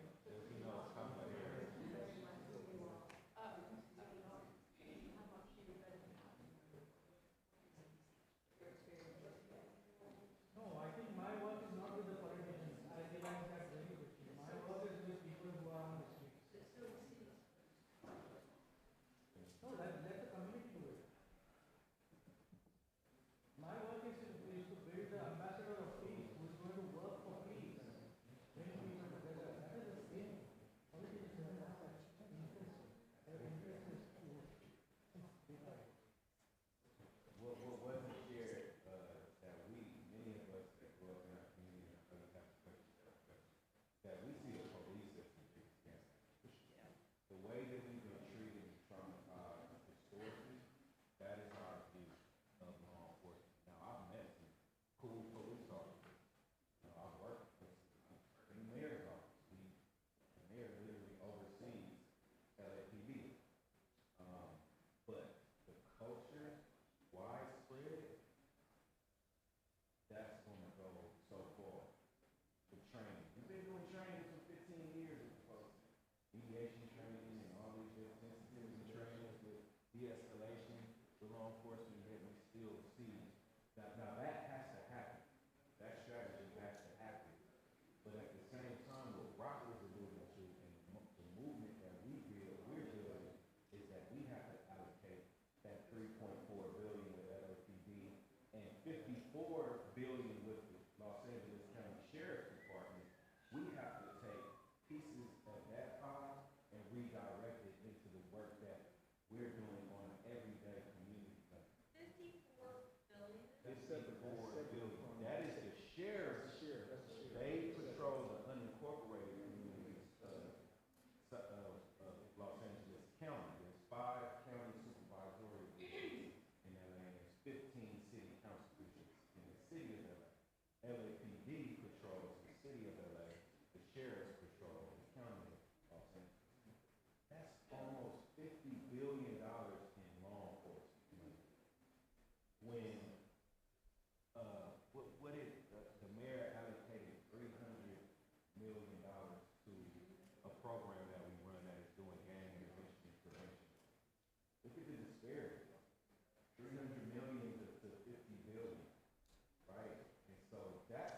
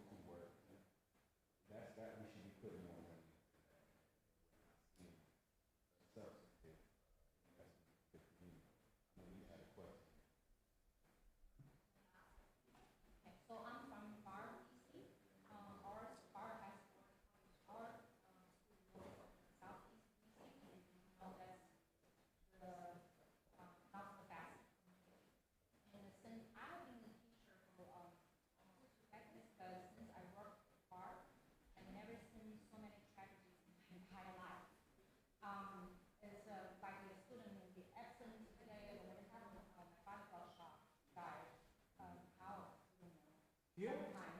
No, in Washington DC. Oh, DC, Southeast? Southeast. Yeah, it's just like a normal life of my students. And I was like Asian, never experienced something like this before. So after teaching at the bar, I started observing my students from like I'm offside, I'm not white, I'm not black, right? I'm Asian. And I realized one thing. Just to give you an example, when there's a fight in our school, I try to break the fight. What really, really makes me cry every single time, it's not even the physical injury.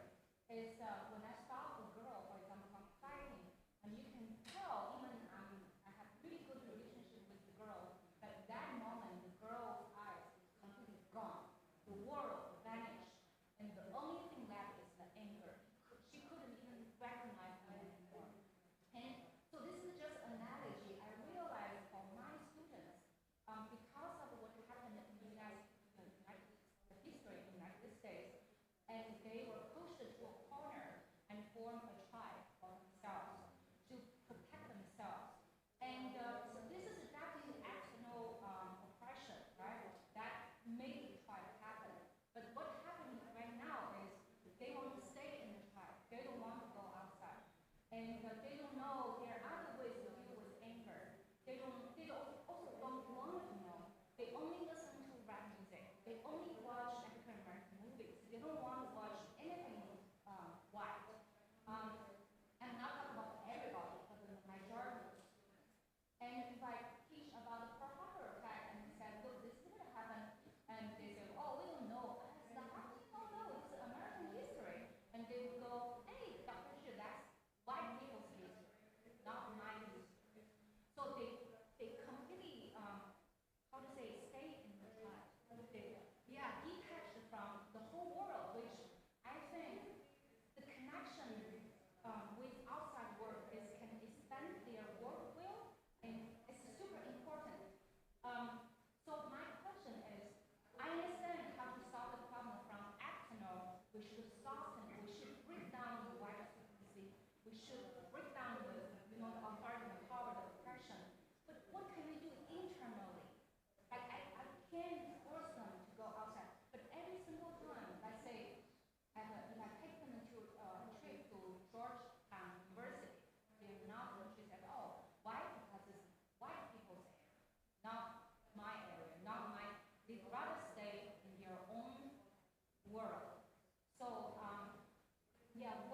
what can we do internally? I understand, like I said many times, as a society collectively, we need to do something from outside, right, to break down the power. But inside the community, what can we do? To just break the boundary, let our children to, go take advantage of the resources, not just stay in this community forever. When they go to college, very few of them want to go to a diverse college. They all want to go to HBCU. Yeah, but they miss the whole resources. There's a saying, safety is not the absence of well-being. No, safety is not the absence of crime, it's the presence of well-being. And so what I'm hearing is that that's those safe spaces. No. So I used to run a program through California. If you go to justsafe.org, you see pictures of me and my son and stuff. It was basically a conscious, organized effort, national effort to uplift safety strategies that again are non-punitive, that are more community-driven. It's a shared safety platform, but it's just safe. It's connection. It's different. But basically, what that's saying is that that's where they feel real. That's where they feel safe and comfort. The way I've seen and we've been able to break that almost impenetrable bond and tribe is by having people that look like them, talk like them, share the same experiences with them, and can connect and confide and they can identify with. Do you think I'm not qualified? Because I'm not. Actually, I'm thinking you could work with if there's people from the community that are doing intervention and prevention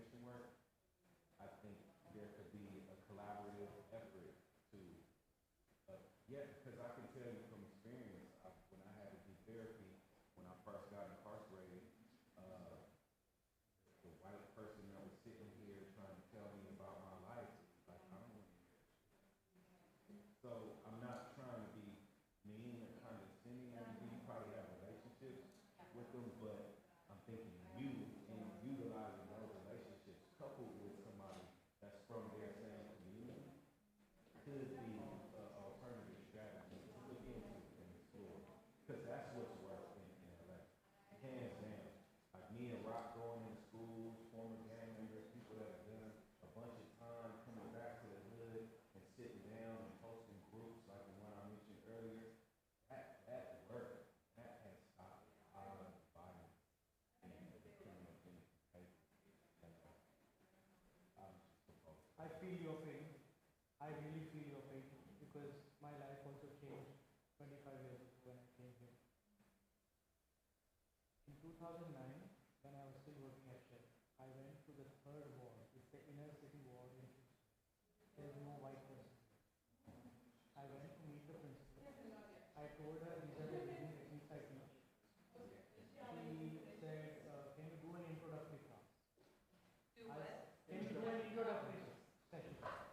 So I said, I know one black teacher, Clark Weatherspoon is my good friend. I'll invite him. She said, no, you give this. I said, no, bravo, listen. She said, that's why this is giving session. Because they have never heard your accent. They can't fool around with it. And I gave that session. She recorded it. And my experience is this. People from the eastern side of the universe have something that is not there in the western side of the universe. That gift is of culture and traditions that go inward.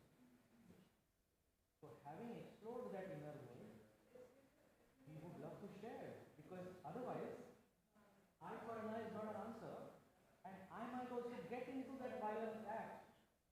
So I feel your pain. But I agree with him also. Because you need some anchor that says, yes, come on in.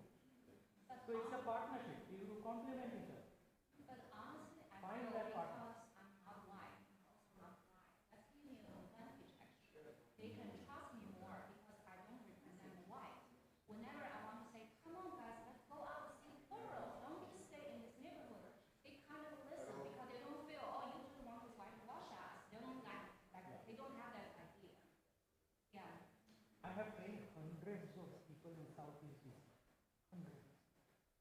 In the last 4 years. I'm not from Southeast DC. But I think you need to do both. You need to find somebody like Gilbert, Rock, Skip Townsend, because the community trusts them. I want to challenge it's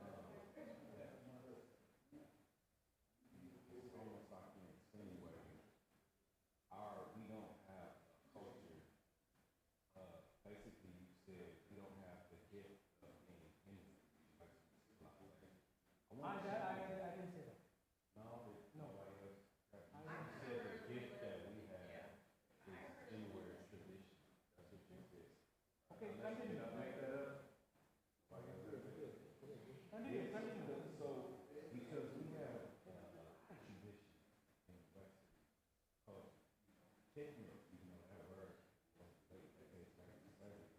family functions, coming together, even what you're sharing with, like that affinity space where those kids feel, that's like something that they hold to, that they grab it. And I wouldn't say it's not a gift for them to do that, because in that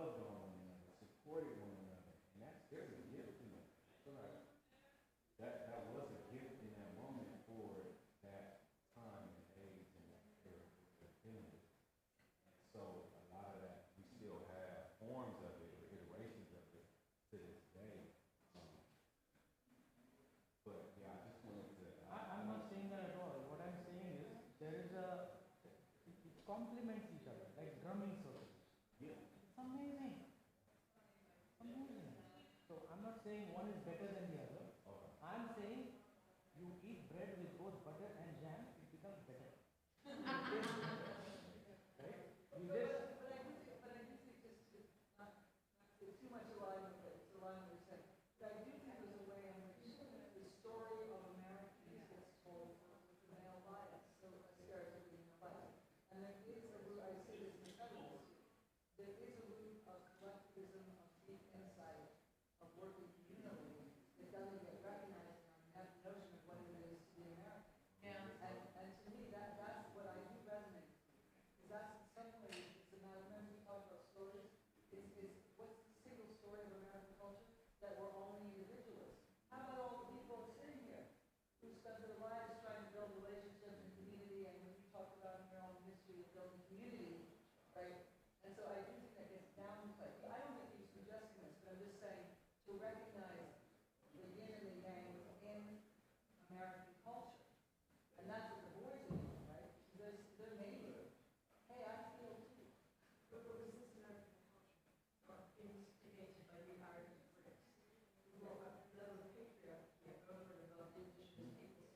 Oh, definitely. Yeah, no, but I'm just saying, but we still, even on the left, even the people who care, still tell the single story that American culture is just self-obsessed. Obviously, it's self-obsessed. I mean, we have selfies. Come on. You know, we have selfies. And look at those selfies. They're mostly weeklies, I call it. There's mostly groups of people, right? But we call it a selfie. Because all we care about is ourselves. But the reality is, look at who's having this conversation. In these conversations.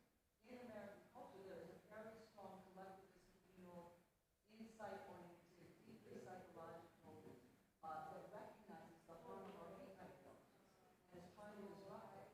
And so we have to recognize the resistance. When I say resistance, I mean positive resistance to dehumanization that is a part of the American culture, including whether you go back to indigenous people, slavery, right, of fighting back and saying, oh, no, you won't.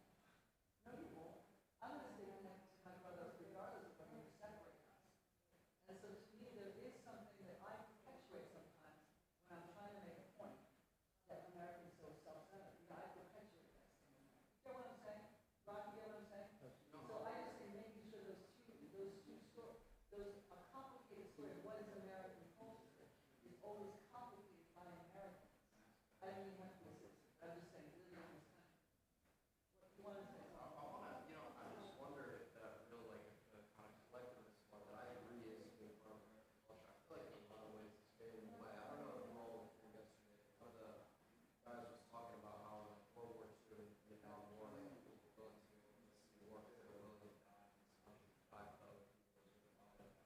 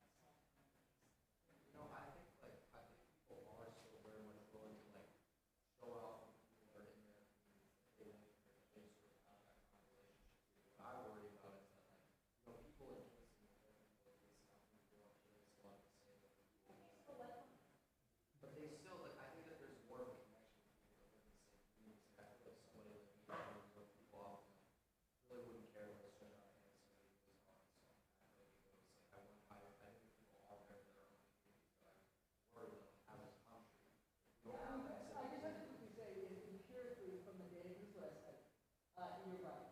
There has been decline, but it's not just across the community. You always say it's like across the community. But within community, there's more disconnection. And there's more, because we're telling a single narrative about us, which is the me.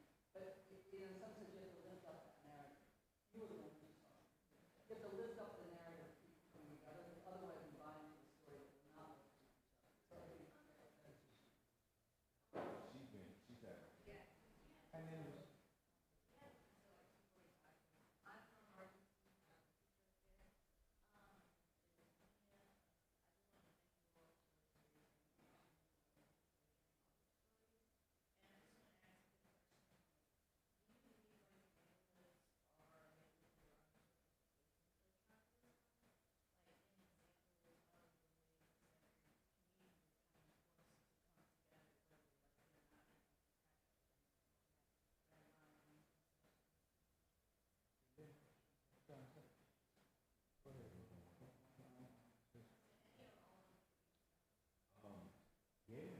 No, absolutely. Remember, in what Hillary Clinton called forest news, type of people credit, that was a narrative that was being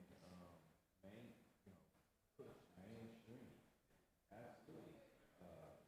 There's what you don't see, and we were talking about this earlier, what you don't see in the media is being rocked. Hood Park. What you don't see is us out canvassing, door knocking, talking to folks about progressive ballot initiatives that are going to positively impact our community, really building that civic power so our people have a sense of onus over elections, things of that. What you don't see is what I talked about earlier, like the South LA Community Safety Initiative. We got a paper award at a big ceremony. So I think there's this negative outlook on our community that's just it's a falsehood, it's a fallacy, because there is a lot of light, there is a lot of love. And shootings, homicides in LA compared to the 90s, you're talking about over 1,000 people getting killed in the early 90s, late 80s, early 90s. 12,000, 1,200, 1,300 deaths annually. Now I think we're up to 200 maybe. And this was the time where the government's approach was mass incarceration started in California, let's be clear, under Reagan folks. So people started getting mandatory minimums. There was truth in sentencing laws. We built 33 prisons and one higher educational institution in California. And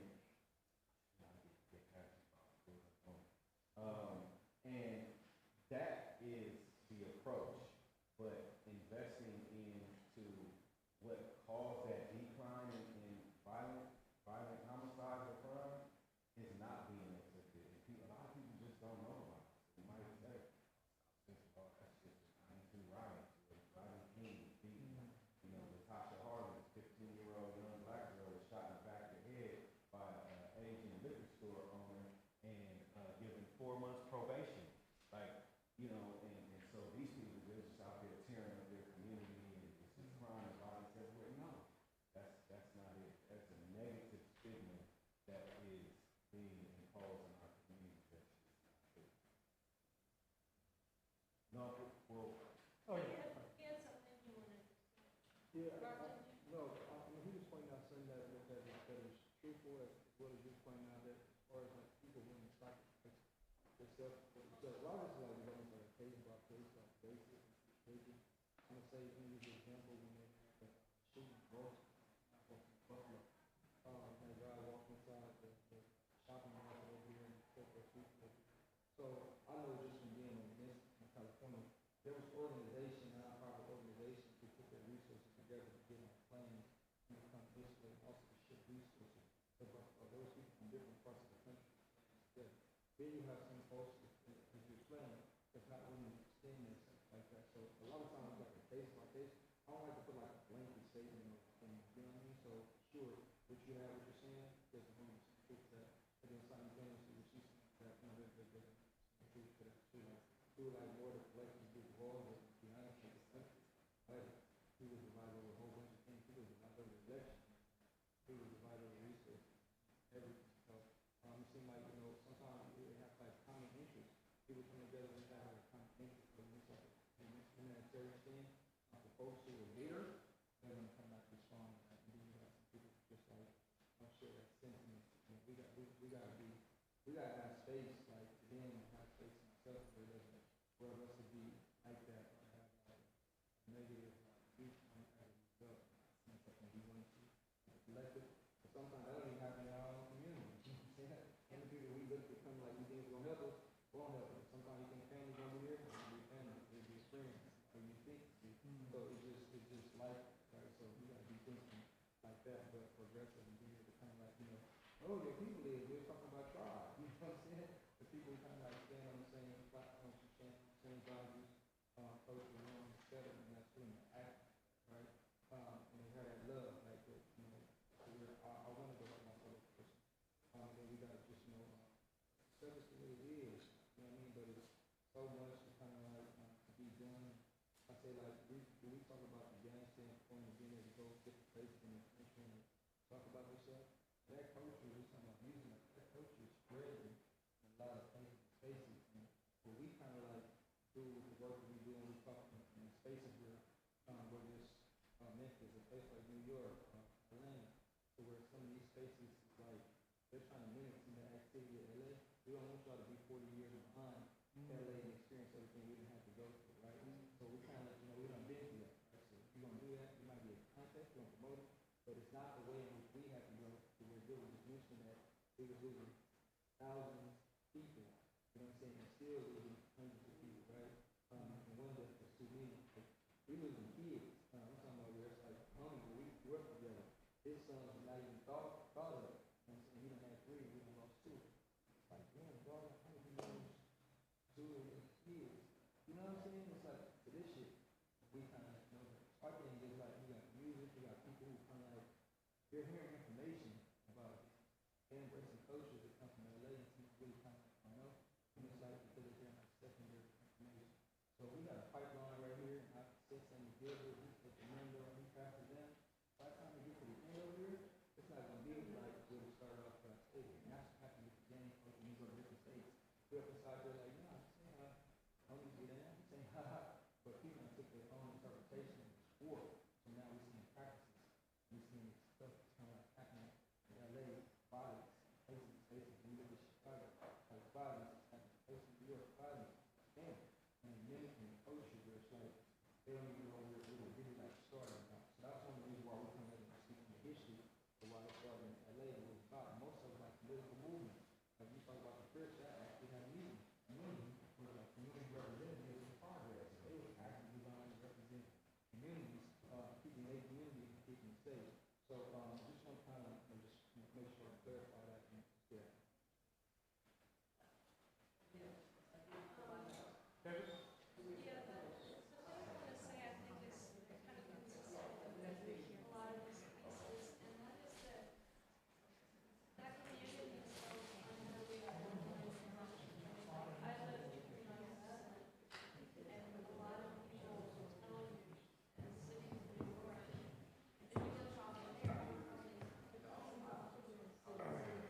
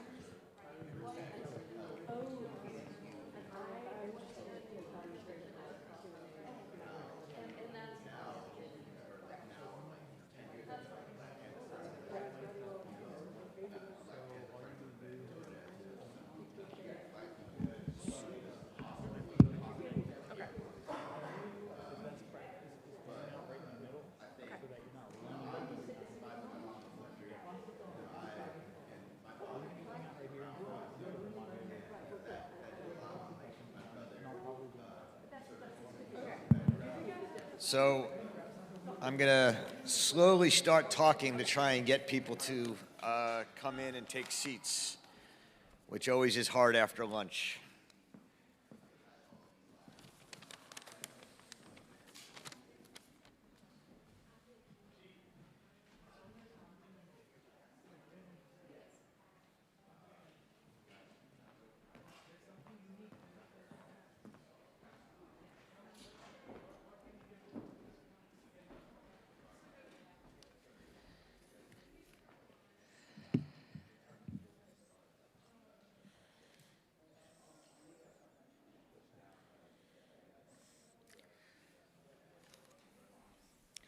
So some announcements for those are hardy people who are here early, and you'll get the benefit of them.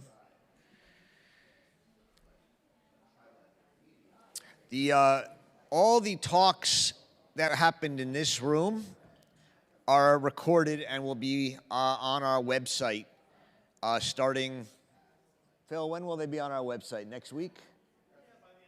By the end of next week. So if you missed anything or you want to come back to it, you can go to the Hannah Arendt Center YouTube website, YouTube, and look for Hannah Arendt Center. You'll see hundreds and hundreds of videos. But if you look for the Tribalism and Cosmopolitan Conference, you will find them there. Hopefully get some people to come in. A survey was sent out to you. If you didn't get it, you can also use the link in your program, the QR code. We'd love your feedback on how to make the conference even better. I hope you've enjoyed it. So if you got a survey emailed to you, please answer it. It's very short. If you didn't get it, go to the QR code in your program, and you can answer the survey questions, and we'd love to hear your thoughts on the conference and hopefully ways to improve it in the future. I want to thank all the BARD departments that made this conference possible. Buildings and Grounds, Environmental Services, Audiovisual, Publications, Communications, Office of Development and Alumni Affairs, and the many drivers from transportation who drove all the shuttles and all our speakers to and from. It's incredible the effort that this conference entails, and I want to thank them. I want to thank Abang Books, who's our local bookseller, and we like to support local bookstores. I know they've already sold out on a lot of the books, but if you haven't yet, there is still a table out there. You can buy some of the books from speakers at the conference or books related to the themes of the conference. If you didn't get a chance to see it, there's an exhibition from Hannah Arendt's personal library on display through the end of the month at Stevenson Library. And I want to thank Helene Teeger, Head of Archives and Special Collections, for helping to put that together. Once again, I want to thank the student volunteers and the Hannah Arendt Center fellows who've been helping out for the last 2.5 days and more, and they've done an amazing job. If you're a BARD student and you're not yet a Hannah Arendt student volunteer, we'd love to have you. And it's a great intellectual community. We have a lot of both private and public events for student fellows, and we'd love to have you be involved. If somehow you're here and you don't know that the Hannah Arendt Center is a membership organization, I don't know how, but please join. We are a membership organization, and our members are active. They come to the virtual reading group, they listen to the podcast, they come to our conferences. This conference is free for members, and we'd love to have you join as a member. Welcome to the Dutchess Community College classes that are coming, the Marist classes that have been coming, the BARD high school early colleges that are coming, and the Dalton School class that have been coming. Okay. What else do I have to say? There will be, we have our last 2 talks this afternoon, and then there will be a wine and cheese reception outside, and we will then end. But I'll say a little bit more about that at the end of this afternoon. Hi, Ann. What? I know, we're trying to get them to come in. That's why I'm up here killing time.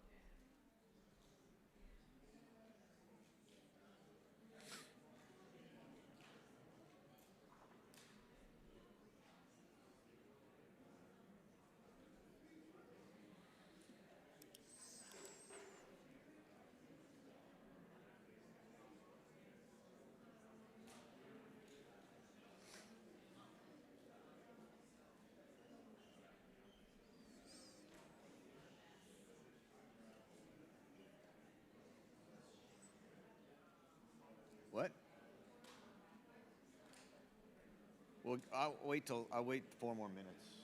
Yeah.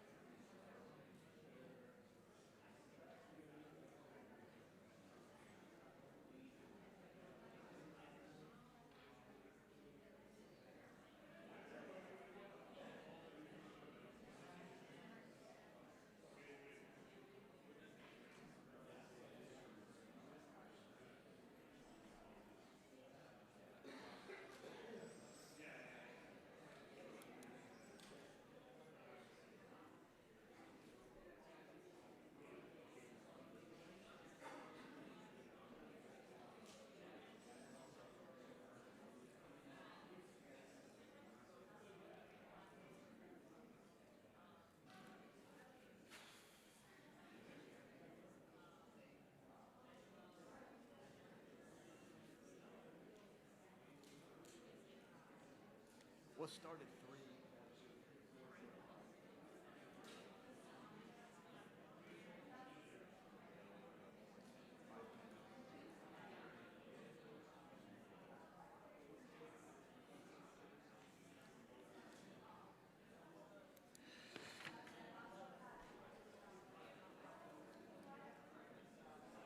So we're going to start the next session in about 2 minutes at 3 o'clock.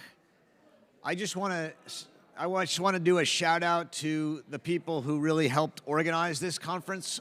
Above all, excuse me. So first of all, Tina Stanton? Many of you know her. She's the executive director of the Hannah Arendt Center. She has been helping to organize this conference for over 12 years, I think, and this conference could not happen without her, so I just want to give a big thank you and round of applause for Tina Stanton.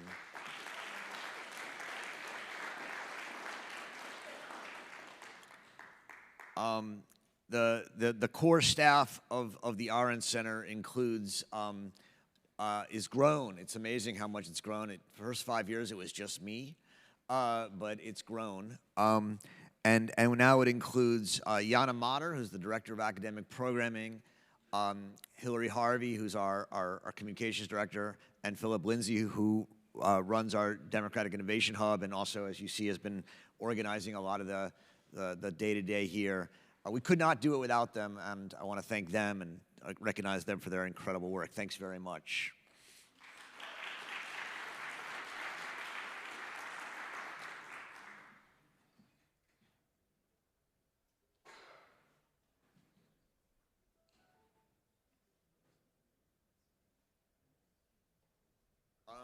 You know, many other departments contributed to this as well. We couldn't do it without Chris and Jake in AV, and with Buildings and Grounds, and with Environmental Services, and the Transportation Department. I mentioned them earlier, but they need to be said as well as Parkhurst and the food. So thank all of them as well. Thanks very much.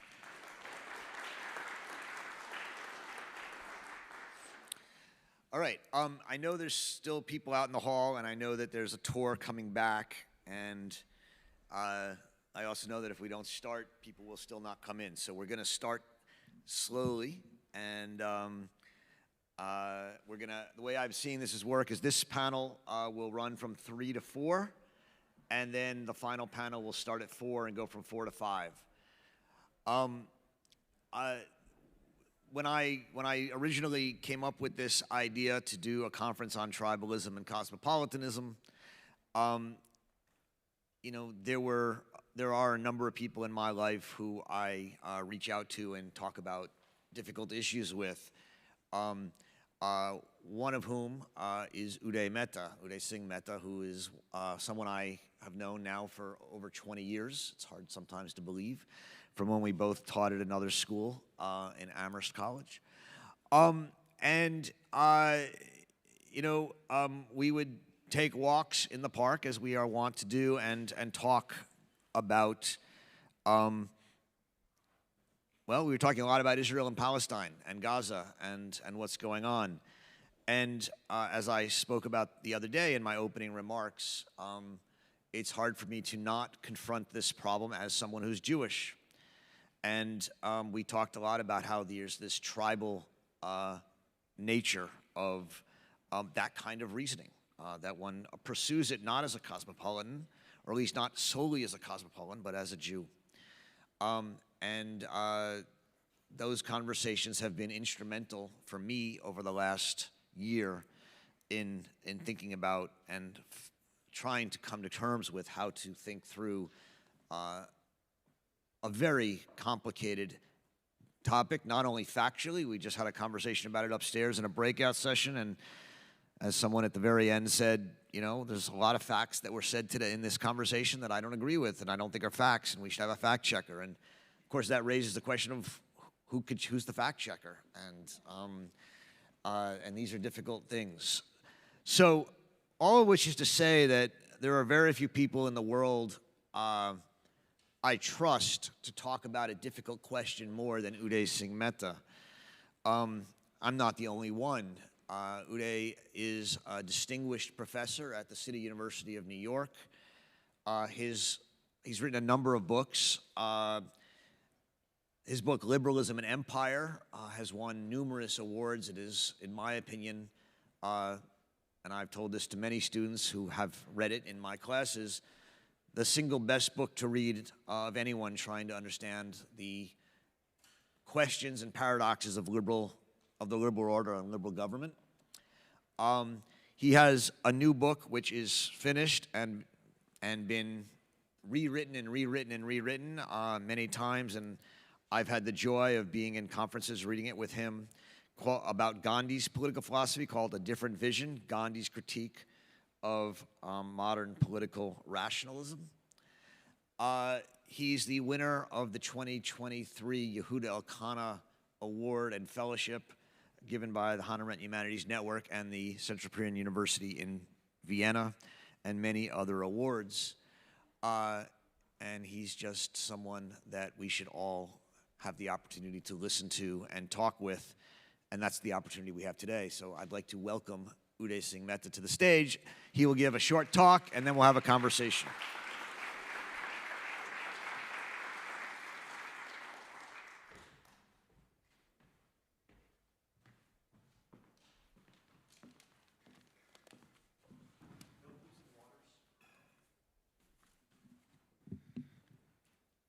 What Roger didn't mention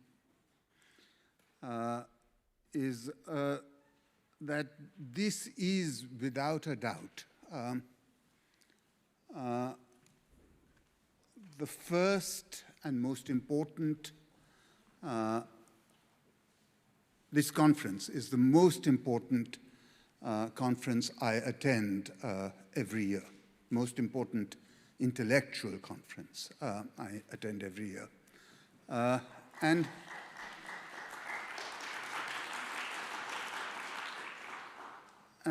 I'll tell you honestly what excites me about it is that even though it has a theme, it never has an agenda. And that's who Roger is. He is honestly the most courageous intellectual I know. Because he is never offended by disagreement. He values disagreement. As he said, we've been friends for 25 years, I think. I've really learned a lot from him. The other thing I would really like to acknowledge is the staff of the Arendt Center, especially Tina Stanton. She is an exemplary person. She's, over the years, become a dear friend, and she, yeah, please give her an applause. Yeah. And I cherish this institution, BARD, just because it's open to eccentric thought. You know, I myself went to a liberal arts school, and we both taught at a liberal arts school, and you know, this is a place I've often recommended very, very bright students to come to. So I'm delighted to be here.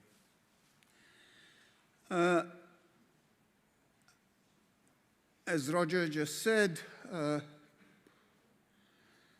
over the last year, we've gone on many walks around Central Park. And in the course of that time, this issue of tribalism and cosmopolitanism has often come up, especially in the context of what's happening in Gaza and the Middle East. And I think it would be right to say we don't disagree. We just put the emphasis on different parts of the situation.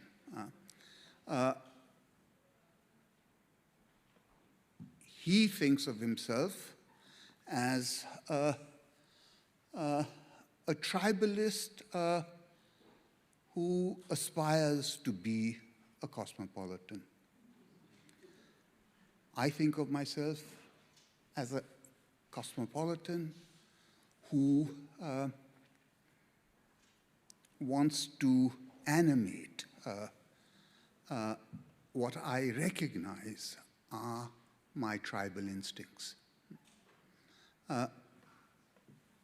So with that in mind, let me proceed.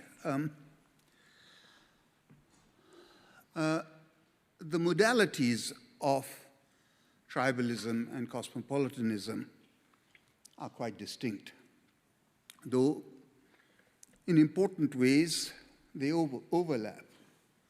They also offer different kinds of solace and challenges. Covenant is at the heart of tribalism, just as contract is at the heart of cosmopolitanism. Tribalism asks the following sort of questions. Do human beings have souls? Which group, where does my identity come from? Which group was I born into? Which tribe was I born into? What is the relationship of, what is my standing in my tribe? What is the relationship between my tribe and other tribes? And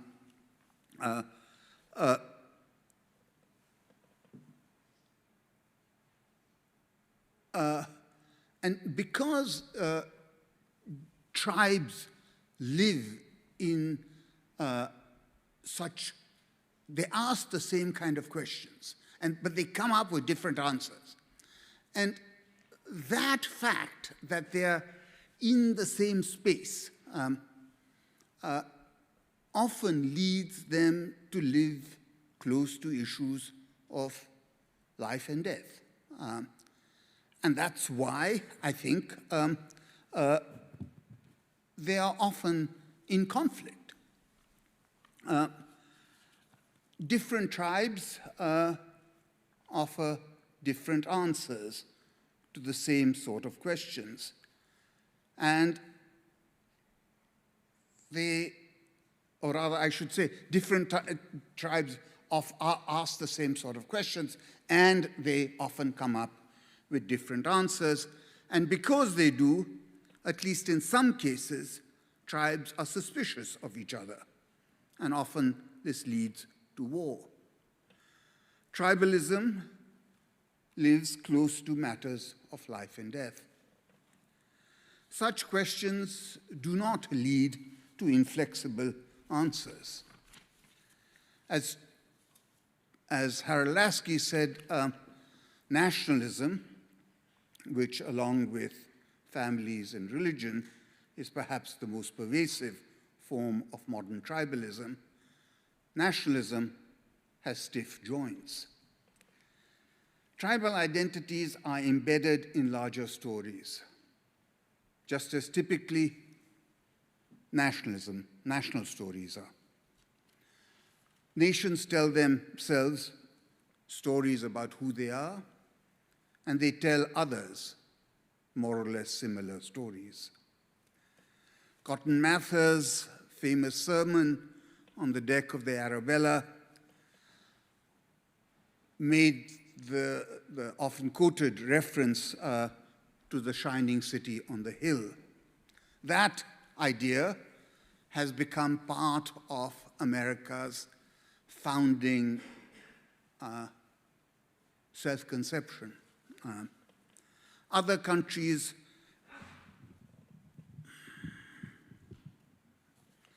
have different founding stories. Some are grounded in divine ordinance, others tell stories about their ethnicity, yet others tell stories about their genealogy from from kings and queens. They are all grounded in what might be called metaphysical. These questions all have a kind of metaphysical quality. Metaphysical not in the sense in which pragmatist philosophers often think of the term metaphysical, as a game without rules. That's how pragmatists think about metaphysics. Instead, the way in which tribalists use the term, or instead my sense of why the questions tribalists ask is almost the opposite. It's metaphysics in the sense that it prescribes origin stories that have strict rules within a defined structure.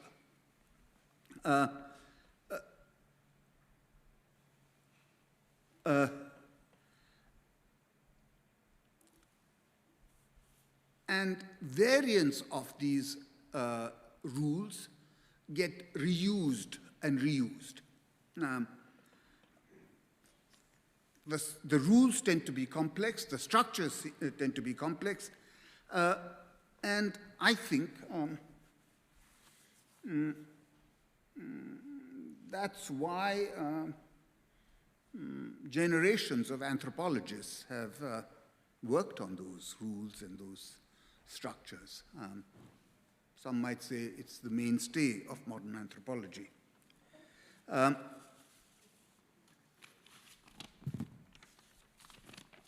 The covenant, which I think is at the root of tribal formation, is a kind of passport. It's a ritual that recapitulates the big metaphysical story. They are often linked to distinct kinds of dress, like the hijab or the yarmulke, having particular names, or these days in the United States, wearing a red MAGA baseball cap, or the Nazi salute. One must be identifiable as a member of a tribe. But occasionally what is distinctive about a tribe is its invisibility, its kind of secrecy. The very fact that membership is only known to a select group, so that others don't know who is a member of this tribe.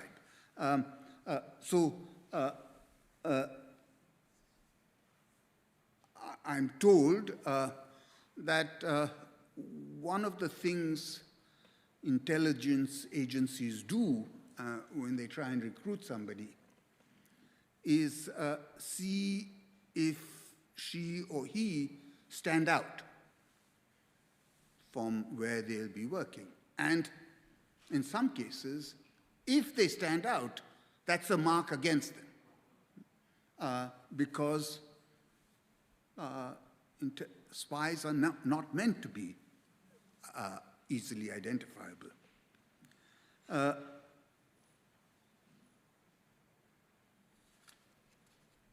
Another thing that makes tribes exclusive is that they have exclusive passes to go to certain areas. Now, think what I just said. They're like passports. You know, you can't enter certain spaces without having that passport.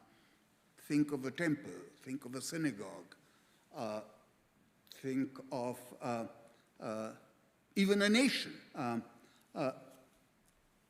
These are all places that require some kind of rule for entry. Covenants are important because they're associated with transformations. Baptism, communions, bat and bar mitzvahs, among upper caste Hindus, the thread ceremony, among various religions, circumcision, amongst various groups of people, tattoos. The list could easily be extended.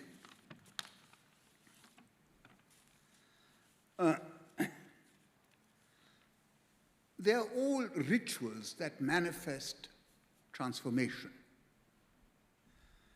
They are, in effect, stigmata, which indicate a kind of transformation in a person through which they become members of a tribe. Because, and why is that? Because more than anything else, tribes are about identity. They are kind of response to the question, who are you? What makes you different from the rest of society? And because they have this architecture, questions of fairness, tribes tend to be indifferent to questions of fairness. Or rather, I should say, questions of fairness are secondary to tribes. They only come in once you've established that you're a member of this tribe. So tribal identity is the starting point. Everything else follows from that.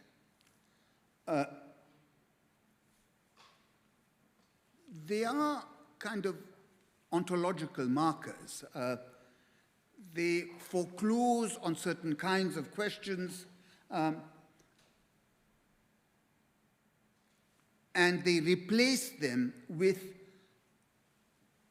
an announcement of, this is who I am.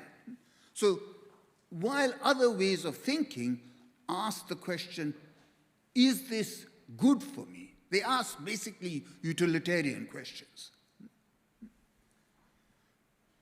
Tribal thinking is the opposite. It asks, are you a member of this group?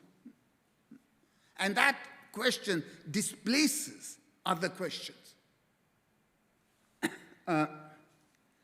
So, just to repeat myself, the covenant is, above all else, the marker of identity.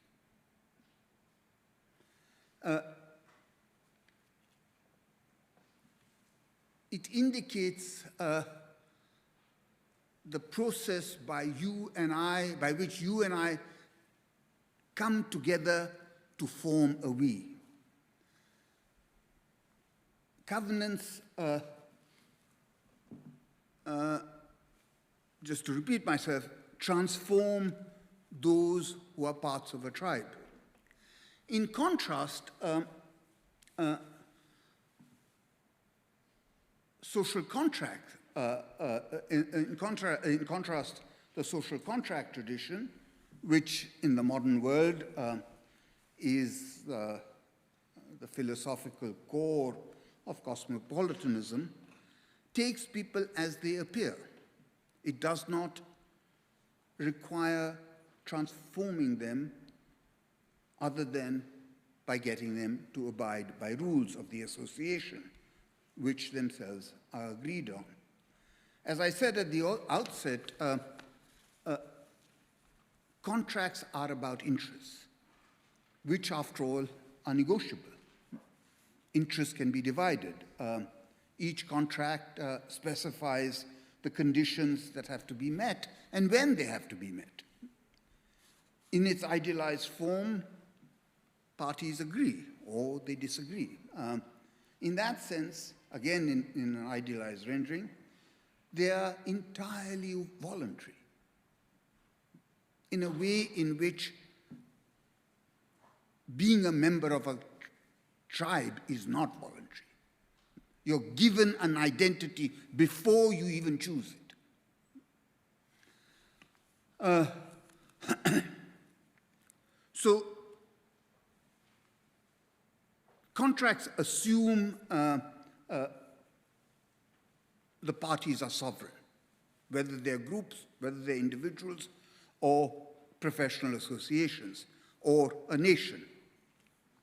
These are entirely, that is, they're entirely who they wish to be. So there's no part of them that's left out.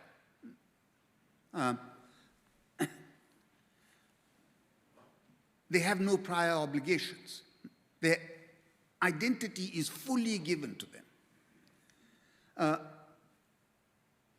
And because of that, we can contract with different groups.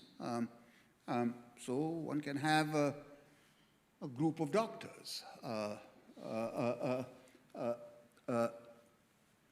a group of museum goers,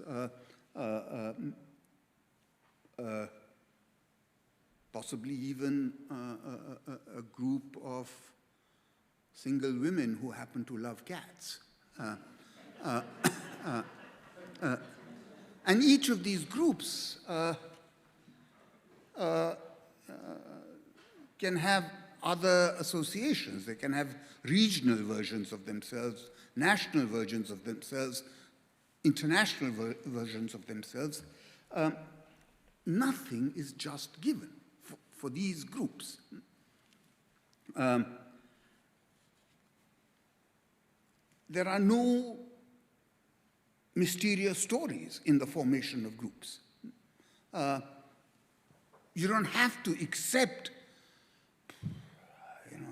that Christ was born through immaculate conception, or that he was reborn, or that the Prophet Muhammad was illiterate and he received the word of God despite being illiterate.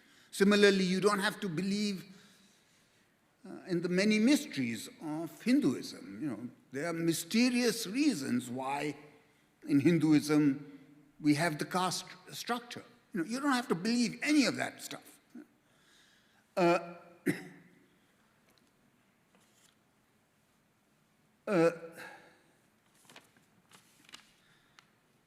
So cosmopolitans avoid these kind of metaphysical questions. Their glue is shared interests. Organizations can change when the interests of members change. So some organizations just die. The Organization of African States, I don't know if it still exists. When I was a young boy, It matters a lot. Similarly, the non-alignment movement. You know, in my childhood, since India was a non-aligned country, it mattered. Now I don't hear about it. The point I'm making is that associations are voluntary.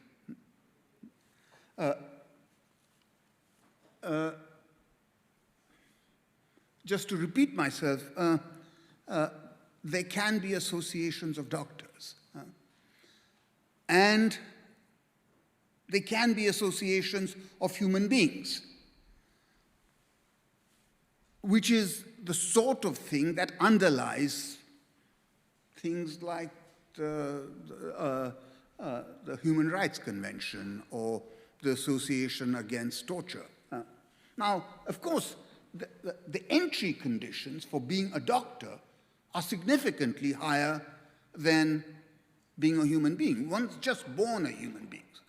One is not born a doctor. One has to go to medical school, do a residency, etc. So those are higher conditions. But these other kinds of association, they have lower entry bars. And they, other than being human, they don't require any credentials.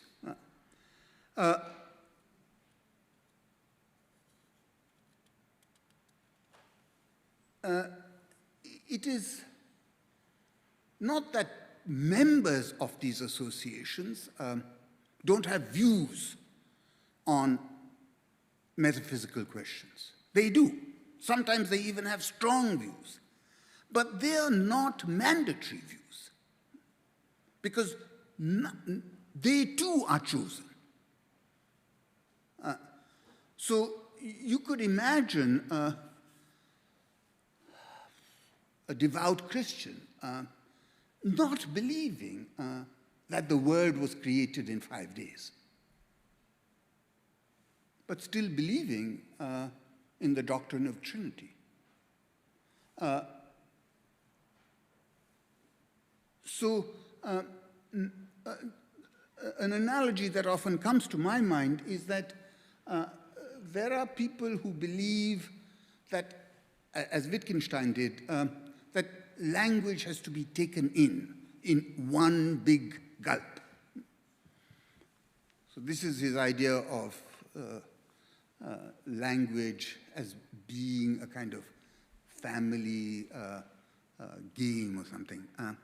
Now, there are people who have a different view of language, who are very competent at languages. So for some people, language is not a altogether coherent thing where you have to take it in all. Some people think of language as a bunch of rules. You know, you're proficient in one set of rules that allows you to make certain kinds of sentences. You can modify those rules and you can make different sentences without having to take the whole thing in.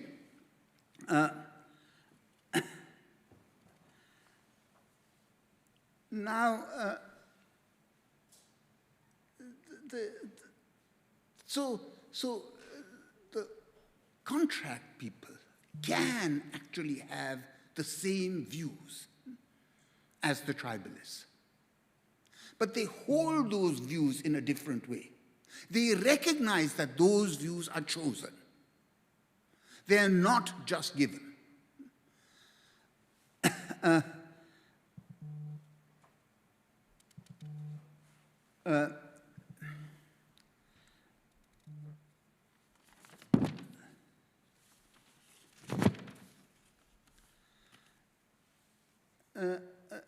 A world in which choice goes all the way down can be lonely, tepid,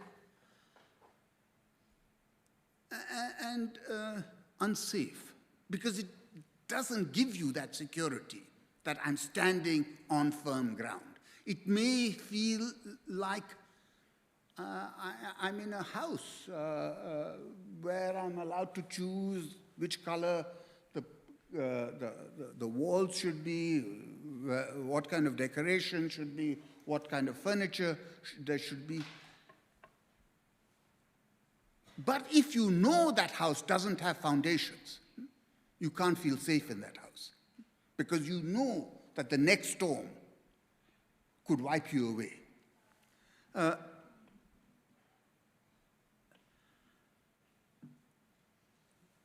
Those who choose to live in such houses without foundations, they live with risks.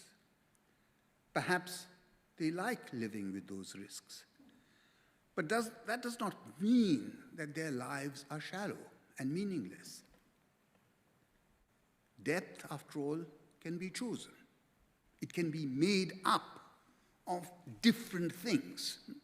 It doesn't require a foundation. If you think of depth as a kind of vocabulary, the richness of a vocabulary, for example, I love Chopin's music, especially the nocturnes. It gives me a sense of the infinite. It's possibly my favorite composer. That's not quite true. I like Bach's suites for unaccompanied cello, especially when played by Pablo Casals. But, you know, when I listen to them, they give me a sense of depth. So the point I'm making is that I think the richness of life is substantially constituted through choice. Yesterday at lunch, Roger and I were speaking, and he asked the question, if I couldn't live in America, where would I go? And I said, possibly India, possibly England. And Roger said, oh, so you feel patriotic for India, which is the country I'm from. So you would be prepared to die for India? I just replied, no. No, I just would go to India because of prior familiarity. I'm familiar with those smells, those streets, those sounds, and they mean something to me. So the point I'm making is that Khaled was making this point yesterday through the notion of tradition, that, you know, the contrast between tribalism and cosmopolitanism misses this intervening term, what he called tradition. I think it means, it similarly misses other terms, like familiarity. And familiarity, one can invest in it. It can be a form of deepness.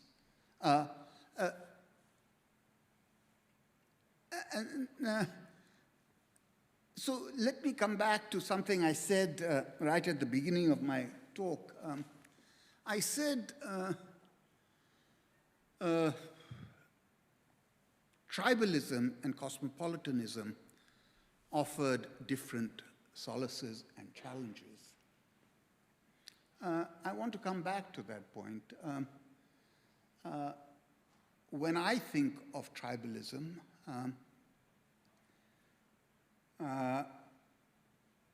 I think the challenge of tribalism is, and the solace, the solace that tribalism gives, is too much is given to you. Too much is prevenient to your existence. And similarly, it is a challenge to make something of that which is given to you. Similarly, cosmopolitanism, as I said, can feel tepid and cold. And because of that, it can often feel rootless. I grew up in a family where my mother didn't want us to be rootless. But the way in which she tried to secure that was by giving us a sense of our own value. It didn't require believing in anything. It certainly didn't require believing in Hinduism. Similarly, I have a deep, deep investment in our ancestral home. I don't think of that as a tribal investment. It's a kind of familiarity. I'm at home there.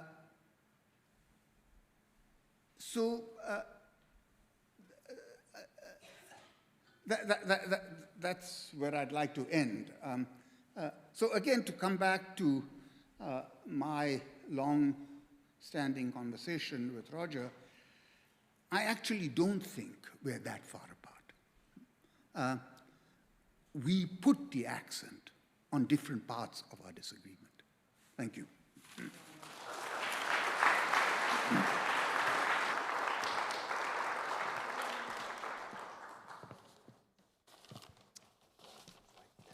You need your water? It's over by the, Phil's going to bring it to you. So thank you very much, Uday. Always learn so much listening to you talk and think. We don't have a whole lot of time, and there's so much I want to talk about. Let me just say that I love the way Uday thinks with clarity about the tribalism as a covenant, and as a covenant, something that is exclusive, and as something that is a covenant and exclusive, something that requires a kind of transformation. And you know, you gave some examples, the threading ceremony, right? Bar and bat mitzvahs, baptism maybe, or confirmation. I mean, I think it's not something to forget that there are rituals of becoming an adult in most tribes. And there may not be that in cosmopolitanism. I wonder if there is one. I know that that's something that Sebastian Junger mentioned as well yesterday, is that, you know, that being asked to become an adult is actually something that is part of a kind of depth or meaning. And so all of which I think is really helpful. And then you contrast that with cosmopolitanism based on contract, which takes people as a peer. They don't need to transform into it. It's voluntary. It can be cold and rootless. And yet, and this is the challenge that Uday is here making, and I find it particularly challenging, which is to say that that's not shallow, right? That there's a depth to cosmopolitanism. Oh, they can be. It can be. Yeah, it can be. Okay. So I want to ask about that. I want you to tell me about the depth of cosmopolitanism. And I'm going to frame the question in two ways. Mm-hmm. One is, you talk about how you would maybe go back to India because it's familiar, and you know the smells and the taste and the food. We all know the stereotype of the cosmopolitan who likes to eat in an Indian restaurant and an Afghan restaurant and a Jewish restaurant, or a Palestinian restaurant, but knows nothing about Jewish or Afghani or Indian or Palestinian culture. It strikes me that familiarity is not enough for depth. One needs to I don't think, I mean, again, I can't tell you what your experience of India is, but I can't just be that it smells good. Or maybe it is, but I think there's you said a home. A home is not, I mean, I think there has to be more than that. There has to be something, and that's what I'm asking about. And so here's the harder part of the question for me to frame, because I'm asking you about something you know a lot more about than I do. Your second book, which has won too many awards to mention and which I think is brilliant, is called Liberalism and Empire. And in that book, you argue that liberalism is imperial insofar as that it only gives freedoms, the liberal freedoms, to those who are educated into being good liberal citizens. It seems to me that what you do with liberalism is show its tribalism. It strikes me that in order for cosmopolitanism to have that depth, you have to show it to be a tribe. You have to make it into a tribe. You have to show its narrative and its education and how people become tribalists as cosmopolitans. And this is a question I've asked you before. What's the flag for cosmopolitanism? What's the depth? What's the story? What is it that is going to allow a cosmopolitan to transform into a cosmopolitan? And you want to say, well, there's no transformation, it's just taken as years. But then I don't see how I don't see the depth, and so I'll leave it there. I was recently reading an article by the late Richard Rorty,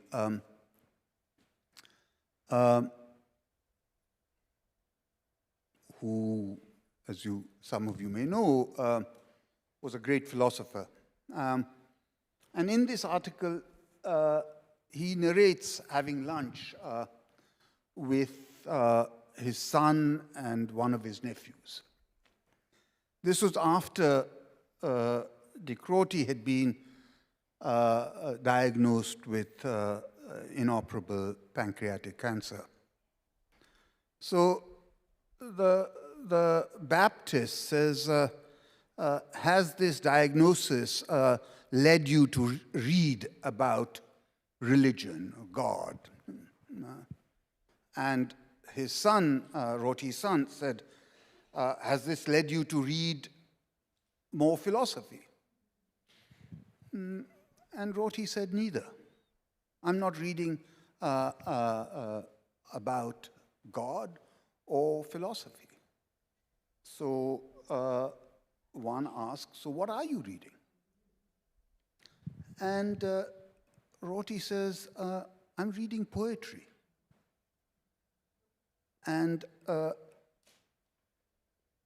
wish I remembered more poetry. As I leave this world, my regret is that I remember less poetry. And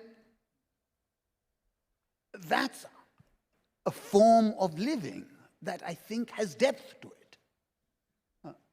It doesn't require a flag. I mean,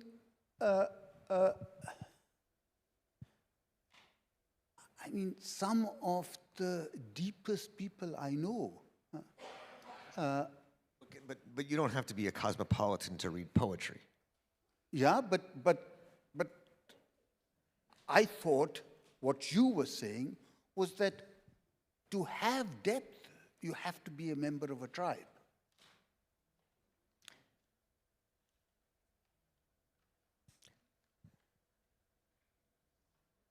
I think the next panel is going to be on poetry, so this is a great segue. I'm trying to think how.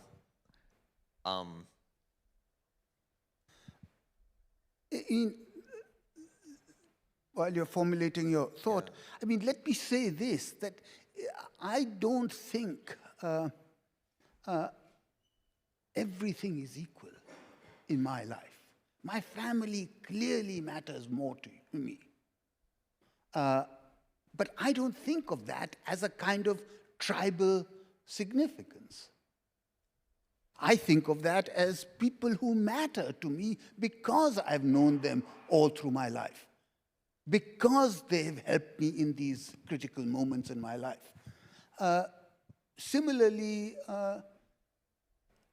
my home, my ancestral home, I don't think the richness that it gives me or the comfort that it gives me has anything to do with my being or not being a member of a tribe. You know, it's a place I've lived in or have strong associations with from as far back as I can remember. But so, I mean, I love the poetry question, and part of me thinks, I wonder how one, and I'm eager to hear what Ann Lauterbach and Zoe Hitzig have to say about this, but to what extent one writes poems as a member of a tribe or as a cosmopolitan.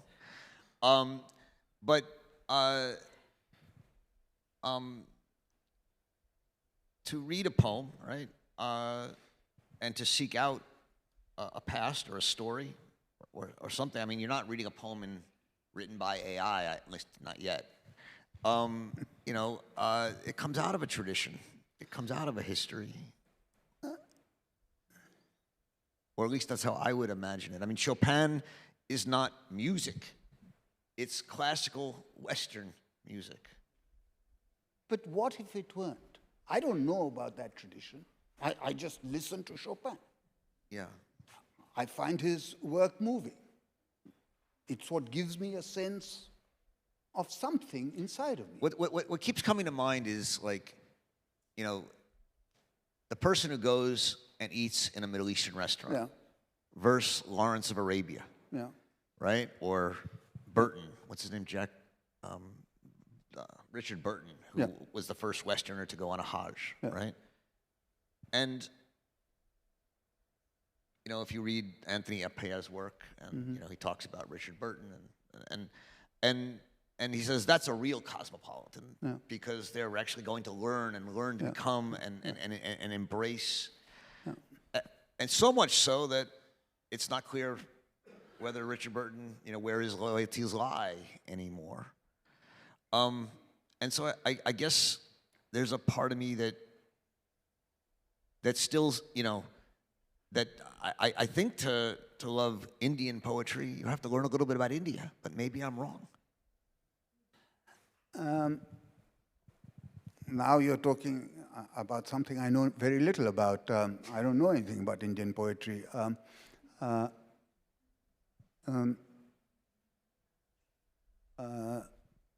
All I know about is Western poetry, Western music, and that also classical, to the great embarrassment of my daughter, who would like to expand my repertoire. But in any case, the point is, I don't think depth comes from being tribal. Okay, I'm going to wonder if anyone here has thoughts or questions for us, because we only have about 10 minutes in this, and I'd like to, Uday and I are going to have many more walks, and we can pursue this. Right here in the front. Which one? Yes, in the black shirt.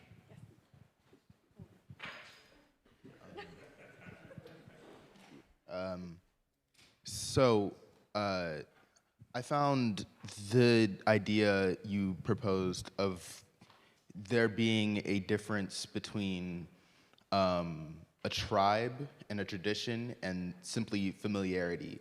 Like how you said you grew up, you know, with those Indian traditions, but you don't view that like as something you would die for, as like your, you know, like it is something you're a part of, as like something you were born into, but not your tribe as you would describe it. And you know, my family are Liberian immigrants, and you know, I know those Liberian flavors, you know, those smells, those things, and you know, I know a little bit of the history, but I wouldn't say that like I, you know, would die for the country of Liberia, but I would die for my family, or I would, you know, live for my family. And I think of those as, you know, my familiarities, my traditions, but not in the sort of tribal sense of that being, you know, the idea of the group as what is important to me, but the actual members of it. So I just wanted to ask you, what do you define as the line between a tribe, a tradition, and a familiarity?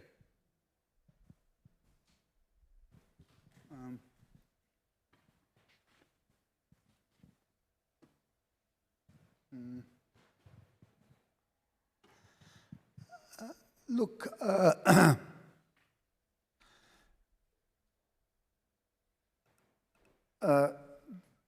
each of these things can produce depth. One can have a deep investment in tribal identity,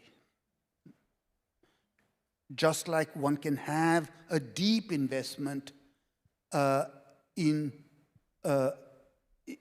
familiarity, just like one can have a deep investment in a kind of tradition. I think the point is to have a rich kind of existence. And I think cosmopolitanism gives you a kind of richness. It doesn't necessitate a richness. Just like it doesn't necessitate travel. Villagers can have very rich lives. Villagers who don't speak who are illiterate, can have very cosmopolitan lives, even though they haven't traveled outside their village. That is the world I want to live in. That's, for me, a healthy world. Does that answer your question? Well, let's move on, because we only have about a couple minutes. Is that Jess? I can't even see. Yeah, Jess, yeah. Can you bring a mic up? Oh, sure. Thank you so much for this talk. You're bringing together the concepts of the covenant and the contract, brought to mind the work of your late colleague Charles Mills, the racial contract, and it struck me listening to you that he might be inviting people who see their racial identity as in terms of a kind of covenant to think of it as a sort of contract that they might divest from. At the same time, of course, it might turn out that their investment, say, in whiteness is in their interests, as W.E.B. Du Bois talks about whiteness in terms of a public and psychological wage. So I wonder how you think about this problem, that these identities that might be covenants could turn into more sort of interest-based contractual ones, and they remain a kind of problem and perhaps are anti-liberal or anti-cosmopolitan.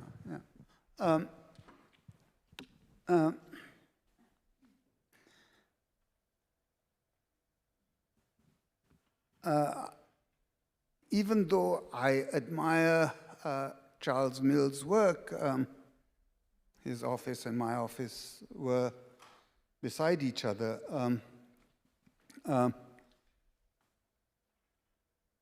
I think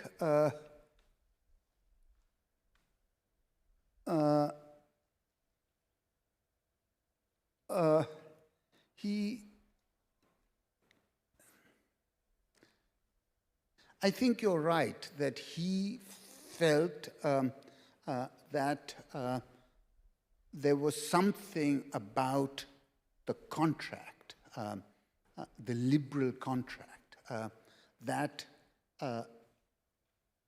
in its liberal form implicitly was a racial contract. My point is different. My point is contracts per se. Charles's point was there is something about the liberal contract that is dishonest, because it actually professes to be universal when, in fact, it is about white people. I think he may have been right. Just like Carol Pateman's work, I think she makes a very important point in her reading of Locke. I think she comes close to saying Locke believed in rape, because he doesn't challenge the inequality between men and women. That's different. That's not the level at which I'm talking about contract. Those are specific articulations of contract.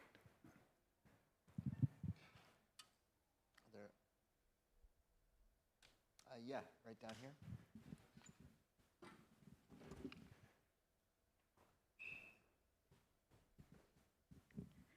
Thank you. I have been thinking about this question of poetry, and it made me think yesterday of Thomas Chatterton Williams's comment about reading Dostoevsky and that sense of touching the human condition and those deep human questions. I think about Azar Nafisi's reading Lolita in Tehran and the transformative power of bringing that literature there. I happen to work for a Jewish organization. It's secular. It's called the Worker Circle, the Arbiter Ring. And we have this phrase, Jewish culture for a just world, which seems to me to bridge the divide a bit, because one doesn't have to be Jewish in order to appreciate it, right? Or to draw upon it or its values. I'm wondering if you might talk a little bit about how the arts, how cultures can be offerings to cosmopolitanism or invitations to that. So I can't do better than what Thomas did yesterday. Here was reading a book by a 19th century Russian novelist that he said transformed his life. That it got rid of, let's just call it, his tribalism. I find that to be a very moving example, but not unexceptional. I think certain forms of poetry, novels have transformed my life. I used to be a fanatic about First World War poetry. And I remember reading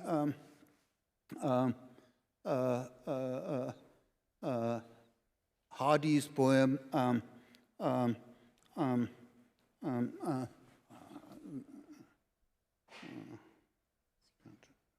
can't remember the poem's name.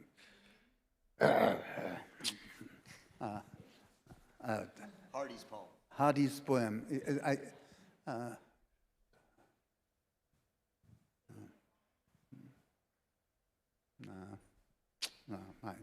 In any case, that was a transformative moment for me. I was in school and I read this poem and it meant something to me. It would be an exaggeration to say it changed my life, but it certainly changed my intellectual orientation. It made my life richer. Might it be a bridge to justice, though? Like sort of cosmopolitan view beyond the individual? Yeah.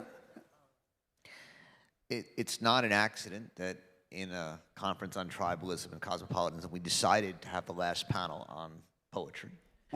And it is an accident that we ended up talking about it as a lead-in to it, which I love, those kind of happy accidents. So as we welcome up Alison Stenger, Zoe Hitzig, and Ann Lauterbach, please join me in thanking Uday Mehta.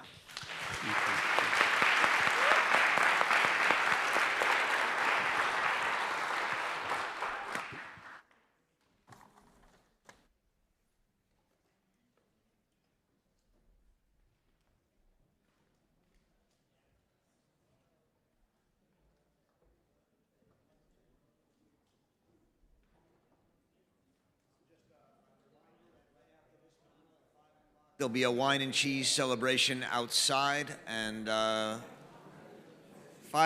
to 5:15, depending on how we go, and then we'll look forward to joining you outside for wine and cheese and talking about the conference.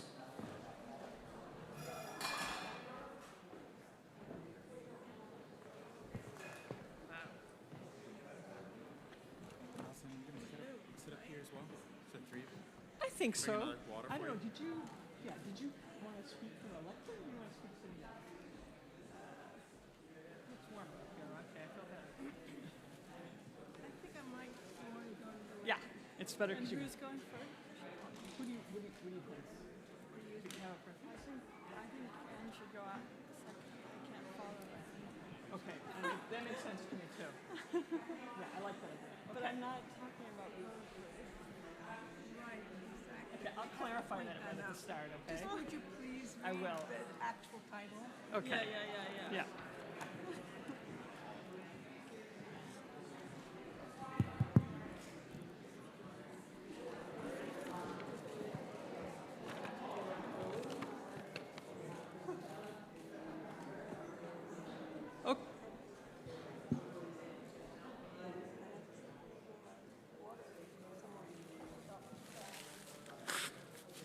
So should we go ahead and begin? Okay. Good afternoon. My name is Allison Stanger. I'm a senior fellow at the Hannah Arendt Center. And I am keenly aware that the three of us stand between you and wine and cheese. So we very much want to make this worth your while, and I'm happy to report that it shouldn't be too difficult because of the brilliant women we have sitting to my left here. I wanted to start, since Roger said that this was going to be a closing panel about poetry, I just wanted to start by reading you the title that Roger wrote of this panel, which is Technology, Pluralism, and Cosmopolitanism Amidst the Future of Tribalism. Okay, so no mention of poetry whatsoever, but we do have two wonderful poets, so I can't help but think it's going to seep into the water. So here's what the format's going to be. I'm just the moderator, and we'll have Zoe Hitzig. She is seated to your right, speak first, and then Ann Lauterbach. They're both incredible.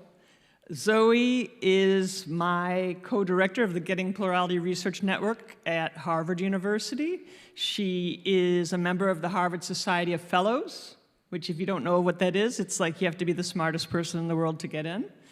She has a PhD in mathematical economics, undergraduate degree in mathematics, and has already published 2 volumes of poetry, including poems in the New York Review of Books and the New Yorker. So she's a pretty amazing person. She may reveal to you a bit more about things she knows about as well. And of course, what can we say? We have Ann Lauterbach. She is one of Bard's and the world's finest poets. I heard several people say last night that Ann always gives the best talk at the Hannah Arendt conferences, even though she's nervous before giving it. So I know she will not let us down. And so without further ado, I'd like to welcome Ann Lauterbach to this podium.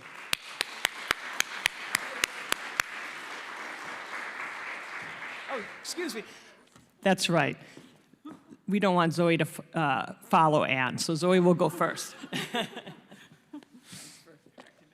Yes, thank you, Allison. And thanks, everyone, for making this conference so great so far. And yes, I'm really just here. So I'm going to give some brief remarks about digital technology and pluralism, hitting on some of the words in the title of the panel, but really just trying to get out of the way so we can hear from Ann. And it's a real honor to be on a panel with her. She's someone who I've really looked up to for a long time. So my thesis, if there is one in these remarks, is simple. It's that communication, which is an important element of any kind of plural society, requires sharing both content and context. And while digital information technologies have dramatically advanced the speed and scale of our ability to share content across vast differences, they have not kept pace in conveying context. Digital technology can play a valuable role in wiring us together in a pluralistic society, but its ability to do so relies on a healthy ratio of content to context, a balance which we do not currently have. So I'm going to start with an extremely naive, sort of elemental question, and sort of an abstract one, more abstract than this conference has been so far, which is, how do we communicate with each other? One simple way of answering that question is that communication involves a combination of verbal and nonverbal language that carries the content, the what of a message.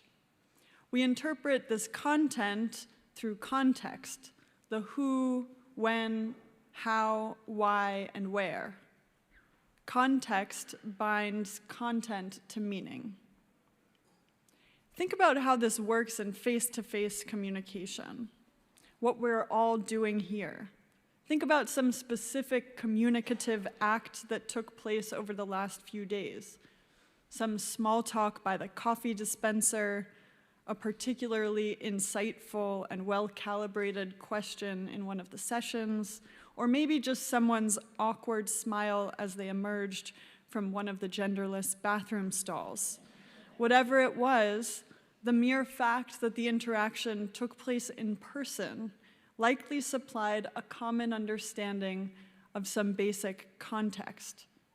Your answers to some basic questions would likely coincide with the other parties in the exchange. Where? Olin Hall. When? Mid-October. Who? Well, at least you know it's the kind of person who comes to the Arendt Center's annual conference. What's kind of amazing about in-person interaction, and really should not be overlooked or taken for granted, is how much common understanding of context face-to-face interaction affords us. Our interpretations are rich and nuanced for all the available sensory details, and our keen faculties for picking up on contextual cues honed over millennia of social, biological, and cultural evolution. But we also know that face-to-face interaction is limited in its pluralistic potential. It's limited by physics, by the space-time continuum, by gravity and other pesky realities which make it hard, if not impossible, to be in two places at one time. There are the vast oceans that carve us onto our continents, not to mention our anatomical circumscription into a single body, and the way that family, work, and limited resources bound us often to a tight radius around our dwellings. If we could only talk to those we were near to in space and time, we would not be able to communicate with very many people, not very often at all. Our possibilities for pluralism would, of course, be accordingly limited. Communication technologies change that. Communication technologies allow content to travel across distance and time.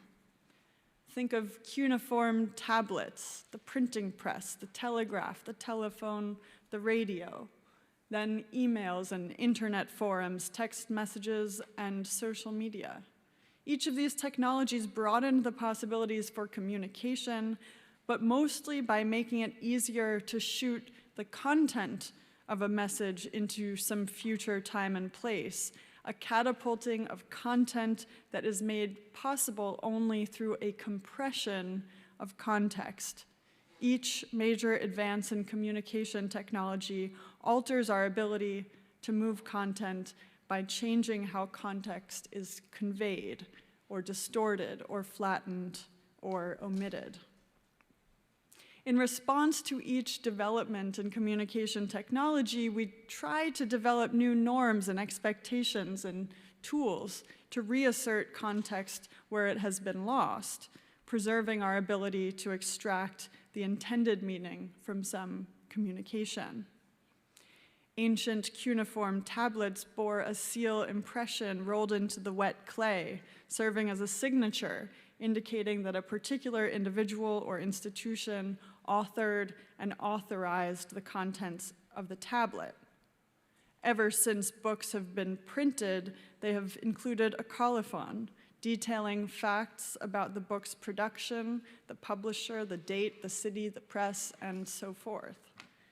Since the early 13th century, paper makers have embedded watermarks in their paper to signal facts about the quality of the paper or the intended origin and destination of the missive written upon it. Telegrams were, of course, stamped with information about the originating office and the date on which they were sent. We heard a bit from Lindsay and Jana yesterday about Arendt's views on mass communication. As mass media emerged, Arendt observed both the promises and perils of these technologies, noting how it could foster connectedness, but also homogenization, isolation, and propaganda. Another way of putting it is that mass media accelerated the speed and reach of content delivery, while efforts to maintain context lagged far behind. In other words, our attempts to reassert context in communication often struggle to keep pace with context-compressing technologies. I think of the admittedly overblown story of Orson Welles' radio adaptation of War of the Worlds, which we all know was formatted as real-time news bulletins, and some listeners, though it may have only been a few, believed a Martian invasion was genuinely occurring. This incident underscored the need to establish context in mediums that carry both fact and fiction. Following the event, radio hosts became more diligent in providing context, frequently inserting disclaimers when content was fictional, rebroadcast, or sponsored. On today's internet, the idea that we might expect a disclaimer to help understand the context of some piece of information, an advertisement, a post on social media, an email that looks spammy but could plausibly come from a family member. This idea sounds quaint. The internet's attempts to reassert context are absolutely no match for the turbocharged speed and scale of content delivery. It's hard for two people to agree on any basic facts of the context of a message. Consider the attempts at fact-checking on Twitter, now known as X, an infernal platform, to use Sebastian's word, with 500 million active users run by a billionaire sociopath, which sporadically attaches a community note, which users of the platform use to provide context to otherwise compressed 280-character messages.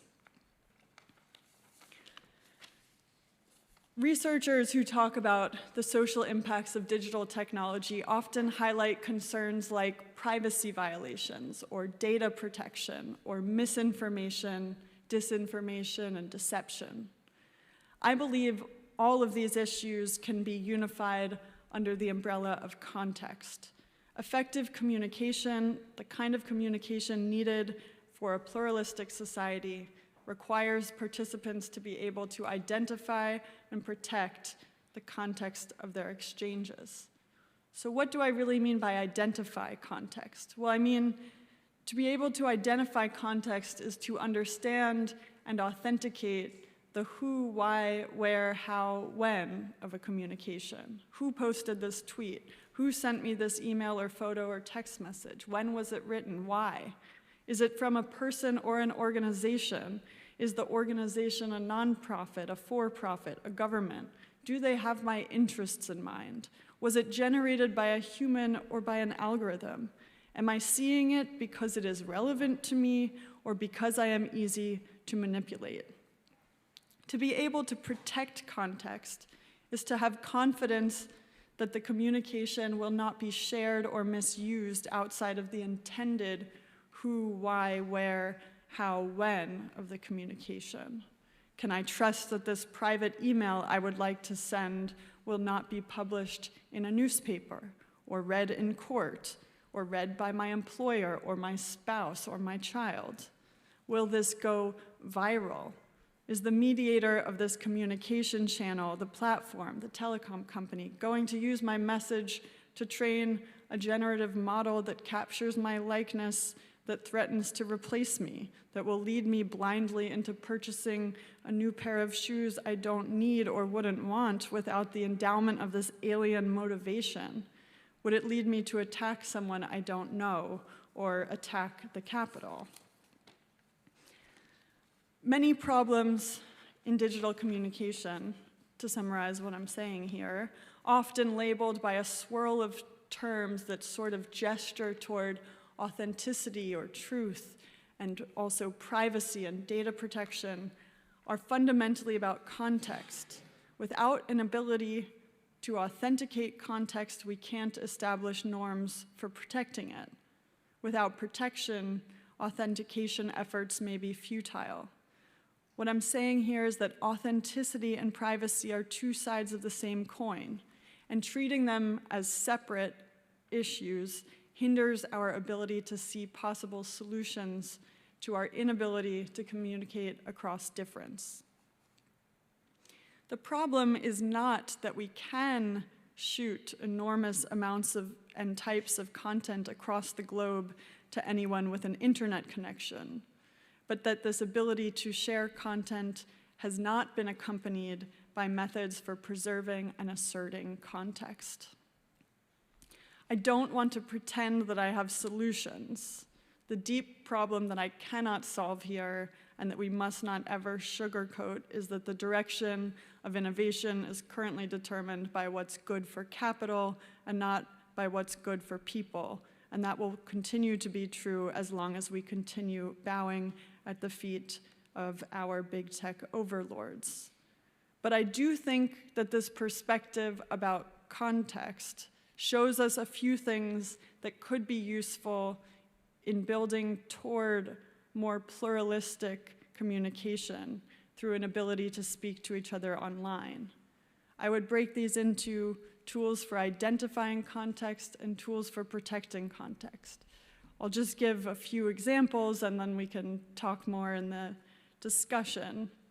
In terms of identifying context, I think about new forms of digital identity authentication that leverage state-of-the-art technologies like zero-knowledge proofs to allow you to authenticate with different traits in different contexts.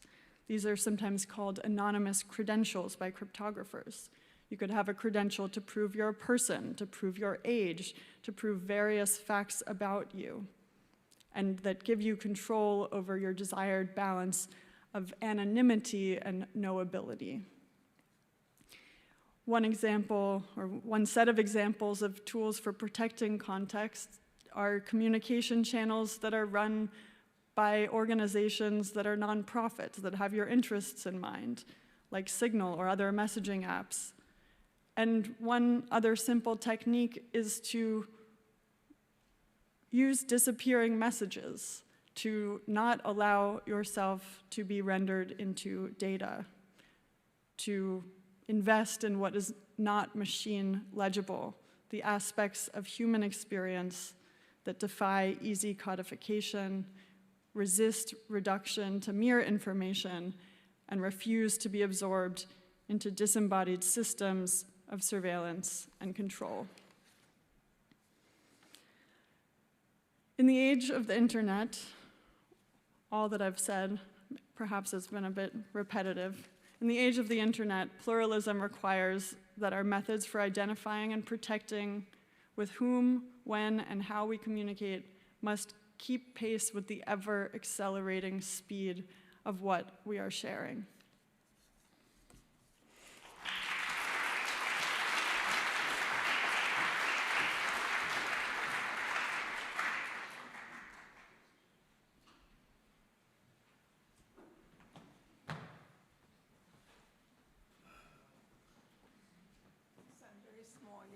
make it different.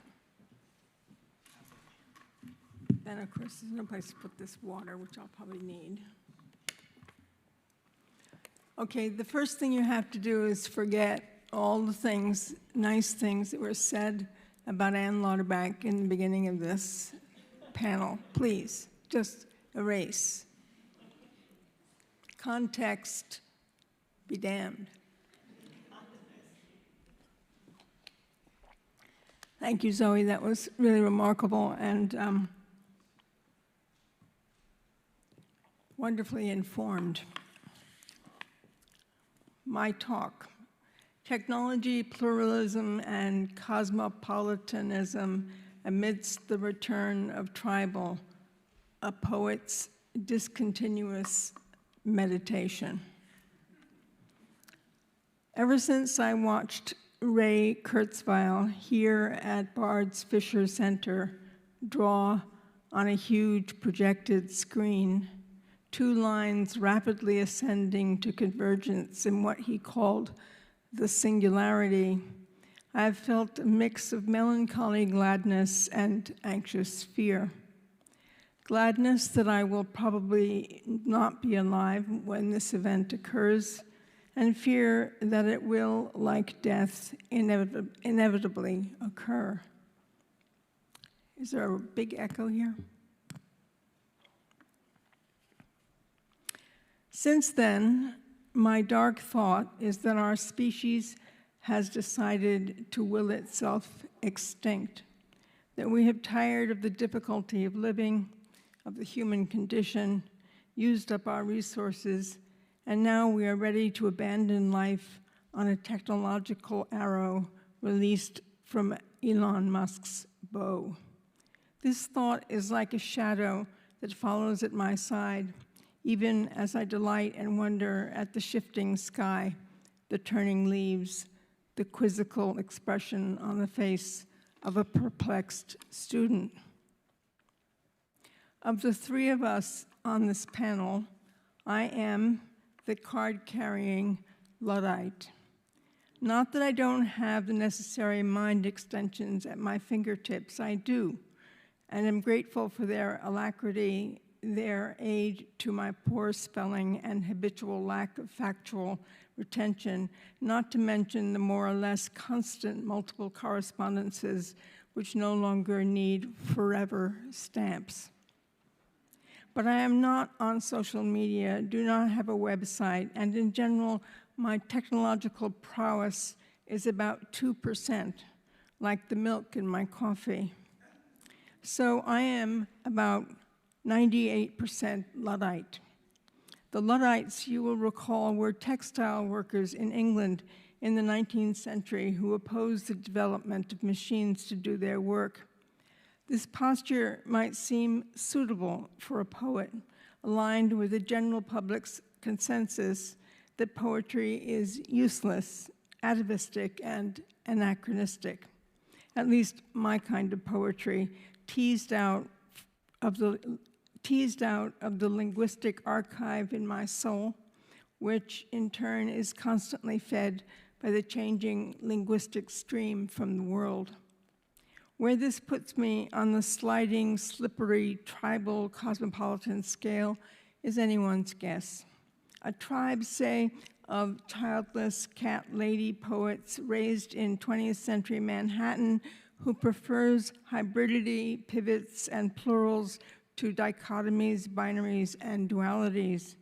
I could teach a masterclass in ambiguity, indecision, uncertainty, and doubt. Can machines doubt?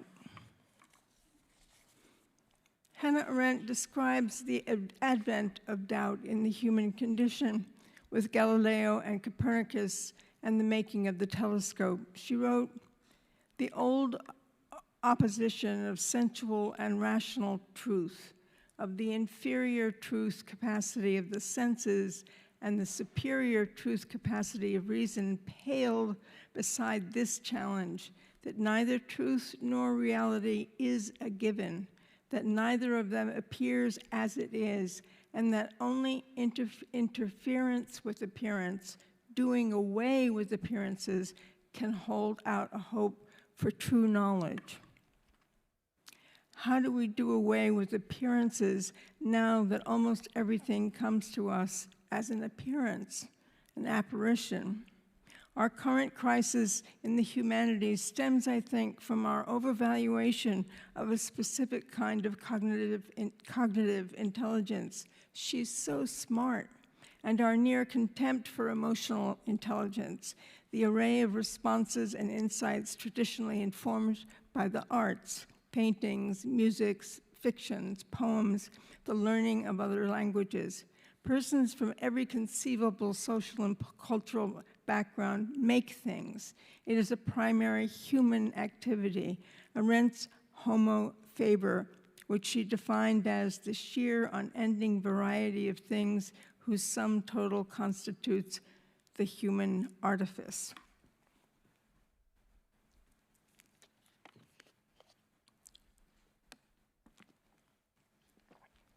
This week's issue of Hyperallergic has a story about indigenous storytelling through culinary arts. I was reminded of the old meaning of tribal, the sense of a shared set of inherited customs and beliefs, gatherings in neighborhoods, familiars and families, which was so eloquently addressed on yesterday's panel and today, just earlier. Technology has altered this idea of the tribal, even as it has imitated or manufactured a sense of belonging in a system of silos, brandings, slogans, podcasts, and platforms, replacing or displacing many of the artifacts and activities of shared experiences in real time and place. Allison suggested I watch Spike Jonze's 2013 film, Her, if I wanted to get up to speed about technology. I watched it a few nights ago.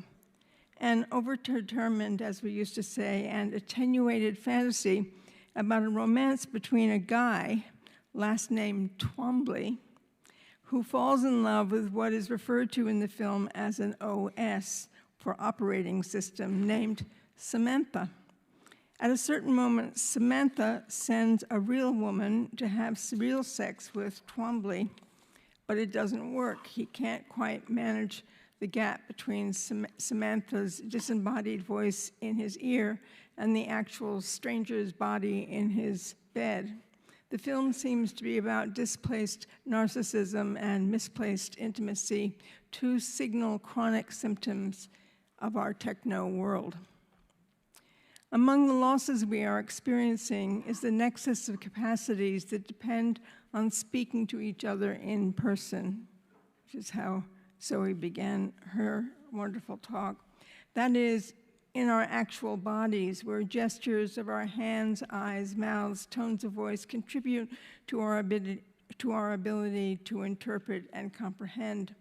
Our bodies are porous, if fallible instruments with multiple pathways of reception and response, dispositions of belief and faith, love and hope, trust and care, doubt and curiosity are dependent on vocabularies of affective gesture and relation. Without these, we move in a world of transactions in which we make love to operating systems and forget how to make artifacts that give us delight, and eventually trace their origins to distant hands. I'll just stop here and for a moment to recommend to all of you to see this Sienna show at the Met. If you can get in, it is astonishing and does exactly this, gives you a kind of intimacy with very distant hands indeed. It's really a wonderful exhibition. I'm reminded of the American philosopher William James' definition of experience. My experience is what I agree to attend to, he wrote. My experience is what I agree to attend to. Only those items which I notice shape my mind without selective interest. Experience is an utter chaos.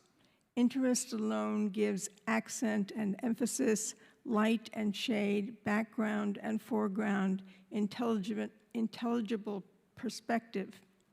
It varies in every creature, but without it, the consciousness of every creature would be a gray, chronic indiscriminateness, impossible for us even to conceive. But we did conceive it, this gray, chaotic indiscriminateness, only we made it appear to be an experience. Attending to something and thus not to something else implies that there is always a something else over there in the other room, across the street, in another country. Technology has made this elsewhere into a mayhem of simultaneous attentions, an incessant appearing cascade with so many entangled narratives and images that we become bewildered and estranged. This is not cosmopolitan, this disparate array. It comes at us on cool, flat, glassy plains, time without space, in which our bodies necessarily lose their bearings and begin to feel like leftover, inconvenient encumbrances. It might all come down to pronouns after all. What if all of us, the multitude of eyes, were to become they? Then what? The self is plural. This is not what Arendt intended by her vision, but it might help us to escape the carapace that seems to be forming around our ability to know another by other than their overt identity. We come into the world with few means of communicating, and gradually these expand. We begin to attach words to objects, to persons, and to things. And this newfound attachment causes gleeful wonder. Wonder, Arendt reminds us, was the beginning of philosophy, of thought.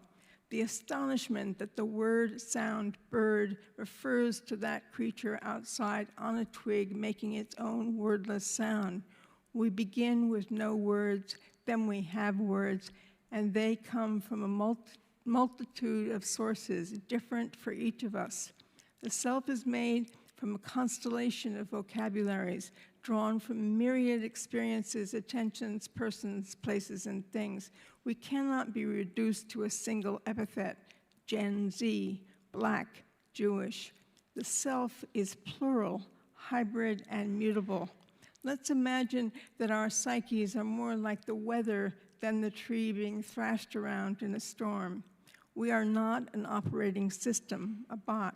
We can change our minds and open our hearts.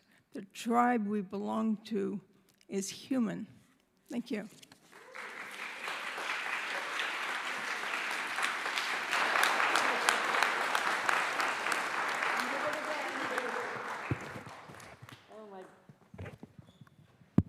She did it again.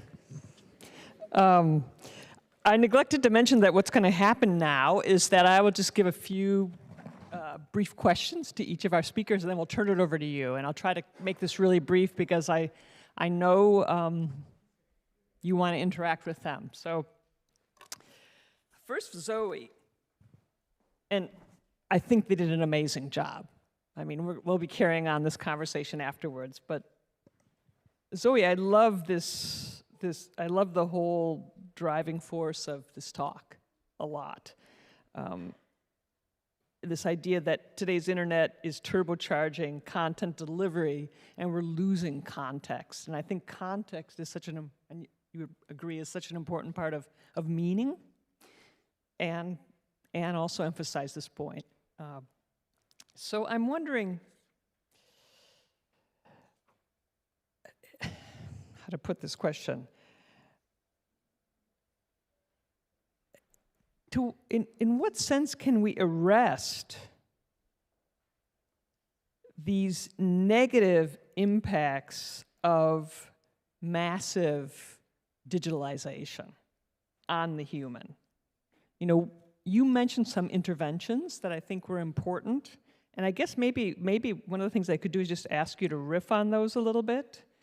When you talked about tools for reviving context, maybe you could explain a little bit about personhood and zero knowledge proofs, because who knows what a zero knowledge proof is out there? Okay. It's a very cool, it's actually good. It's a very cool concept. So maybe you could talk a little bit about that. I also wonder what you would think of the following proposition, which is that bots and algorithms don't have rights, humans do. In other words, our laws should privilege the human tribe, as Anne so nicely summarized it. To what extent can that help us uphold the human? And finally, third question would be to ask you perhaps to say a bit about these various quests for a public internet, a non-commercial space. There are a number of them out here now, and they're super fascinating to think about, and I myself am quite interested in these initiatives. I just wonder what promise you see with that option for restoring the human, keeping humans first, and machines augmenting human intelligence rather than superseding it. And you could take up any of these questions as well, Anne, but those are specifically for Zoe. And then for Anne, should we do it that way? Should we let each, would you prefer that? Okay. Okay. Zoe, go for it. Is this on? Yeah, okay. Thank you, Allison. Thank you, Anne. Those are all such great questions. I don't know where to start. I think one place that I'll start that I think goes to your first question about, you know, what are the hopeful visions of preserving the human in this, you know, swirl of mass communication, or how Anne put it, the elsewhere of simultaneous attention, which I loved. I'll say that I was torn in giving this talk between what I think of as like my more sort of dismal poet side that wants to say the answer is to retreat, to go home, you know, take yourself off the internet, you know, throw your devices far away.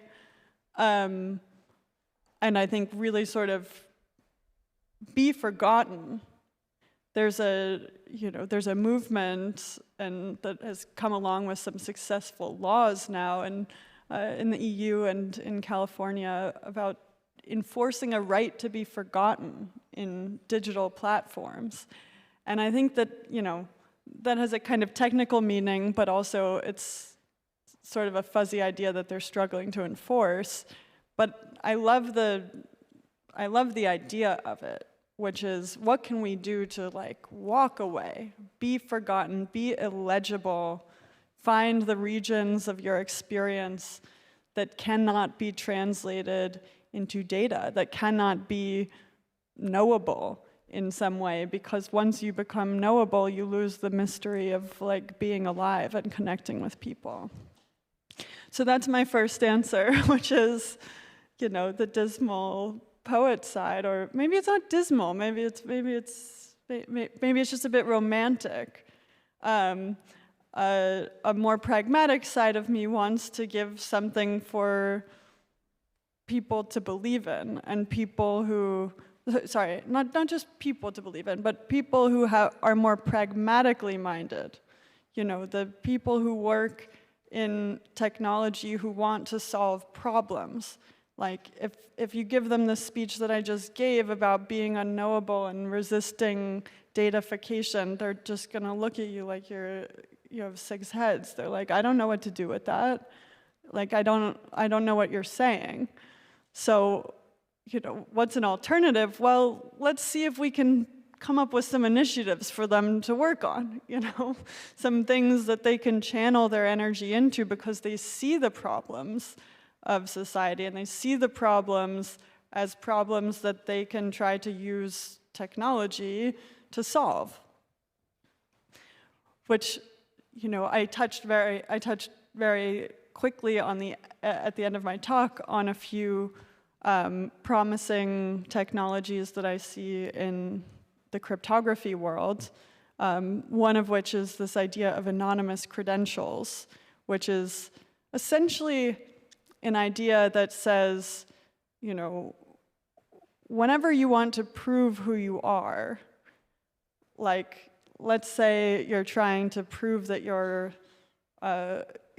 who you say you are on social media, you often have to fork over a huge amount of information. Like, it's way overkill. You end up sending, I think on Instagram right now, you have to send in your driver's license. And that's giving way too much information to a platform that doesn't have your best interests in mind. When really all Instagram really needs to know is that you're a person. And so anonymous credentials essentially enable this. They're a kind of credential that allows you to prove a very limited claim about yourself. For example, you might just want to prove, I am a person. And so you can have this credential that you walk around the internet with, and you could use it to, instead of passing CAPTCHAs, instead of having to solve those stupid puzzles all the time, you can just have this credential that says, I'm a person. And now I don't have to tell you anything more about myself, and I don't have to solve all these CAPTCHAs. How do you get that? We have to build a good system. Yeah. Yeah. But I've written a bit about how the system could work. I have recently published a paper a few months ago about various ways that we could set up this system so that also the issuer of the system doesn't have too much control or power over all of this. So that's one sort of promising technology that I think is useful, but you might want to prove not just that you're a person, but that you're over 18, or that in Estonia they have a amazing digital identity program that is like super privacy preserving and not Big Brother scary, which they use to allow people to vote anonymously, which is, I think, a thrilling idea, to be able to vote anonymously online. It's kind of, it like really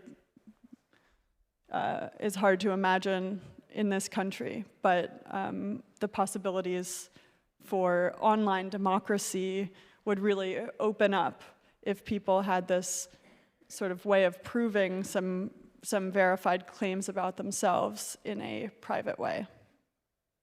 I think, I don't want to keep talking, but Allison did have more questions for me. Maybe we can circle back to the other ones later in the conversation. That sounds good.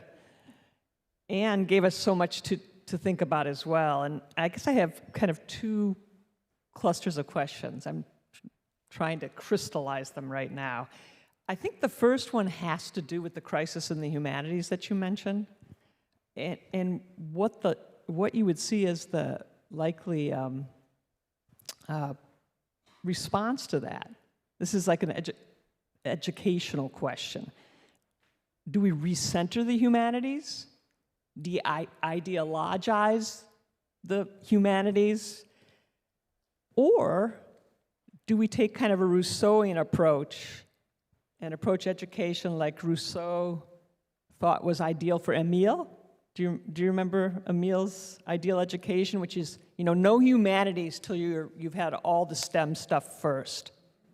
The humanities is you have to develop your mind before you turn to the humanities. Zoe has the Emile education. I'm just thinking. So that's one. And maybe, yeah, go ahead and answer, then I'll ask you another, and then we'll turn it over to the audience. I don't have an answer to it. But the reason I brought it up is because of the essential point that I wanted to make. Is this on? Can you hear me? Yeah. Was that we undervalue affective intelligence hugely. And the internet has increased that because it's made affective intelligence, emotional intelligence into a kind of cartoon. So that my anxiety about the humanities is simply that it is in keeping with this move toward another idea of what it means to be human and what it means to be smart.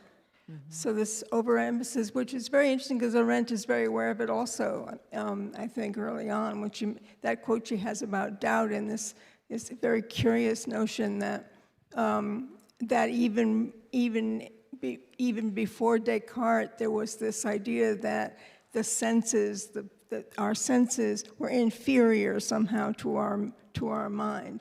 And I think that's a huge mistake. And I think it's part of what's divided us from the rest of the country, the rest of the animals and nature. So if we stop being so conceited about our brains and a little bit more aware of the necessity of our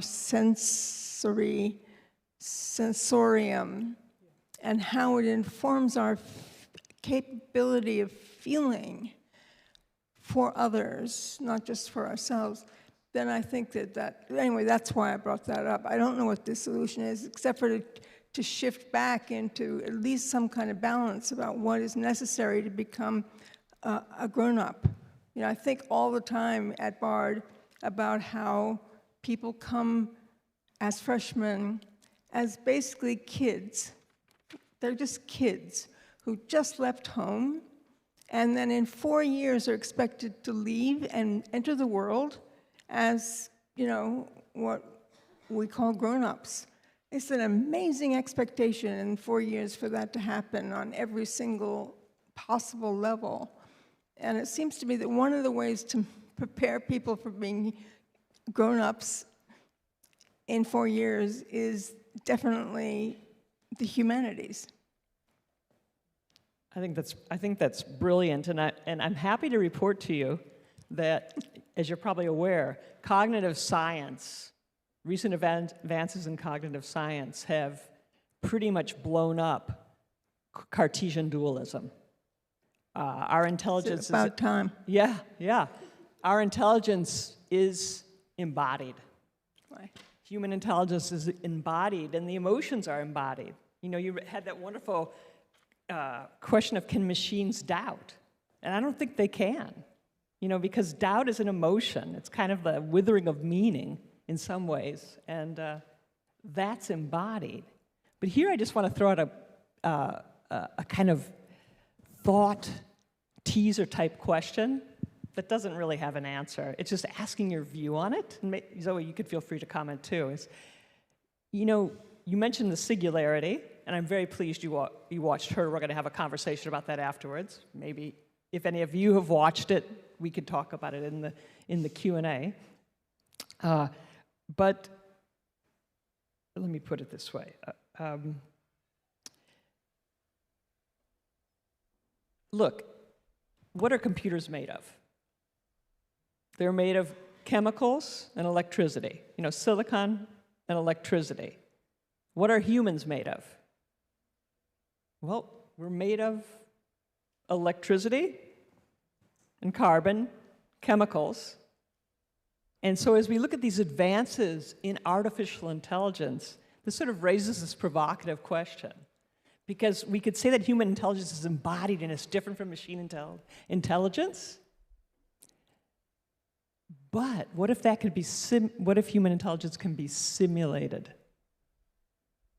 by building something new out of chemicals and electricity, by reverse engineering the human brain? Will that ever really be possible? I don't know why we'd want to do that. That's a good response. That's a good response. I just don't know why we'd want to do that. I don't understand why anybody wants the singularity, which is basically when technology is smarter than humans. That's a goal. I don't know why that's a goal. I don't know what that's going to solve.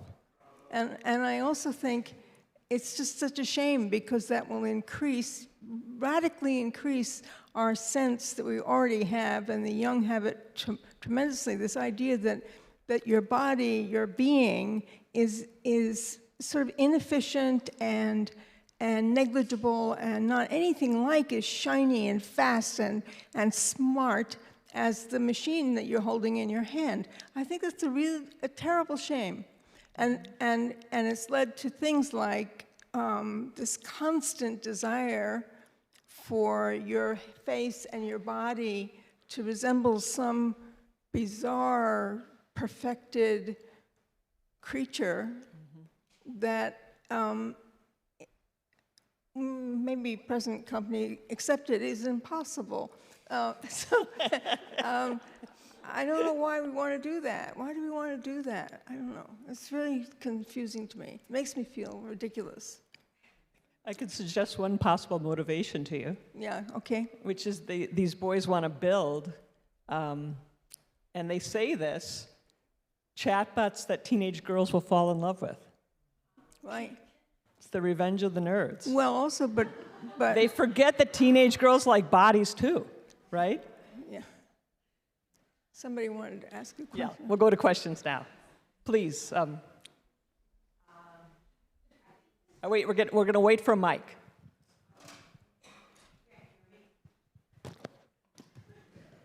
I think other people may not be able to hear without a mic, so.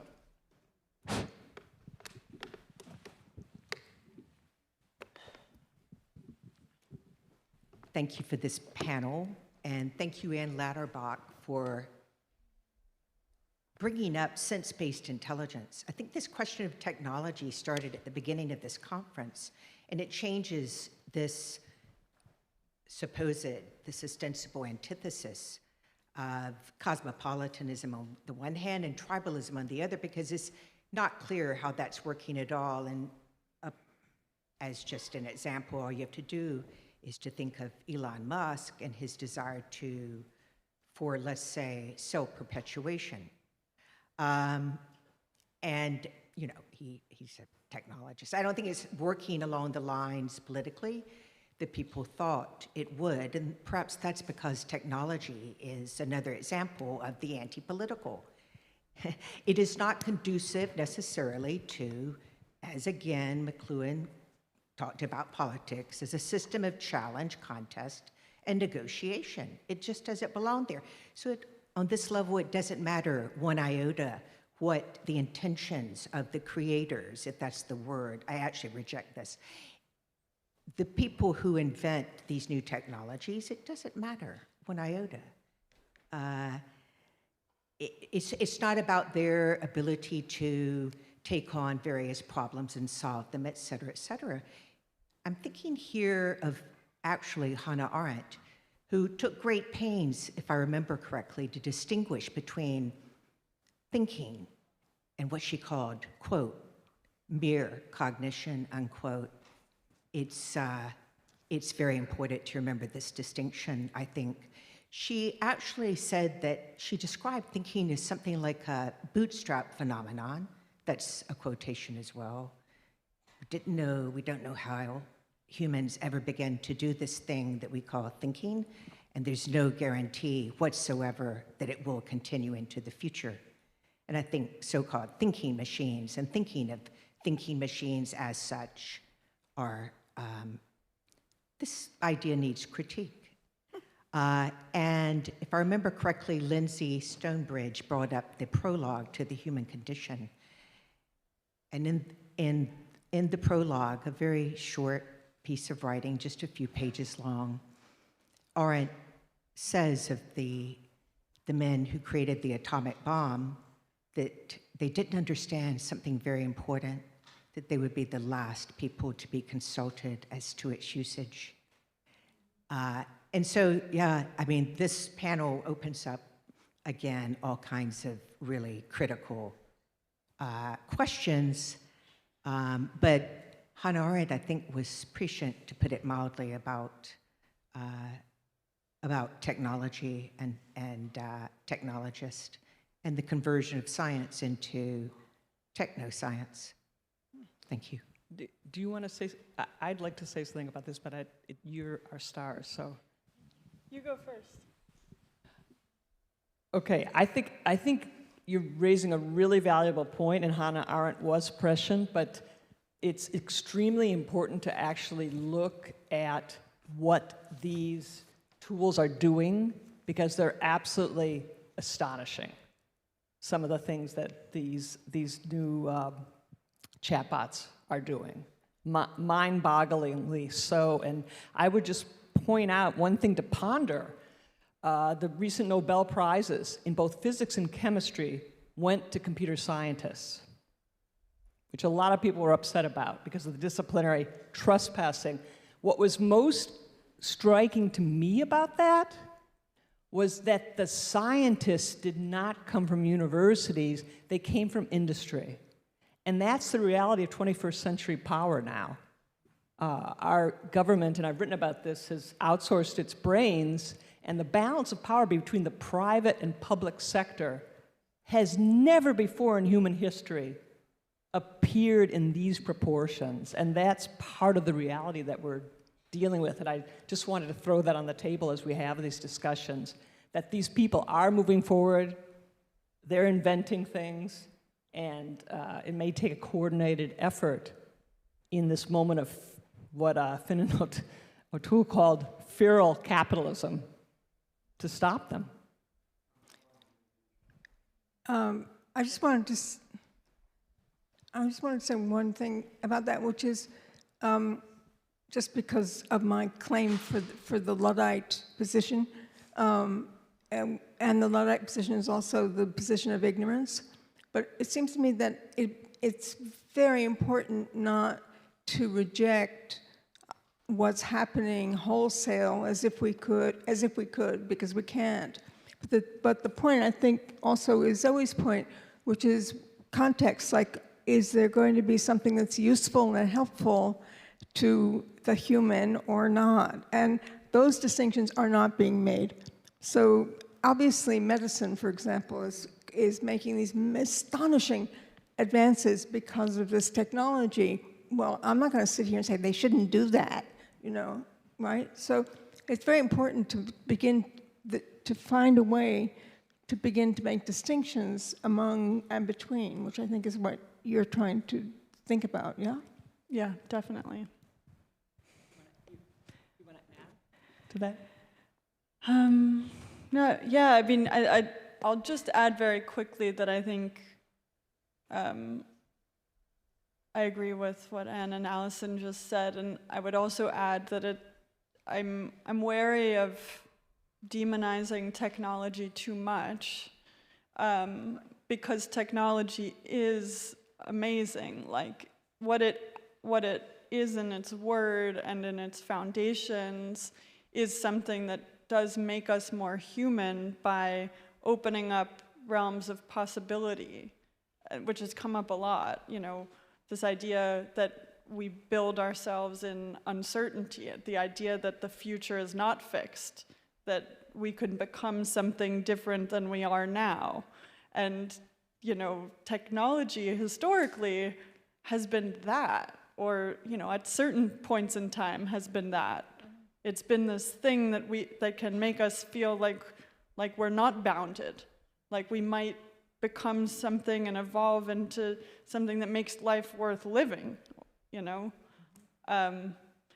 And yeah, as Allison's pointing out, it's not technology that's part of what's so perverse right now is that the technologists in power talk about technology as if it's deterministic, and that there's a specific path that they're bringing us onto that is fixed, and it's theirs, and it is not open to possibility. And that's what's scary. It's that technology has become a perversion of the idea of technology. It's well said. Yes, in the back.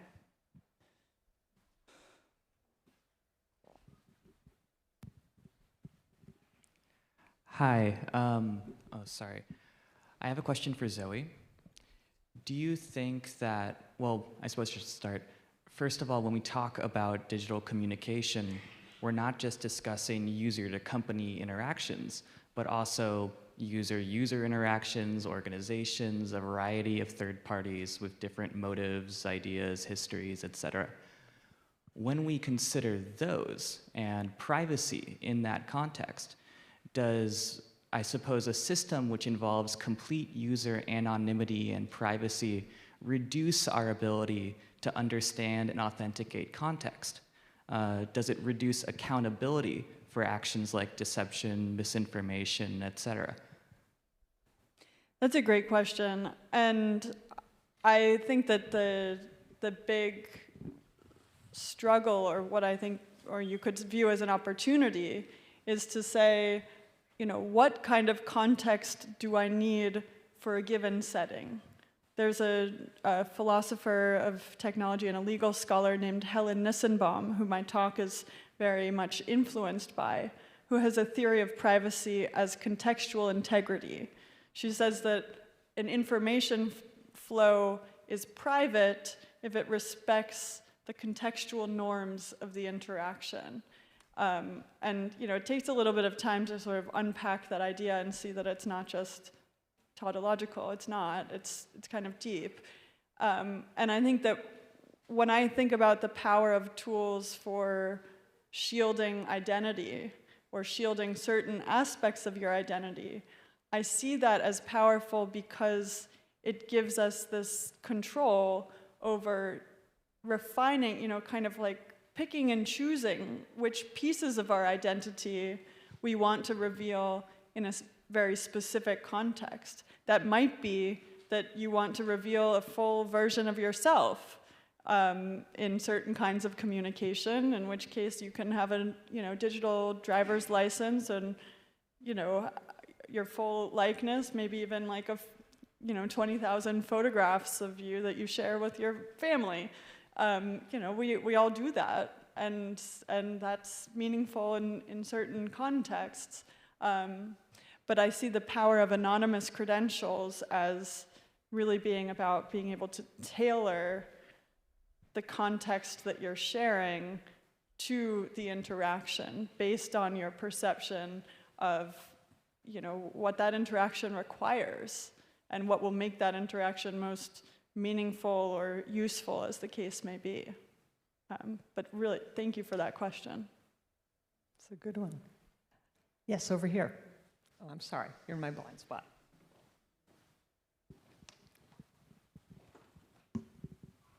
Thank you. Thanks, everyone. I teach at a small university in Pennsylvania, and I heard you talk about the right to be forgotten.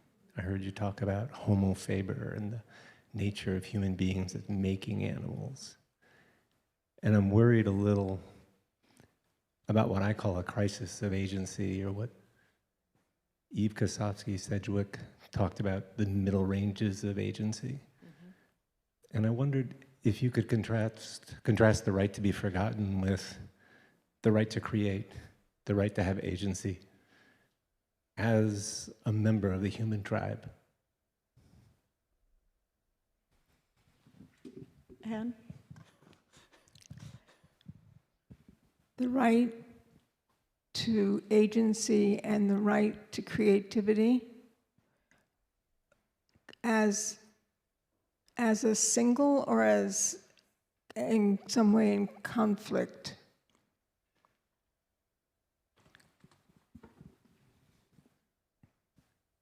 I think a lot of my students don't understand why they should make anything, or why their making has any meaning when they can simply go to a chatbot that will do it more precisely than they can. The nature of creative agency as being human. Oh, that's really, it's quite a profound question. And actually, a friend of mine just wrote to me and said, what would you think if nobody ever read anything you wrote? And then he said, well, to put it another way, why do you write? I haven't answered either of these questions. The first one I could answer immediately, because I never think about anybody reading anything I write. I just don't ever think about it. I'm always surprised if somebody has. So that's just a thing. But it seems to me that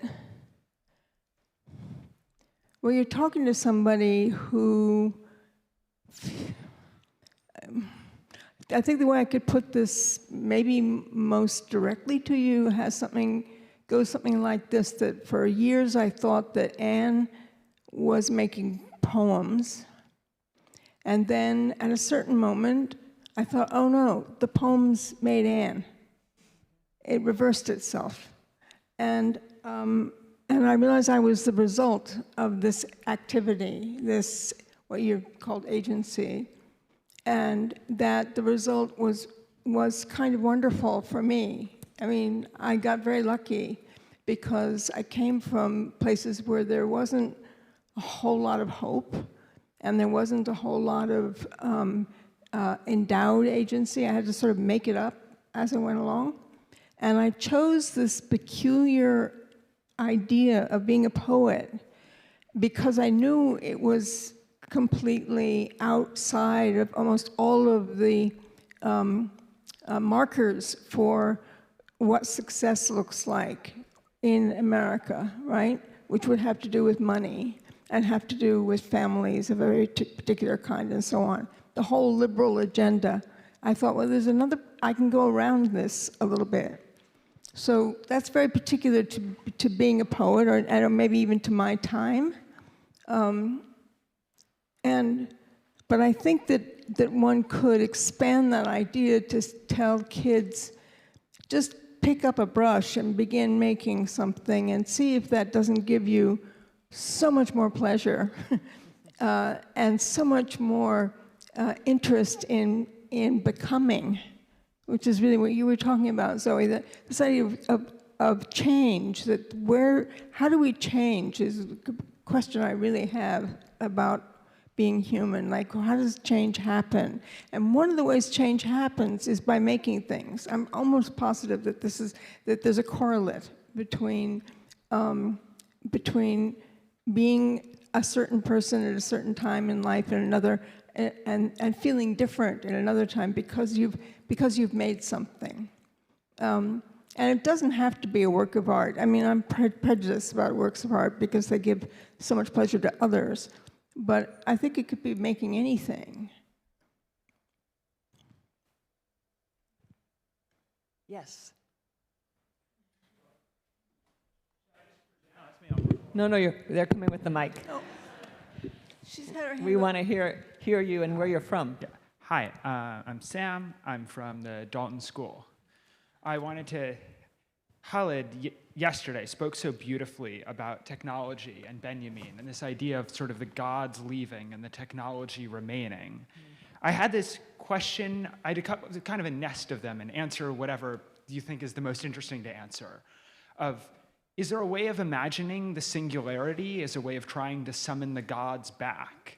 And is there, in keeping perhaps with Uday and the previous discussion, is there a role of poetry in this kind of like secular spirituality or non-tribalistic spirituality? Is there a relationship between poetry and this technology? You were kind of getting at that just now, but I'd be curious, and like, what is the relationship of poetry in this kind of strange, I mean, in many ways spiritualistic and religious, maybe tribalistic, I don't know, process?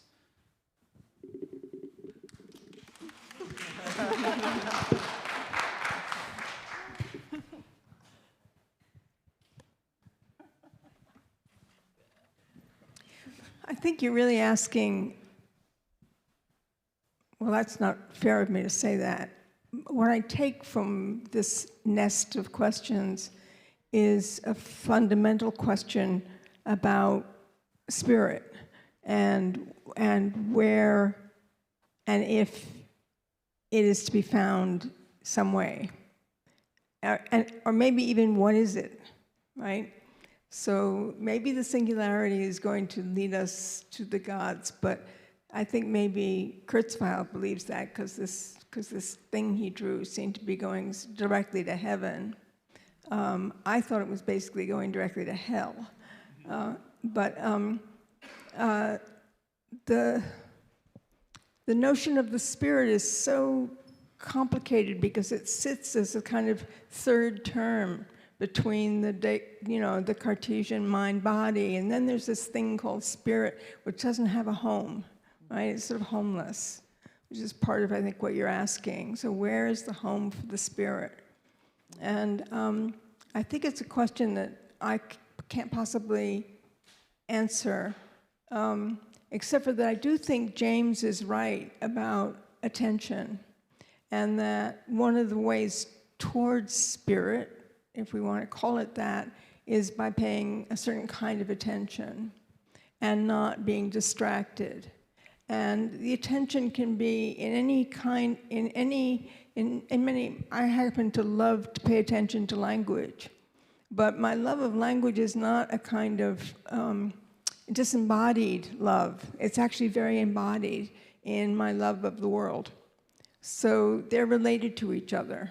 The love of the world, that is to say, the actual tactile, physical worldness of the world, and the strange, peculiar, non-materiality of language. And the relation between those two things has a kind of spiritual cadence or ratio, something in the terms of the materiality of the world and the immateriality of language and their need for each other or their attraction to each other. It gives me a kind of feeling of spirit. But it's, that's not, I can't give that to you. So and that's the bigger question, is where could it be housed? And that goes to the talk before about tribalism. It's like in a tribe you can have, there's a house for the spirit. You can go and become part of that house. But I've never been part of any structure, any tribal structure for spirit, except for Bard College. I would just briefly add, it's a really insightful question, and one thing I want to add is that I think it's worth looking at why people believe that the singularity could lead to some kind of transcendence or a spiritual higher plane. Because people do believe that. I mean, that's part of the whole discourse right now around artificial intelligence. It's religious in a way. And what I think is valuable is to look at why, what is missing that makes people want to believe that version? Why do they want to believe the narrative of transcendence that is demoting the human in the process? I don't have a good answer to that question, but I would like an answer to that question, because maybe then we could, tell them that there's another path. You have an answer? Can we get a microphone for a final answer, and then we're going to wrap up and release you to wine and cheese.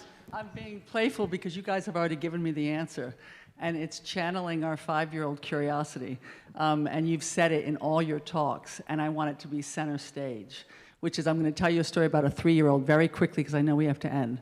A 3-year-old, I learned this another day, asked her uncle, is what goes on in your brain the same as what goes on in my brain? And he says, what do you mean? This is 3 years old. And she said, do the thoughts that go on in my brain are the same thoughts in your brain? Meaning, you get what I'm saying?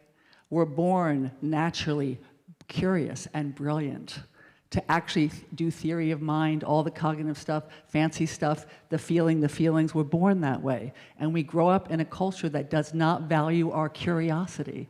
And so, Zoe, you answered your own question. You did provide solutions, and so did you, Anne.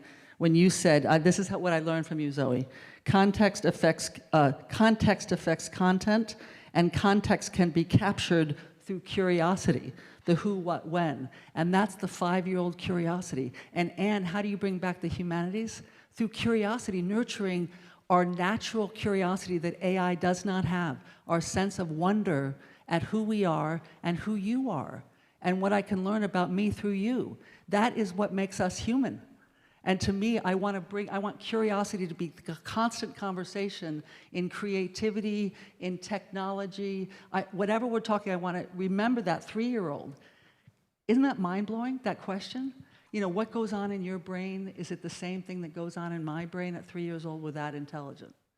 Well, there's also just finally that the issue of doubt, there are two ways you can think about doubt. You can have doubt as something that makes you fearful because you're in doubt. Yeah. And the other thing, that you're in doubt and you're curious. You become curious.